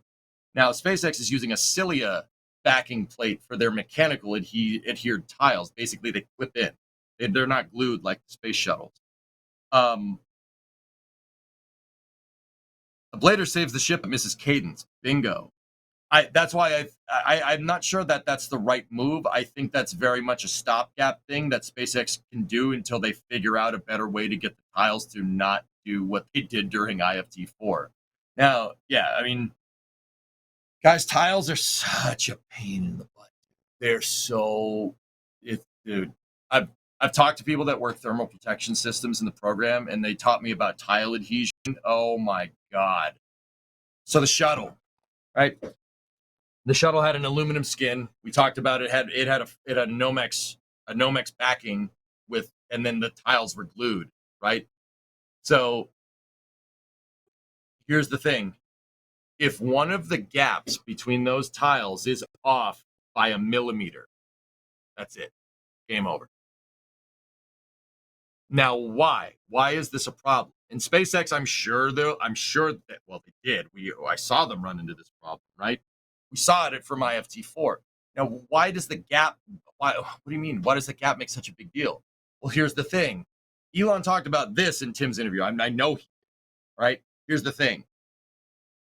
The whole thing is going to heat up during reentry, and in SpaceX's case, because they're carrying cold propellants in Starship, and that the tanks of the outer skin, you're going to deal with thermal expansion and thermal contraction. It's going to be even harder for SpaceX to get the stuff right because the shuttle didn't have a big, gigantic fuel tank on it. It jettisoned it, right? Jettisoned the ET, right? So Starship has to deal with thermal contraction and thermal expansion at the same time. If one of those tile gaps is off by a millimeter and you're dealing with a part that starts heating up, what's going to happen? Everything is going to expand. And if the tiles butt up against each other, they'll basically start popping off like pogs. That's what happens. And that's why you had wing burn through, because that they didn't get the tile spacing right. Elon talked about that in Timmy's interview, right? You have some tile pieces for Flight 1. If you're not careful, it crumbles in your hands. Is that just how it does that? It's probably because, Kanan, it's been permeated with water. That's probably why. Tiles don't do well with water, right? It's the spacing on those tiles that you have to get perfect. If you don't get it perfect, it'll just make a huge engine-sized hole in your wing. I mean, that wing was about 1 meter by 1 meter on Flight 4, right? It was bad. That was gigantic burn through. I mean, Starship tanked the heat, which I still can't believe. Like, anything else, if that happened to anything else, you get wing burn through, well,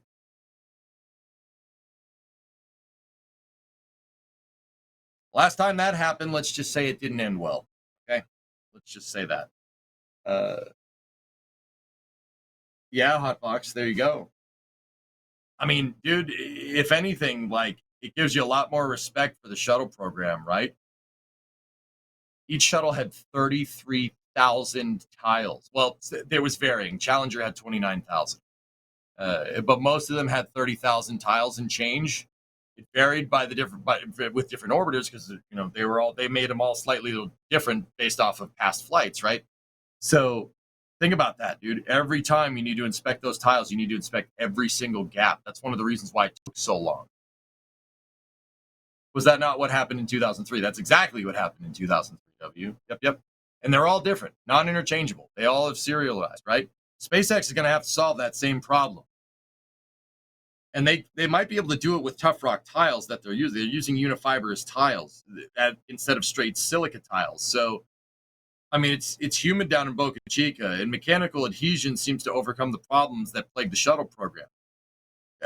Okay, let me give you a little bit of a background with tiles for the shuttle program, just in case. I mean, if you guys want to hear, whatever. All right, hear me out. So the shuttle had some nasty problems. Columbia was supposed to fly in late 1979. First shuttle mission, STS-1, didn't end up happening until 1981, right? April 12th, 1981. An awesome mission, a little bit before my time, but an awesome mission nonetheless. I still think that's one of NASA's craziest and coolest missions. Bringing Columbia up and back on the first try. Young and Crip, dude. So in 79, when they delivered Columbia, which had been assembled at Rockwell International's plants at Edward, they were at, well, it's not at Edwards, it's in Palmdale. It's next to the Skunk Works, believe it or not. It's not exactly at Edwards, but it's close enough. They built them at their plant in Palmdale in a dry, humid area. That's where they were tested too. And then they flew it on the back of the 747 to Florida, where it is not dry at all. And the humidity permeated the tiles, and all the tiles fell off the orbiter. Yeah, you can go Google picture Shuttle Columbia 1979. I guarantee you in a Google search, you'll get a picture of it with all of its tiles missing. They didn't take into account that humidity, the tiles absorb moisture like a sponge. Worse than a sponge. They could pull water vapor out of the air, which is crazy, right? So like if you had a tile and you left it outside and like it's 50% humidity and you brought it back in, right? And say you could squeeze this tile like a sponge, like a cup of water would come out. Oh yeah. And just by random chance, the glue that they were using to adhere to the shuttle's skin is water soluble. Oops. Weird, huh? Like, yeah, the tiles are a hard problem to solve, but it's, I mean, just on a side note, this is the easiest way to do it, except for an easiest way to make a reusable heat shield. SpaceX has to do they have to figure this out. They have to figure this out. They have to figure out tile gap. They have to figure out, I mean, they've solved the water solid, the tiles popping off because of water. They solved that with mechanical adhesion, but some tiles are still glued.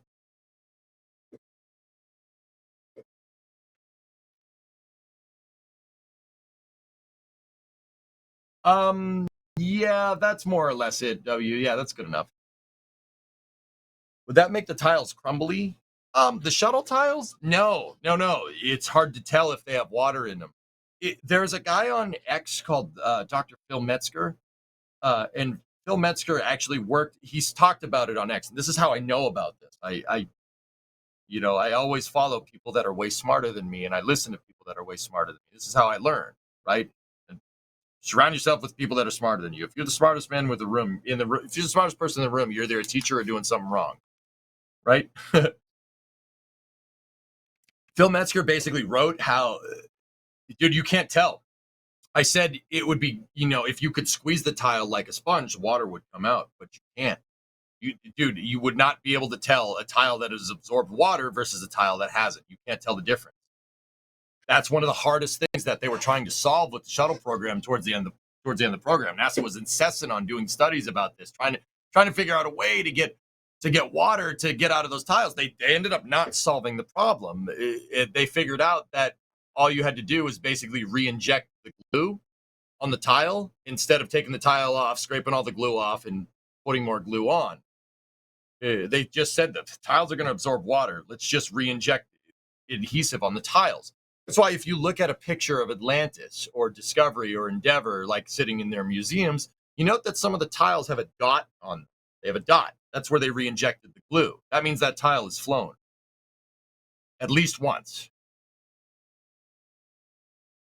Would a design that Stoke uses be better or simpler? Bastian, here's the thing. It all really comes down to stakeholder expectations. What are you trying to do? Now, Stoke, dude, what Stoke is doing is awesome. That's such a good idea of making a transpiration cooled heat shield with an expander cycle motor. It's brilliant. You flow your propellants through pre-valves over the back of your heat shield. They absorb all the heat from the heat shield, right? And they drive a pump that keeps the whole thing going, and then you just pump it out the side. It's an ablator. It basically does what an ablator heat shield does, except with propellant. It's like transpiration expander cycle. That's something no one's ever tried before. That's really, really smart. That's really smart. That's a very, very, very astute way of doing that.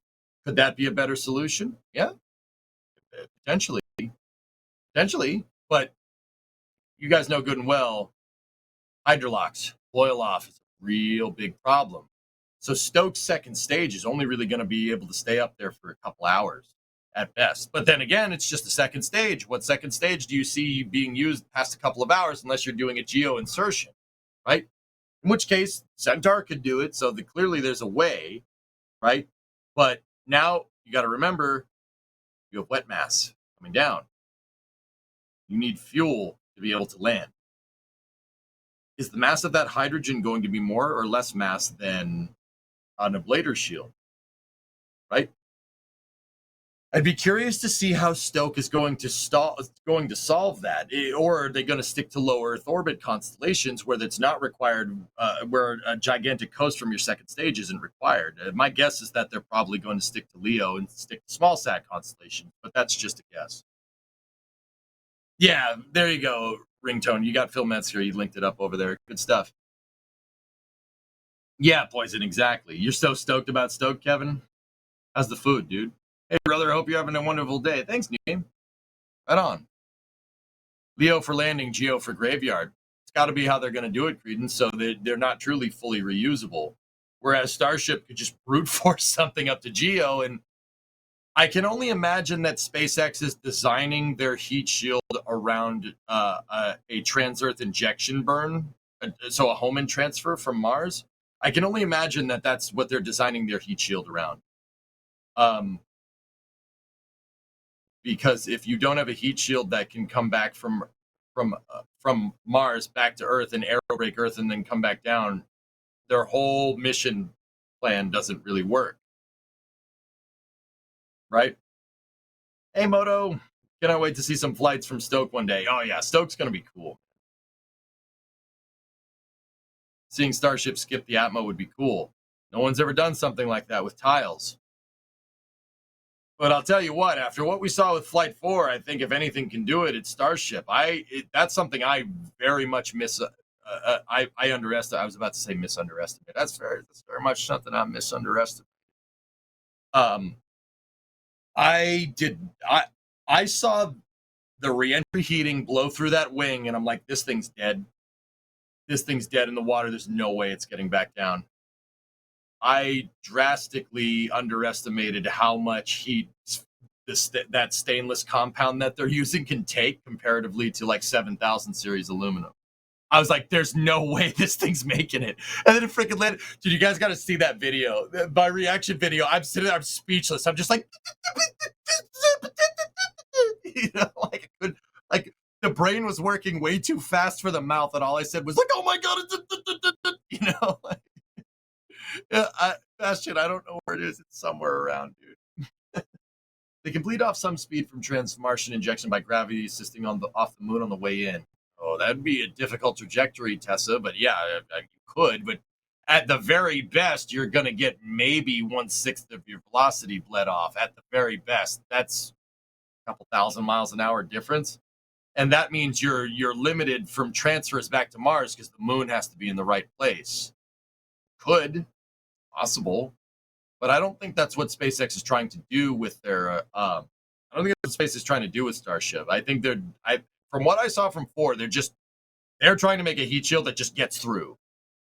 And that's why I think, let's bring it full circle. That's why I think them moving to an ablator backing plate for their tiles is a stopgap. There's no way that's going to make it into the final design, right? Just like Starship's little flip out legs that we saw during, SN 8, 9, 10, not 11, SN 8, 9, 10, and 15. Those little flip out legs, it's just a stopgap. That's what SpaceX does. If they can't figure out a way to do it, just put it the simplest way, just so we can achieve another goal and we'll get it done later, right? You can use a retrograde gravity assist credence off the moon if you can utilize the moon's precession to do a retrograde grav assist. It's possible. But what I'm telling you is that the cost for doing that doesn't really make sense. Anyway, they aren't Stoke bragging about lunar landing the upper stage and doing rapid refueling. Honestly, I think Stoke is betting hard on refueling to get a large customer base. Sure. I'd be curious to see how they solve the boil-off problems, It's not an insurmountable problem. Boil-off and on-orbit propellant transfer is not. It's a hard problem to solve. It's not insurmountable. Not even close. You telling me somebody can't take some fluid and move it over there? We're humans. We build oil rigs. We do that with oil rigs all the time. We take the fluid that's down there and bring it up here. We can figure it out. I know an oil well isn't an exact analog for on-orbit refueling, but I mean, if you want a better one, we do it with planes all the time. We're good at moving things around. That's what I'm trying to tell you. Just because we're in a vacuum ain't going to stop us. We just got to want to do it. Yeah, your digestive system does that too. All right, man. Taco Tuesdays. Let's go. You gotta clean it out, right? Oh yeah, wait. This is kind of stuff. You're so fired up, you hit rev limit. Yeah, exactly, KJ. I couldn't believe it, dude. We weren't on the flame trench when we played my behind the scenes reaction video. I'm not sure if I was laughing or crying. Kevin, my brain divided by 0. I was just like,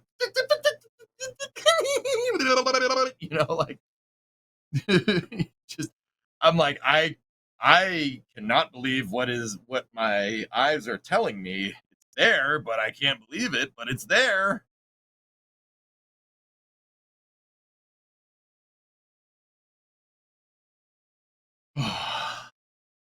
Was IFT4 reentry trajectory meant to simulate a return from Mars? Now, Rem, this is something I didn't really talk about too much, but yeah, guys, let me just tell you this. No capsule could take that kind of a descent.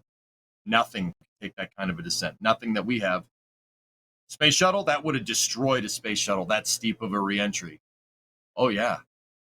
Suborbital trajectory like that? Oh yeah, that would cook the shuttle easily. Can't take that kind of heat. Think about it, guys. The Starship flew on a trajectory that was kind of similar to a shuttle external tank or the dual engine Centaur from Starliner. They don't put stuff into that type of suborbital trajectory to make it survive.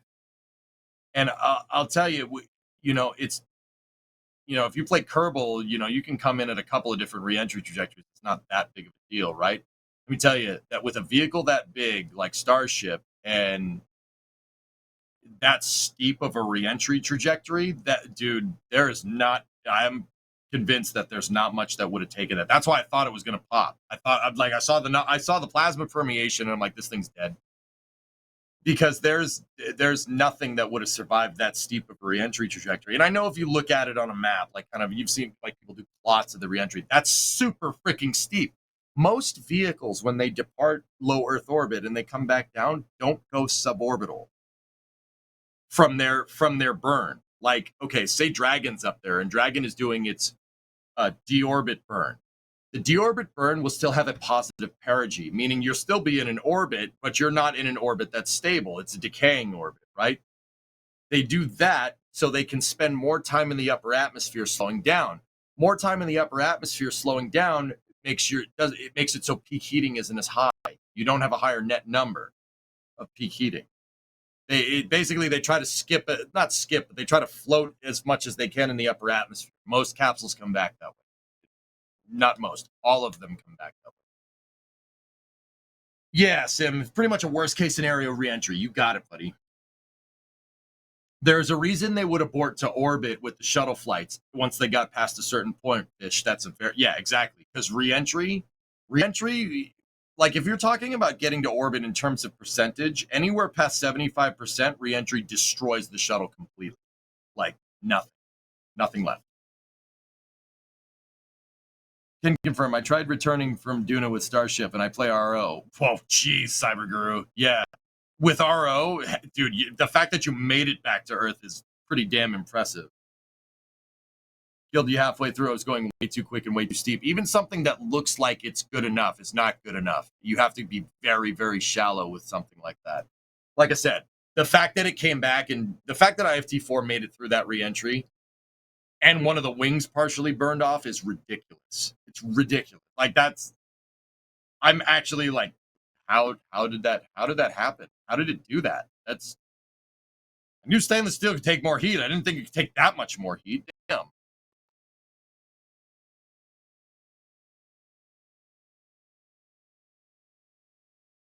Yeah, exactly, Credence. Yeah. Weird, right? You got to think about it, dude. What flies on a suborbital trajectory? ICBMs do that. You know how much heat those things take? Peak heating is so ridiculously high. I mean, how do you think we got reinforced carbon-carbon in the first place? The stuff they made the shuttle's nose cone out of. How do you think they knew it would work? They tested it with other avenues.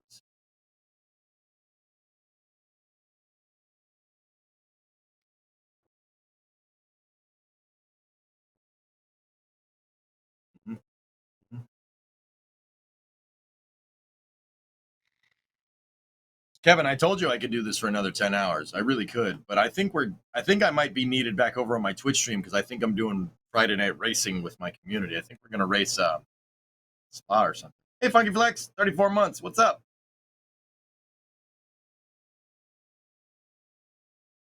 Good thing about missiles is that they only need to work once. Bingo. yeah, exactly. That doesn't bode well for something you're trying to get back. What do you think about the U.S. military going back to seaplanes? You linked this a second ago, so I wasn't exactly sure what you were talking about.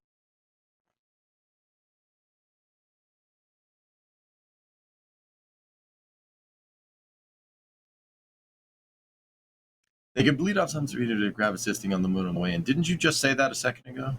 Or is the chat moving slow? Yeah. Finally, relieves I could go to bed. Oh boy, 3 a.m.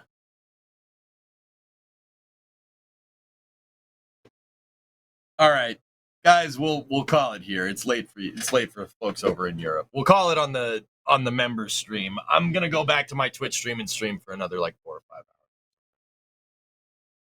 Jay is able to end the members stream. All right.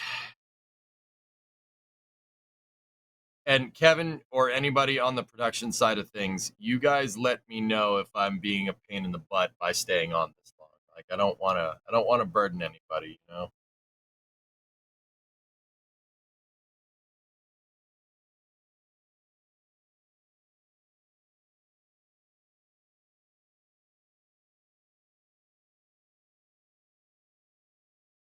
Yeah, no problem, guys. No problem. I'll see you. I'll see you around. Thanks for watching. Thanks for staying with me. They made Carson get on and control then the D and Jack stream. You are fine. Oh, I said I don't want to be, but I'm just kidding. I'm just kidding. Dude, I wanted to catch up with them. My truck didn't have problems. I was trying to catch up to their road trip stream. I was behind them probably about 1,000 miles. And then the brakes went on the truck that we were driving around, so I had to fix that. So that was good. What's next on Twitch? I'm probably going to go racing over on my end. I'm a car nutcase, dude. You started playing Car Mechanic Simulator, didn't you? Cyber Guru, I don't play Car Mechanic Simulator anymore because it's like I was talking about a little bit earlier. You guys have been very good to me. I actually have a shop in my backyard. I have a 1,000 square foot industrial building in my backyard, and I work on cars there.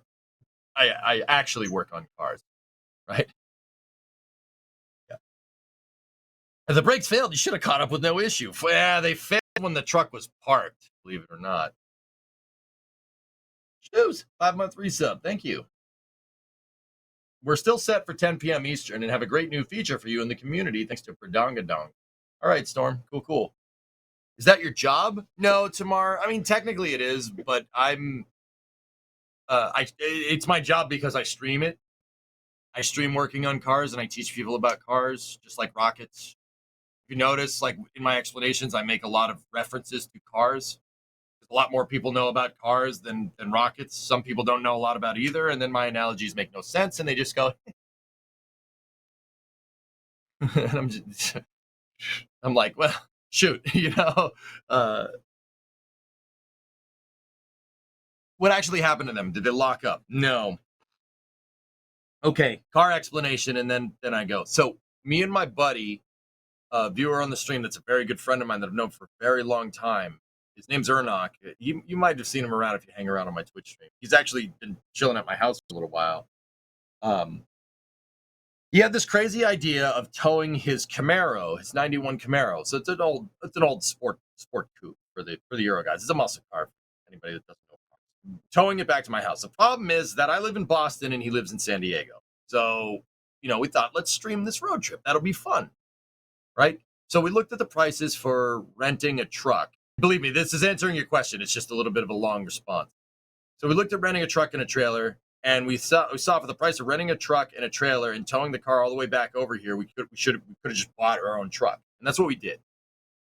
So Ernok bought a 1987 Ford F350 quad cab long box dually. Now, if you're from Europe and you're watching this, the thing is a limo. It's huge. It's a big old American truck, but this is a towing vehicle. It's not like a big truck for the sake of being a big truck. If you look at it, it's kind of unassuming.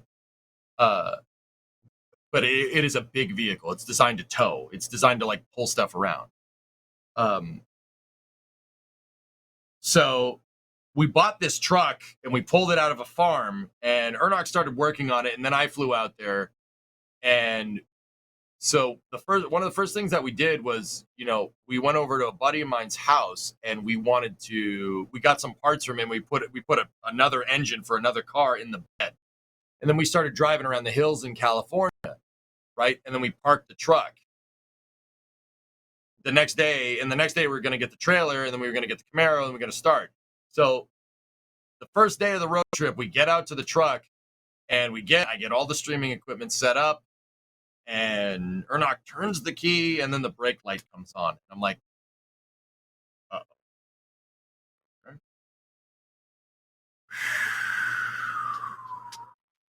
Not good. So first thing, what do we do? You check the master cylinder, see how much fluid you have. Master cylinder's almost empty. I'm like, balls. Oh, nice, Kanan. There you go. Yep. No fluid. What happened was, because we put the engine, it's an old engine from like the 70s. It's like 1,000 pounds. We put that over the back wheels, and we blew the rear brakes out completely. Like the 2 wheel cylinders in there didn't stand a chance. So yeah, the wheel cylinders are on the rear brakes on that truck are drum brakes. So drum brakes are kind of like you have a component called a drum. It looks kind of like a bowl almost, right? And it goes on the side, and inside of it are 2 shoes. And the shoes, those shoes are actuated by a cylinder, a hydraulic cylinder. So when you step on the brake, the cylinder pushes out on both sides and pushes the shoes against the inner diameter of the bowl or the drum, right? We blew the seals on those wheel cylinders because the truck's from 1987, because we put weight over the rear wheels and drove down a hill, right? So we blew both the cylinders out. I checked the master. There was no fluid in it, and I looked at the back of the truck. There's 2 huge puddles of brake fluid underneath the rear wheels, both of them. So I'm like, oh, that's good. So I had to do a brake job on a truck in a parking lot. Well, not in a parking lot. We drove it to my cousin's house, which actually is not that far away from where Ernok lives in California. Just by random chance, I had a cousin out there. We drove to his house, and I did a brake on an F350, and we streamed that instead on the first day. And because we did that on the first day, do an entire brake job, I looked over the entire rear end, because now I'm like, what else is wrong with this thing? I'm not driving 3,000 miles in this truck just to get more surprises, right? So I looked over the entire damn thing, right? Like I start like, I look at like you do a road trip like that, you got to be like space program prepared. Anything that you see, any weird stuff, you need to know about, understand why it's doing it, or know about it and fix it. Some things I didn't fix, but I knew about, like it leaks a little bit of oil out the valve covers because they're 37 years old, they're cork, and that happens, right? So the valve covers still, they were leaking, but the brakes, that's something you don't screw around with. So I spent the entire day rebuilding the brakes and looking over the entire truck just to make sure everything was A-okay. I did find some surprises in there in the fuse box, but I just put the fuse panel back on, and it's fine. It's fine. No, there was some really jank stuff with the fuse box jump, but that's another story. Long story short, because I spent a day looking over the truck, I couldn't catch up to Jack and D because they were leaving Spaceport America and we were leaving San Diego, both going east. I wanted to catch up with them. And we had it all ready to go, too. That's why on a flame trench, I think it was 2 weeks ago now, they patched me in from the right seat of that truck. And I did a little bit of commentary from the right seat of a truck going 60 miles an hour down the highway. Yeah, Tessa, my cousin's cool. Lufus told me a secret, wants a fifth wheel for its birthday. Yep. Yeah, Credence, you don't want to see what we pulled out of the radiator of that thing. I'm pretty sure the farmer was using irrigation water, and we flushed the radiator and the engine and found about a pound of dirt in the radiator. Works great now, though. We flushed it for like 30 minutes. We flushed it for 30 minutes. I'm just sitting there. We're just sitting there with the hose and the radiator in the coolant fill, and we have the petcock open on the radiator. It's just, dude, it looks like a soft serve machine. Just, I'm like, what the hell? Oh. With a hydrant? No, he just had a hose in there. No. Yeah, it looked like a soft serve machine. Yeah, that was bad. Was it in the hills? Did you have to pull into one of those old run-out things? No, LoJack. We got very lucky. We, A, didn't run out of brake fluid, and B, the seals blew like at the very end of the trip, so we got back to Ernok's house. Yeah, it's a wild story. But yeah, that's why I didn't catch up with Jack and D. That's why I wanted to go to Starbase for the first leg of that road trip. We ended up not being able to do it because the brake lines popped. That's why I wanted to go to Starbase first. I had this road trip planned out: San Diego to Brownsville to Titusville up to Boston. The road trip would have been longer than what it actually was. Would you like some soft serve from the radiator? Yeah, exactly. It's also best you didn't have the trailer adding brake weight. Yes, Sasquatch. I remember the brake light came on and I went and looked at the master cylinder, and Ernok was like, "Can we top that up and go?" And I'm like, "No. We will die. We will very much die."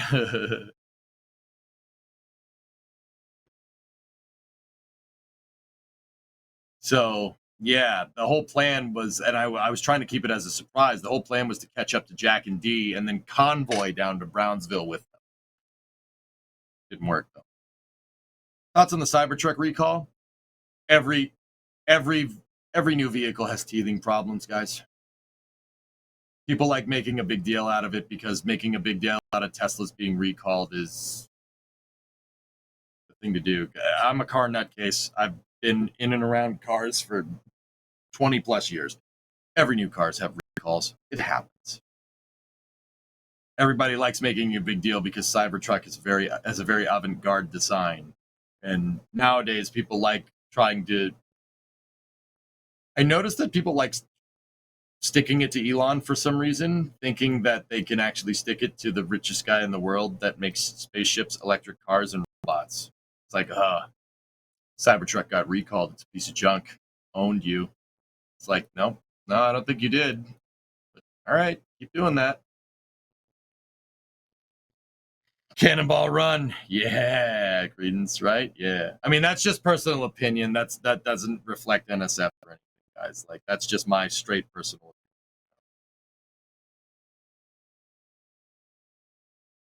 you have a 2018 CRV and it has a new recall. Yeah, exactly, Astral. Every yeah, for sure. Every vehicle gets recalled. Guys, look, you think Elon was the first one to do rapid prototyping? Ford, Chevy, and Dodge and Mercedes and Toyota have been doing it for 100 years. Like, and you guys know good and well, they're like, look at Starship every spacecraft. They all have teething problems. Everything does. There's no way you could take into account everything. So, like, even cars, cars are going to have recalls. It happens. That's why you never buy a car brand new, ever. Never buy a brand new car. Subsequently, you never buy a car at the end of its production run either. You want to ideally buy a car like 4 or 5 years after it's been out on the market. And I'm talking a new car. You know why? Because they got all the kinks figured out. But you don't want to buy it at the end either. Because once they get all the kinks figured out, they're going to figure out a cheaper way to make it. And then you get a cheap version of a nice design. Happens with GM. GM is notorious for this. That's why I don't like Chevy. They're notorious for it. Yeah, exactly, Credence. Design is broken in and a later design is just broken. You got it, man. You got it. Ford had to give me a brand new engine for your 17 Escape last year. Oh, that's because it's gasoline direct injection. That's another story. Can we talk about the Delta Clipper when it's convenient? I think it's cool, and I don't know enough about it. Oh, geez. Kanan, Alvaro asked me a question about the ESA, and I forgot to answer it. He's probably gone. Damn. Oh, well.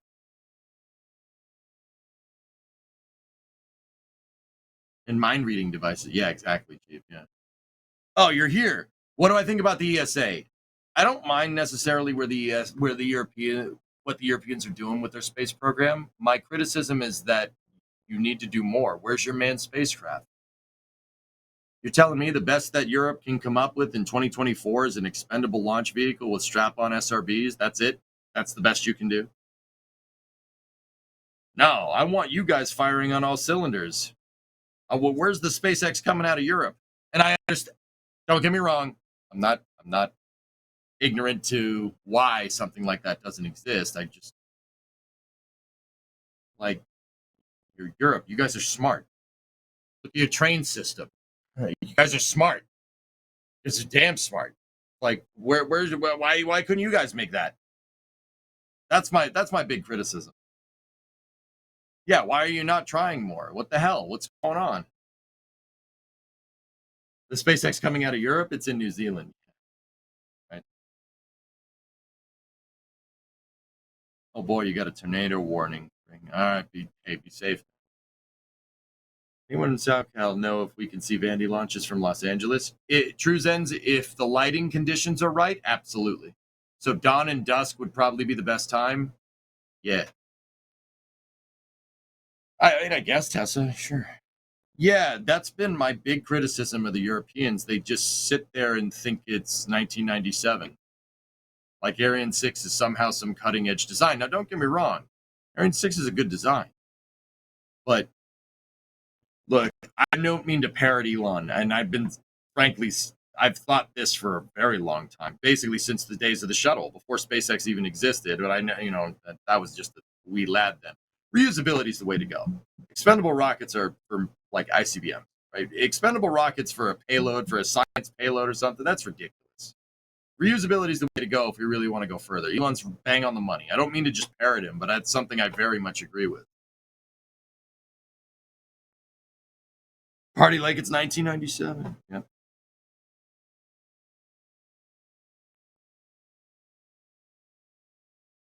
Yeah, Achkale, their Ariane 6 is on track to launch in the summertime. Should be fine. Yeah, pallets of money falling from the sky. Yeah, Martin,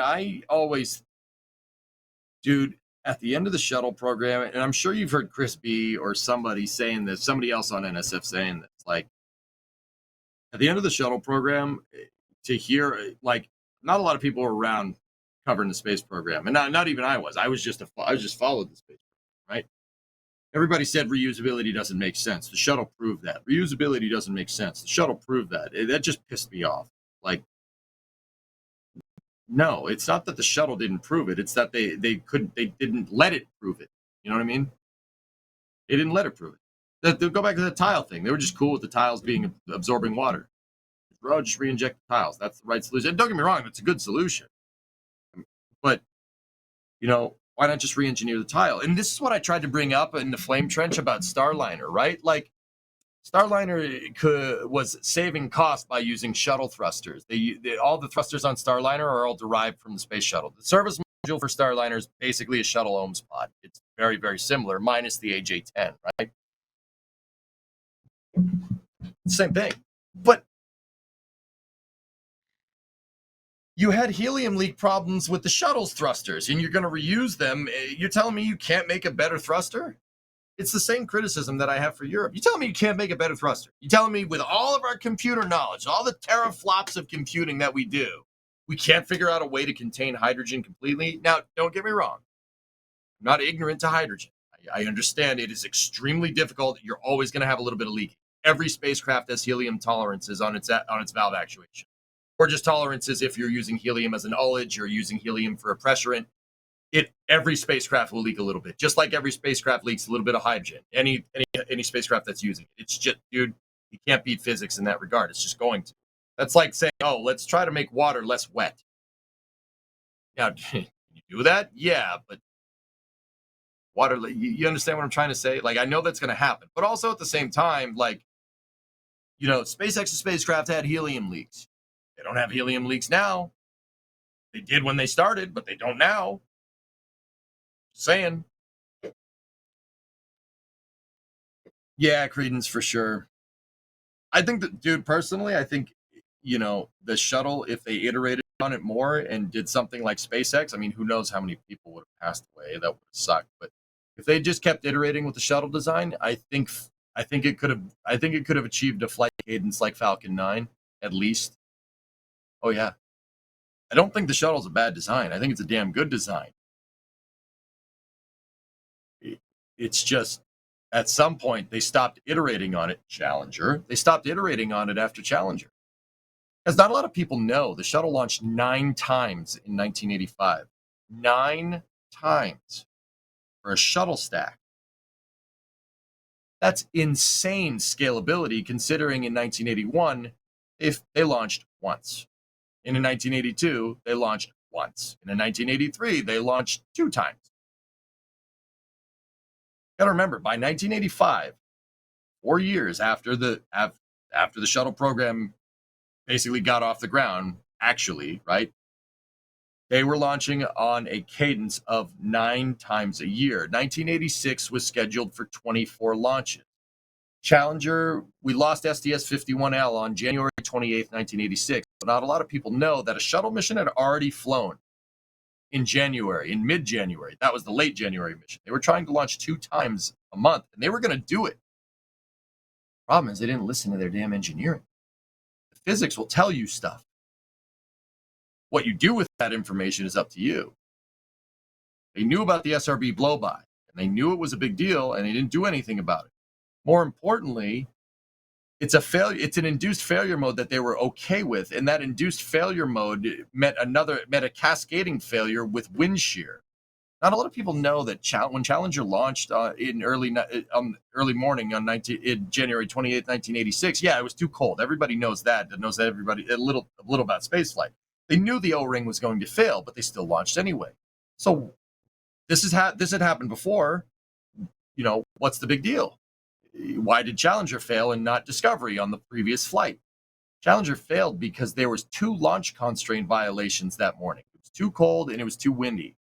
Upper level winds were no good. So now you have an O-ring that got put into a failure mode because it's too cold, that got hit by wind shear. Engineering and the physics were trying to tell the NASA engineers, and the engineers did listen. It's just the management that didn't, technically. They were trying to tell, the physics don't lie. They were trying to tell you what was going on, and they, didn't do anything about it, and we lost one. And it sucks because we lost that rapid iteration that was going on. Firmly believe that if they decided to scrub that day and launch the next day when it was a little bit warmer, by the 90s, the shuttle's launching 24 times a year. Easily. Yep. Look at all the manifested missions that they had. Winds levered the boosters, creating gaps. Bingo. It's not crosswinds, Martin. It's vertical wind shear. That's the problem. I hate that this isn't talked about much. Are you familiar with the SubSafe program? No, God nukes. Not off the top of my head, dude. And they would have iterated the fault out of it. Bingo. Engineering, guys, you have to understand what you made. The physics and the spacecraft are going to tell you something. What you do with that information is up to you. That's what separates failed projects from not failed projects. NASA made many mistakes to get there with Columbia. Martin, I talk about this almost daily on my Twitch stream. I firmly believe that if Challenger didn't happen, Columbia probably wouldn't have happened. Columbia happened because we decided to take a launch vehicle that was designed for rapid reflight and not do that with it. I'll give you an example, just an analog example. The truck in the story that I was telling you guys about with the road trip a second ago. The truck is great at towing. It's really good at what it does. It was designed that way. That's what it was designed to do. That F-350 that Ernock and I dragged across the country. It's a great truck. If it sits for a long period of time, it becomes not a great truck very, very fast. Why? Because it's a car. It's a truck. It's a vehicle. It's designed to be used. Cars are designed to be used. You let a car sit, it's the worst thing that you could do, save from maybe crashing it. Cars that sit for long periods of time, not good for it. Now, what happens with a vehicle with the stakeholder expectation of being able to be launched once a week at the very least? So you design a vehicle to be launched once a week, and then you launch it once every 3 months. You are asking for problems. Like you are short asking for problems. Anyway, one more question. All right, last question. Hey, I told you guys I could do this all night. I was stopping because you guys need to go to bed. Best shuttle. I love Challenger. Because Challenger was the shuttle that was produced based off of the iterations and the knowledge learned from Columbia. Every shuttle design after Challenger was based off of it. Discovery, Atlantis, Endeavour, they're all based off of Challenger. They have nothing in common with Columbia, save for maybe the shape.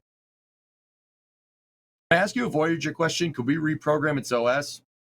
Chris, the problem with reprogramming Voyager's OS is that people don't know how to do it because it's using a code base from 50 years ago. That's the problem.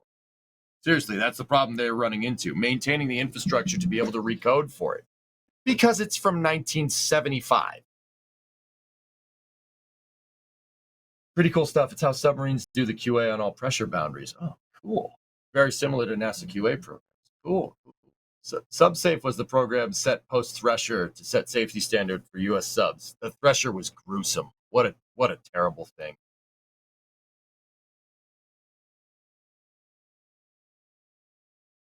All right, now you have a favorite shuttle. There you go. A lot of Atlantis. Atlantis and Endeavour are cool, guys. Don't get me wrong. But Challenger is genesis for the shuttle program. It really is. Without Challenger, you don't get any of the subsequent shuttles. Anyway, this is one hell of a post show, huh? I think I'm 2 hours over the mark. This post show is longer than the actual flame trench. Yeah, there you go, Alvaro. Yep. Just run it on Windows 11. Nice, Jay. Voyager was coded in Fortran. Oh, God. Not Fortran. Okay. I was born in 75 and resemble that remark. Today's world doesn't understand my code. All right. All right. Anyway, guys, I'm going to head out off of the post show. I'm going to head back over to my Twitch cave. Could be worse than Cobble. Oh, God, not Cobble. You do not want to know how much Fortran is still in operations in meteorology. Can you build Voyager in KSP? Yeah, Chris, of course you could. Oh, COBOL, not Cobble. Okay, cool. My company is currently in Pirate to take a company from Fortran to Python.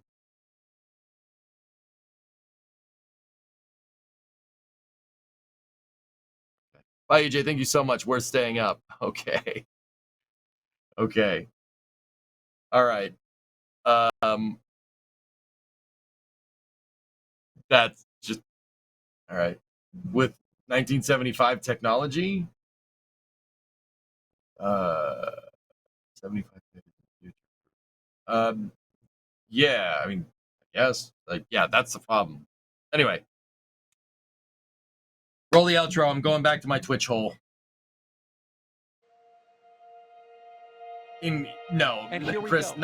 not in that. Okay. All right, I'm out.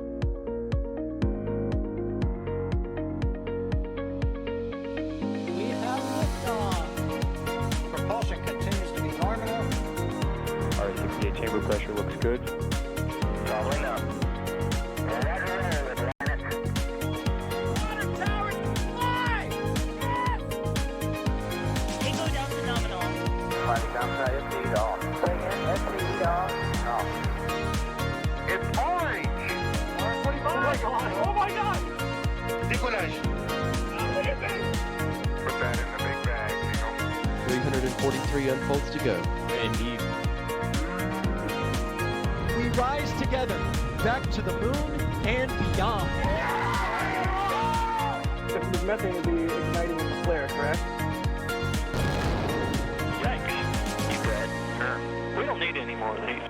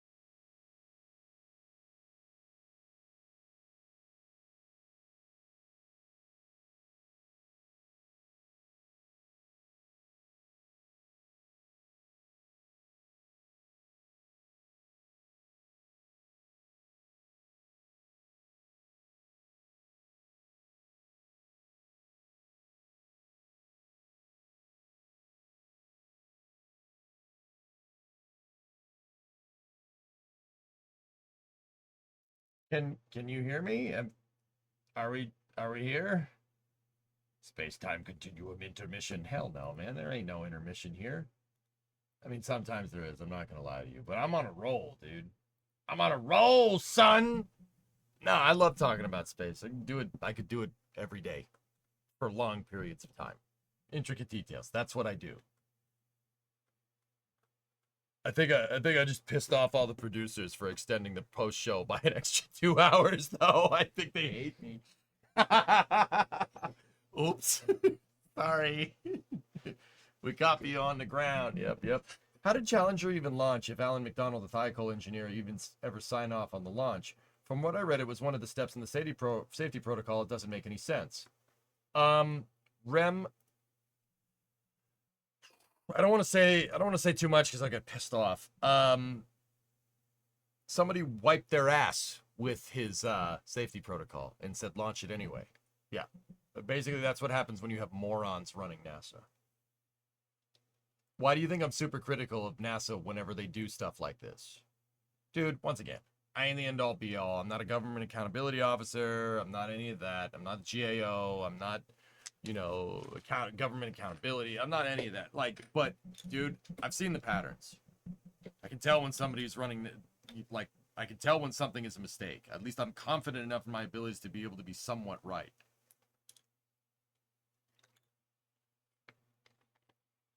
Well, you warned them at the start. I kind of did, Nova One. Yeah, I said I could go for 10 more hours. I think they thought I was kidding. I could. How did he transport himself to Boca to mission control? Back end is like, he's finally gone. Yeah, I changed the center screen. Yeah, now I love you. Yeah, Kevin. I mean, Kevin, dude, I'd love to do a spot like that on an NSF stream where it's just that. Like, I can just spar with chat for hours. That's what I do. I have a decade of experience doing it. We could call it like the lightning hour or something, like it's part of the flame trench, dude. That'd be a sweet segment. Do basically what I just did, just double reading Twitch chats and going from there. I could do the whole influencer thing. I hate calling it an influencer thing, but I'm pretty good at doing the influencer thing. Like, I can spar with chat about spaceflight, about pretty advanced stuff. But you're down, let's chat. Hell yeah, dog. Hell yeah, dog. Not lightning hour. SCE to Ox. Yeah. Rem, as a first-year mechanical engineering student, we are constantly reminded that public safety is the #1 priority in this job. Management disregarding that just pisses me off, too.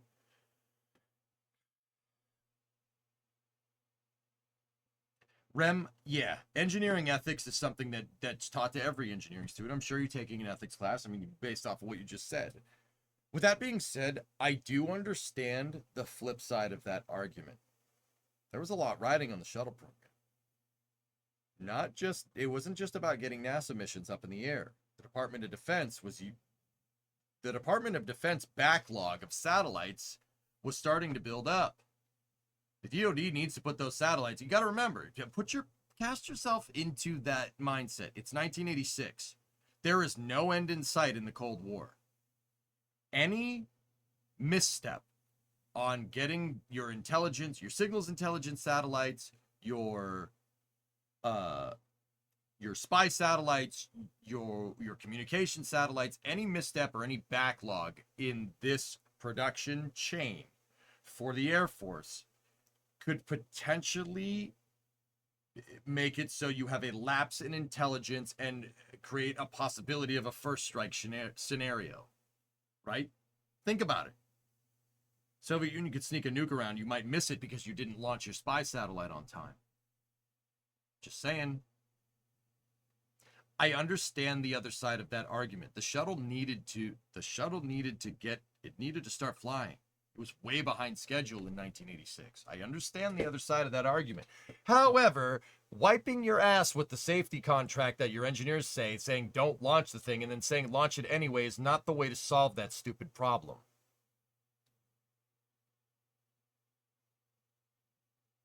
Old man yells at rockets. Dude, I love that one. That one's sick.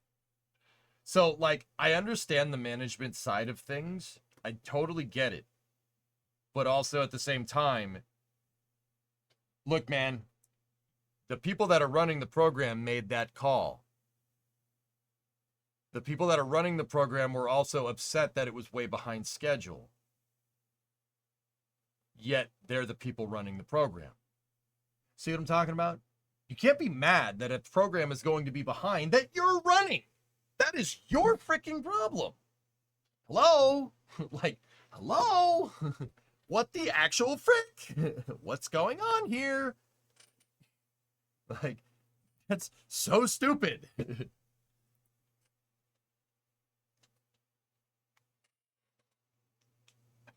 Yeah, there you go, Misadventures. Yep. Mm-hmm. It's not just the shuttle. Chernobyl is another good example of when you have morons in charge of engineering that they know nothing about.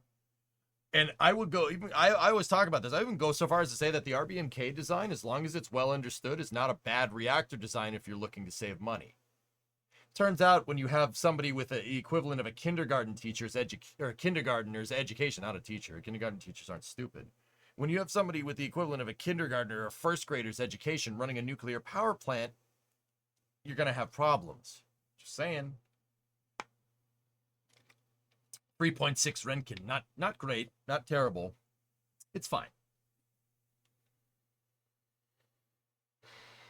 Personnel and people managing it is such a big deal. That's why SpaceX is such an anomaly, and that's why people vehemently defend everything that they do. You know, everybody's like, oh man, SpaceX has so many freaking fanboys. Dude, they're fanboys for a damn good reason. Myself included. Here's the thing, man. If I was talking with anybody around, you know, I'd be like, SpaceX is awesome. What they're doing is fantastic. Everybody else is you know, like way behind. But because I have a platform and because people listen to me and because I report on the news, I have a ethical responsibility to be unbiased. I want to just sit here and talk about Starship all day, every day, dude, and I can, believe me.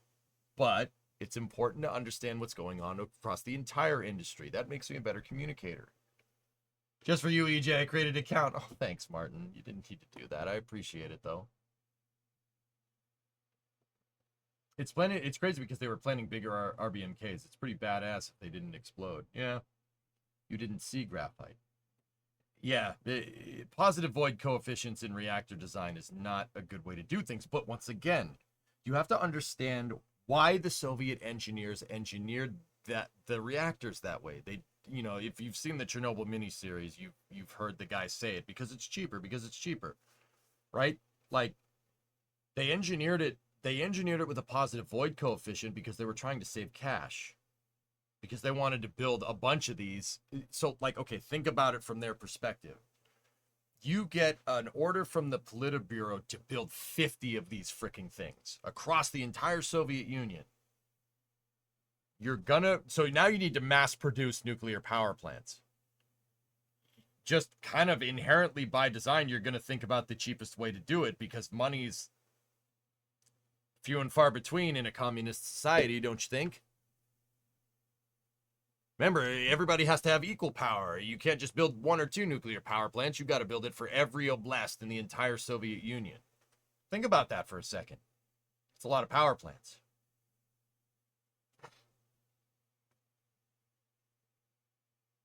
Yeah, SpaceX basically ticks every box, Nova. They're an anomaly. Never seen nothing like this. And what makes me happy is that it proves it can be done.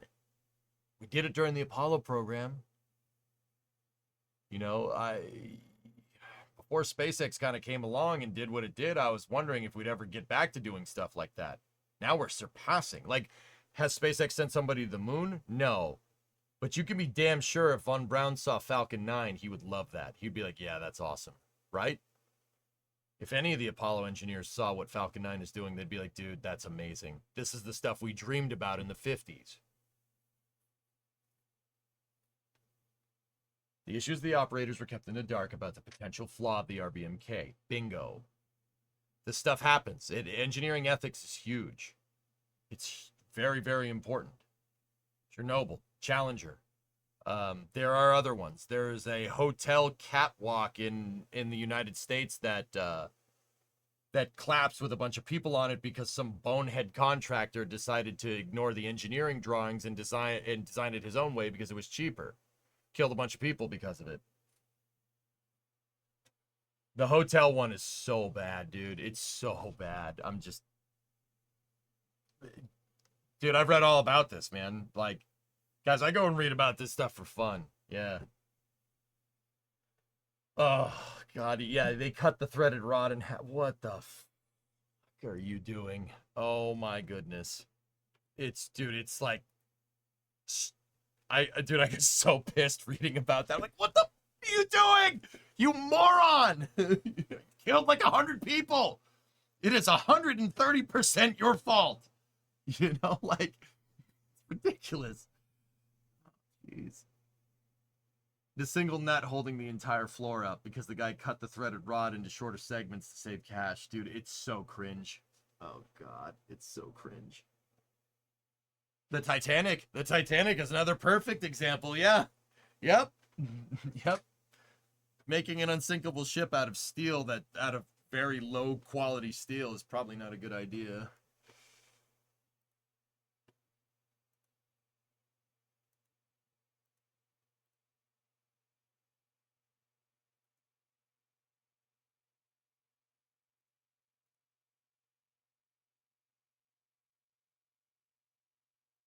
What is this?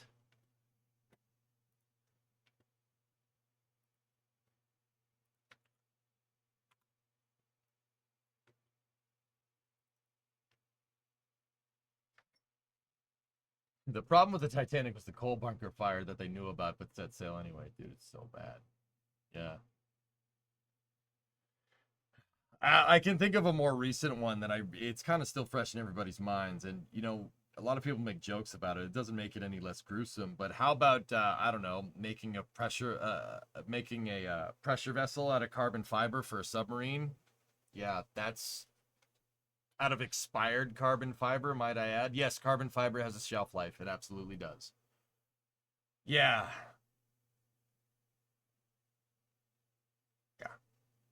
Actually, you want to hear something funny that I heard about the Ocean Gate sub? Boeing engineers designed that submarine. A couple of ex-Boeing engineers designed that thing. Now, before you go, oh, that's why it failed. You want to know what's funny? Ocean Gate hired these Boeing engineers, right? And the engineers went to Stockton Rush and they said, no, don't. You want to do what with this? Dude, we thought you just wanted to go like down 1,000 feet. You want to go to the Titanic? Are you nuts?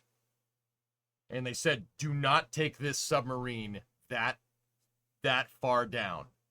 You will die. And then Stockton Rush said, frick you, I'm going to do it anyway. And you know what they both did? Bye-bye. See you later. They both quit.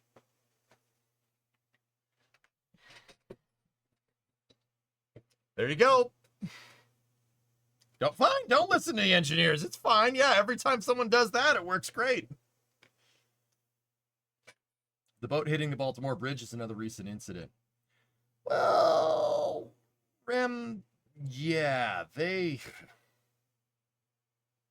were, the short story of that, from what I've read from the NTRS reports, is that they were doing routine maintenance a couple of weeks earlier on the dolly, and somebody pulled a lever they shouldn't have, and they short-circuited the entire system by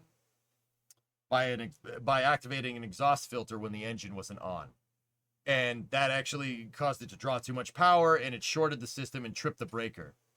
Now, ships like that have 2 redundant breakers. They have 2 main circuit breakers for this exact reason.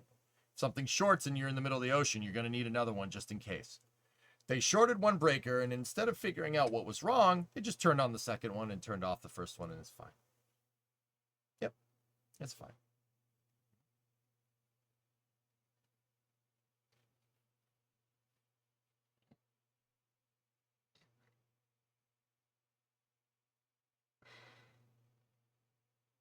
Yep. Yeah, that's right. They shorted the system out a couple of weeks prior to Dolly setting sail out of Baltimore Harbor. Or not for that. Yep, not. And yeah, instead of like doing anything about it, they just, oh, well, that breaker doesn't work anymore. Let's just use the other one. And then weird. It's almost like they broke something, you know, when the ship went underway, it started shorting out again. No redundant breaker this time.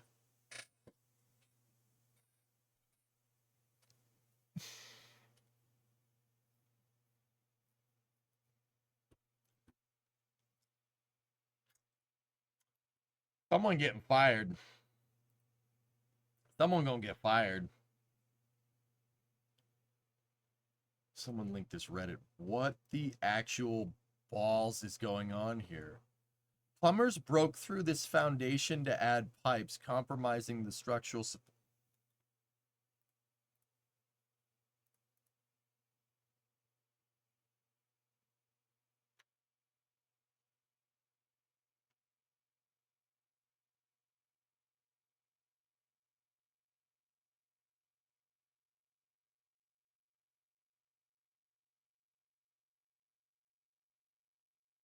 Okay, there is several things, cracked foundation notwithstanding, that I'm seeing that are very wrong with this. The pipes are pitched in the wrong direction. Actually, no, those pipes are, never mind, no, scratch that. The pipes are they're pitched correctly. Yeah, no, that one isn't. Oh, for frick's sake. Oh my god. Oh my god, dude. Okay. Fellas, even you can't just run per building code. I'm assuming this is in the United States by the wiring right there. You cannot run drainage like this. Drainage has to be in the ground. You can't just run drainage on the floor of a... You Can't run drainage on the floor like that. That is against building codes. Like, very against building codes. This is bad. This is bad. This is very bad.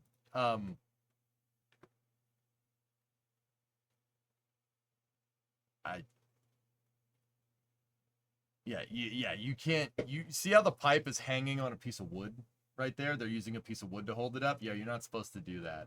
That's click number 2. Oh God.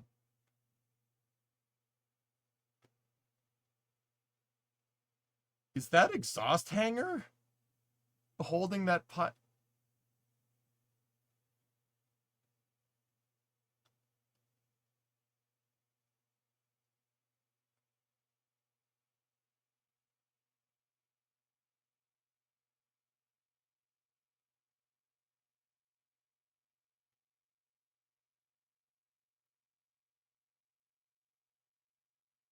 I wonder if anybody sees the same stuff that I'm seeing here. Hold up.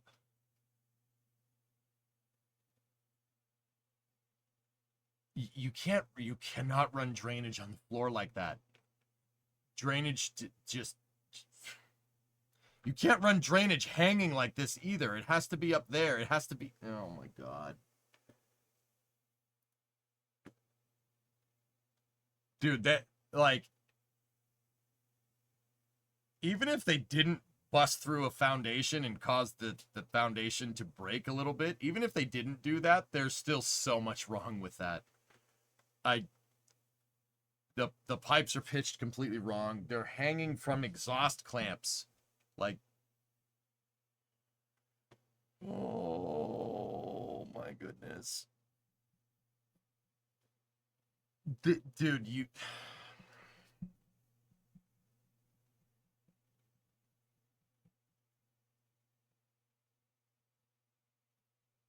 That just stressed me the hell out. That just stressed me. I hate that. I hate it a lot, actually. Like, a lot. I hate it. I hate it. Don't they certify plumbers in the US? You need a license to be able to work on plumbing. Sig. Yeah, it takes a lot of time and a lot of effort. Clearly, these guys, whoever did that, didn't do that. That was probably a homeowner. To be honest, like, the thing says, oh, plumbers did this. Oh, plumbers did this. Probably not. No, probably not. I'll bet you the homeowner, that's a residential modification. Nobody did. You know, that's probably the homeowner saying, all the plumbers are too expensive. Hey, my buddy knows a little bit about plumbing. I'll have him come and do it. Send that to your cousin. That's a plumber. See what he says. I could send it to the uncle element. The uncle is a general contractor. Yeah, he's a GC. He'll know. I'll send it to him. Or an unsupervised apprentice. Also could be that, yes. Yeah, that's how, if you guys have always wondered how I know so much about building codes and talking about construction equipment and stuff, yeah, I get it from him, from the GC. I hear about it all the time. I can't send it to my cousin right now. He's off doing stuff. He is currently unreachable at the moment. Yeah, building inspection. Exactly. This is why you have to get a building inspection, because a bank isn't going to give you a loan on a house with plumbing like that.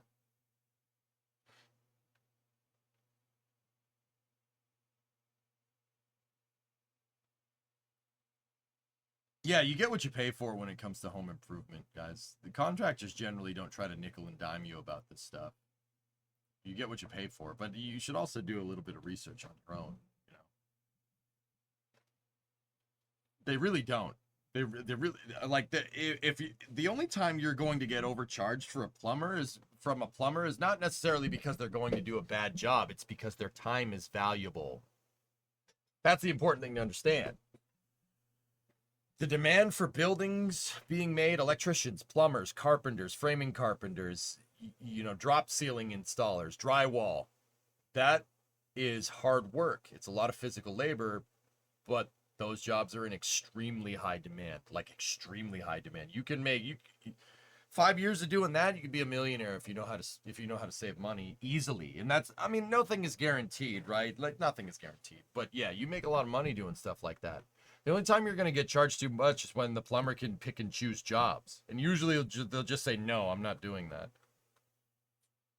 Ask me how I know. My cousin's a plumber and my uncle's a plumber. Everybody's a damn plumber.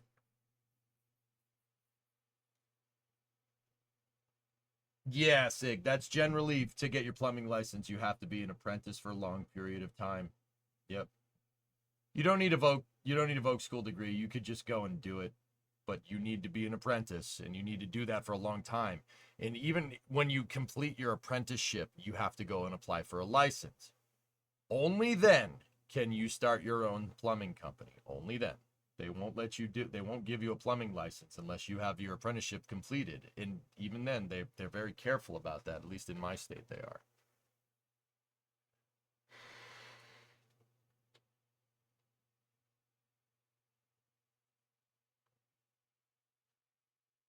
Yep, exactly, Poison. That's the only time you're going to get overcharged is if time is valuable, because their job is in demand. Yeah, you need a master license. Yeah, no, I know the whole process. My cousin went through it. I talked to him as much as I can, you know. It's a lot of work. Lot of work.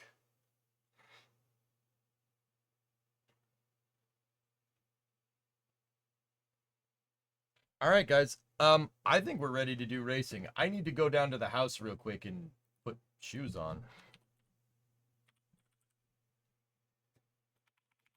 So I race, sometimes, I haven't been doing it much lately, but I race on Friday nights in Assetto Corsa with my community.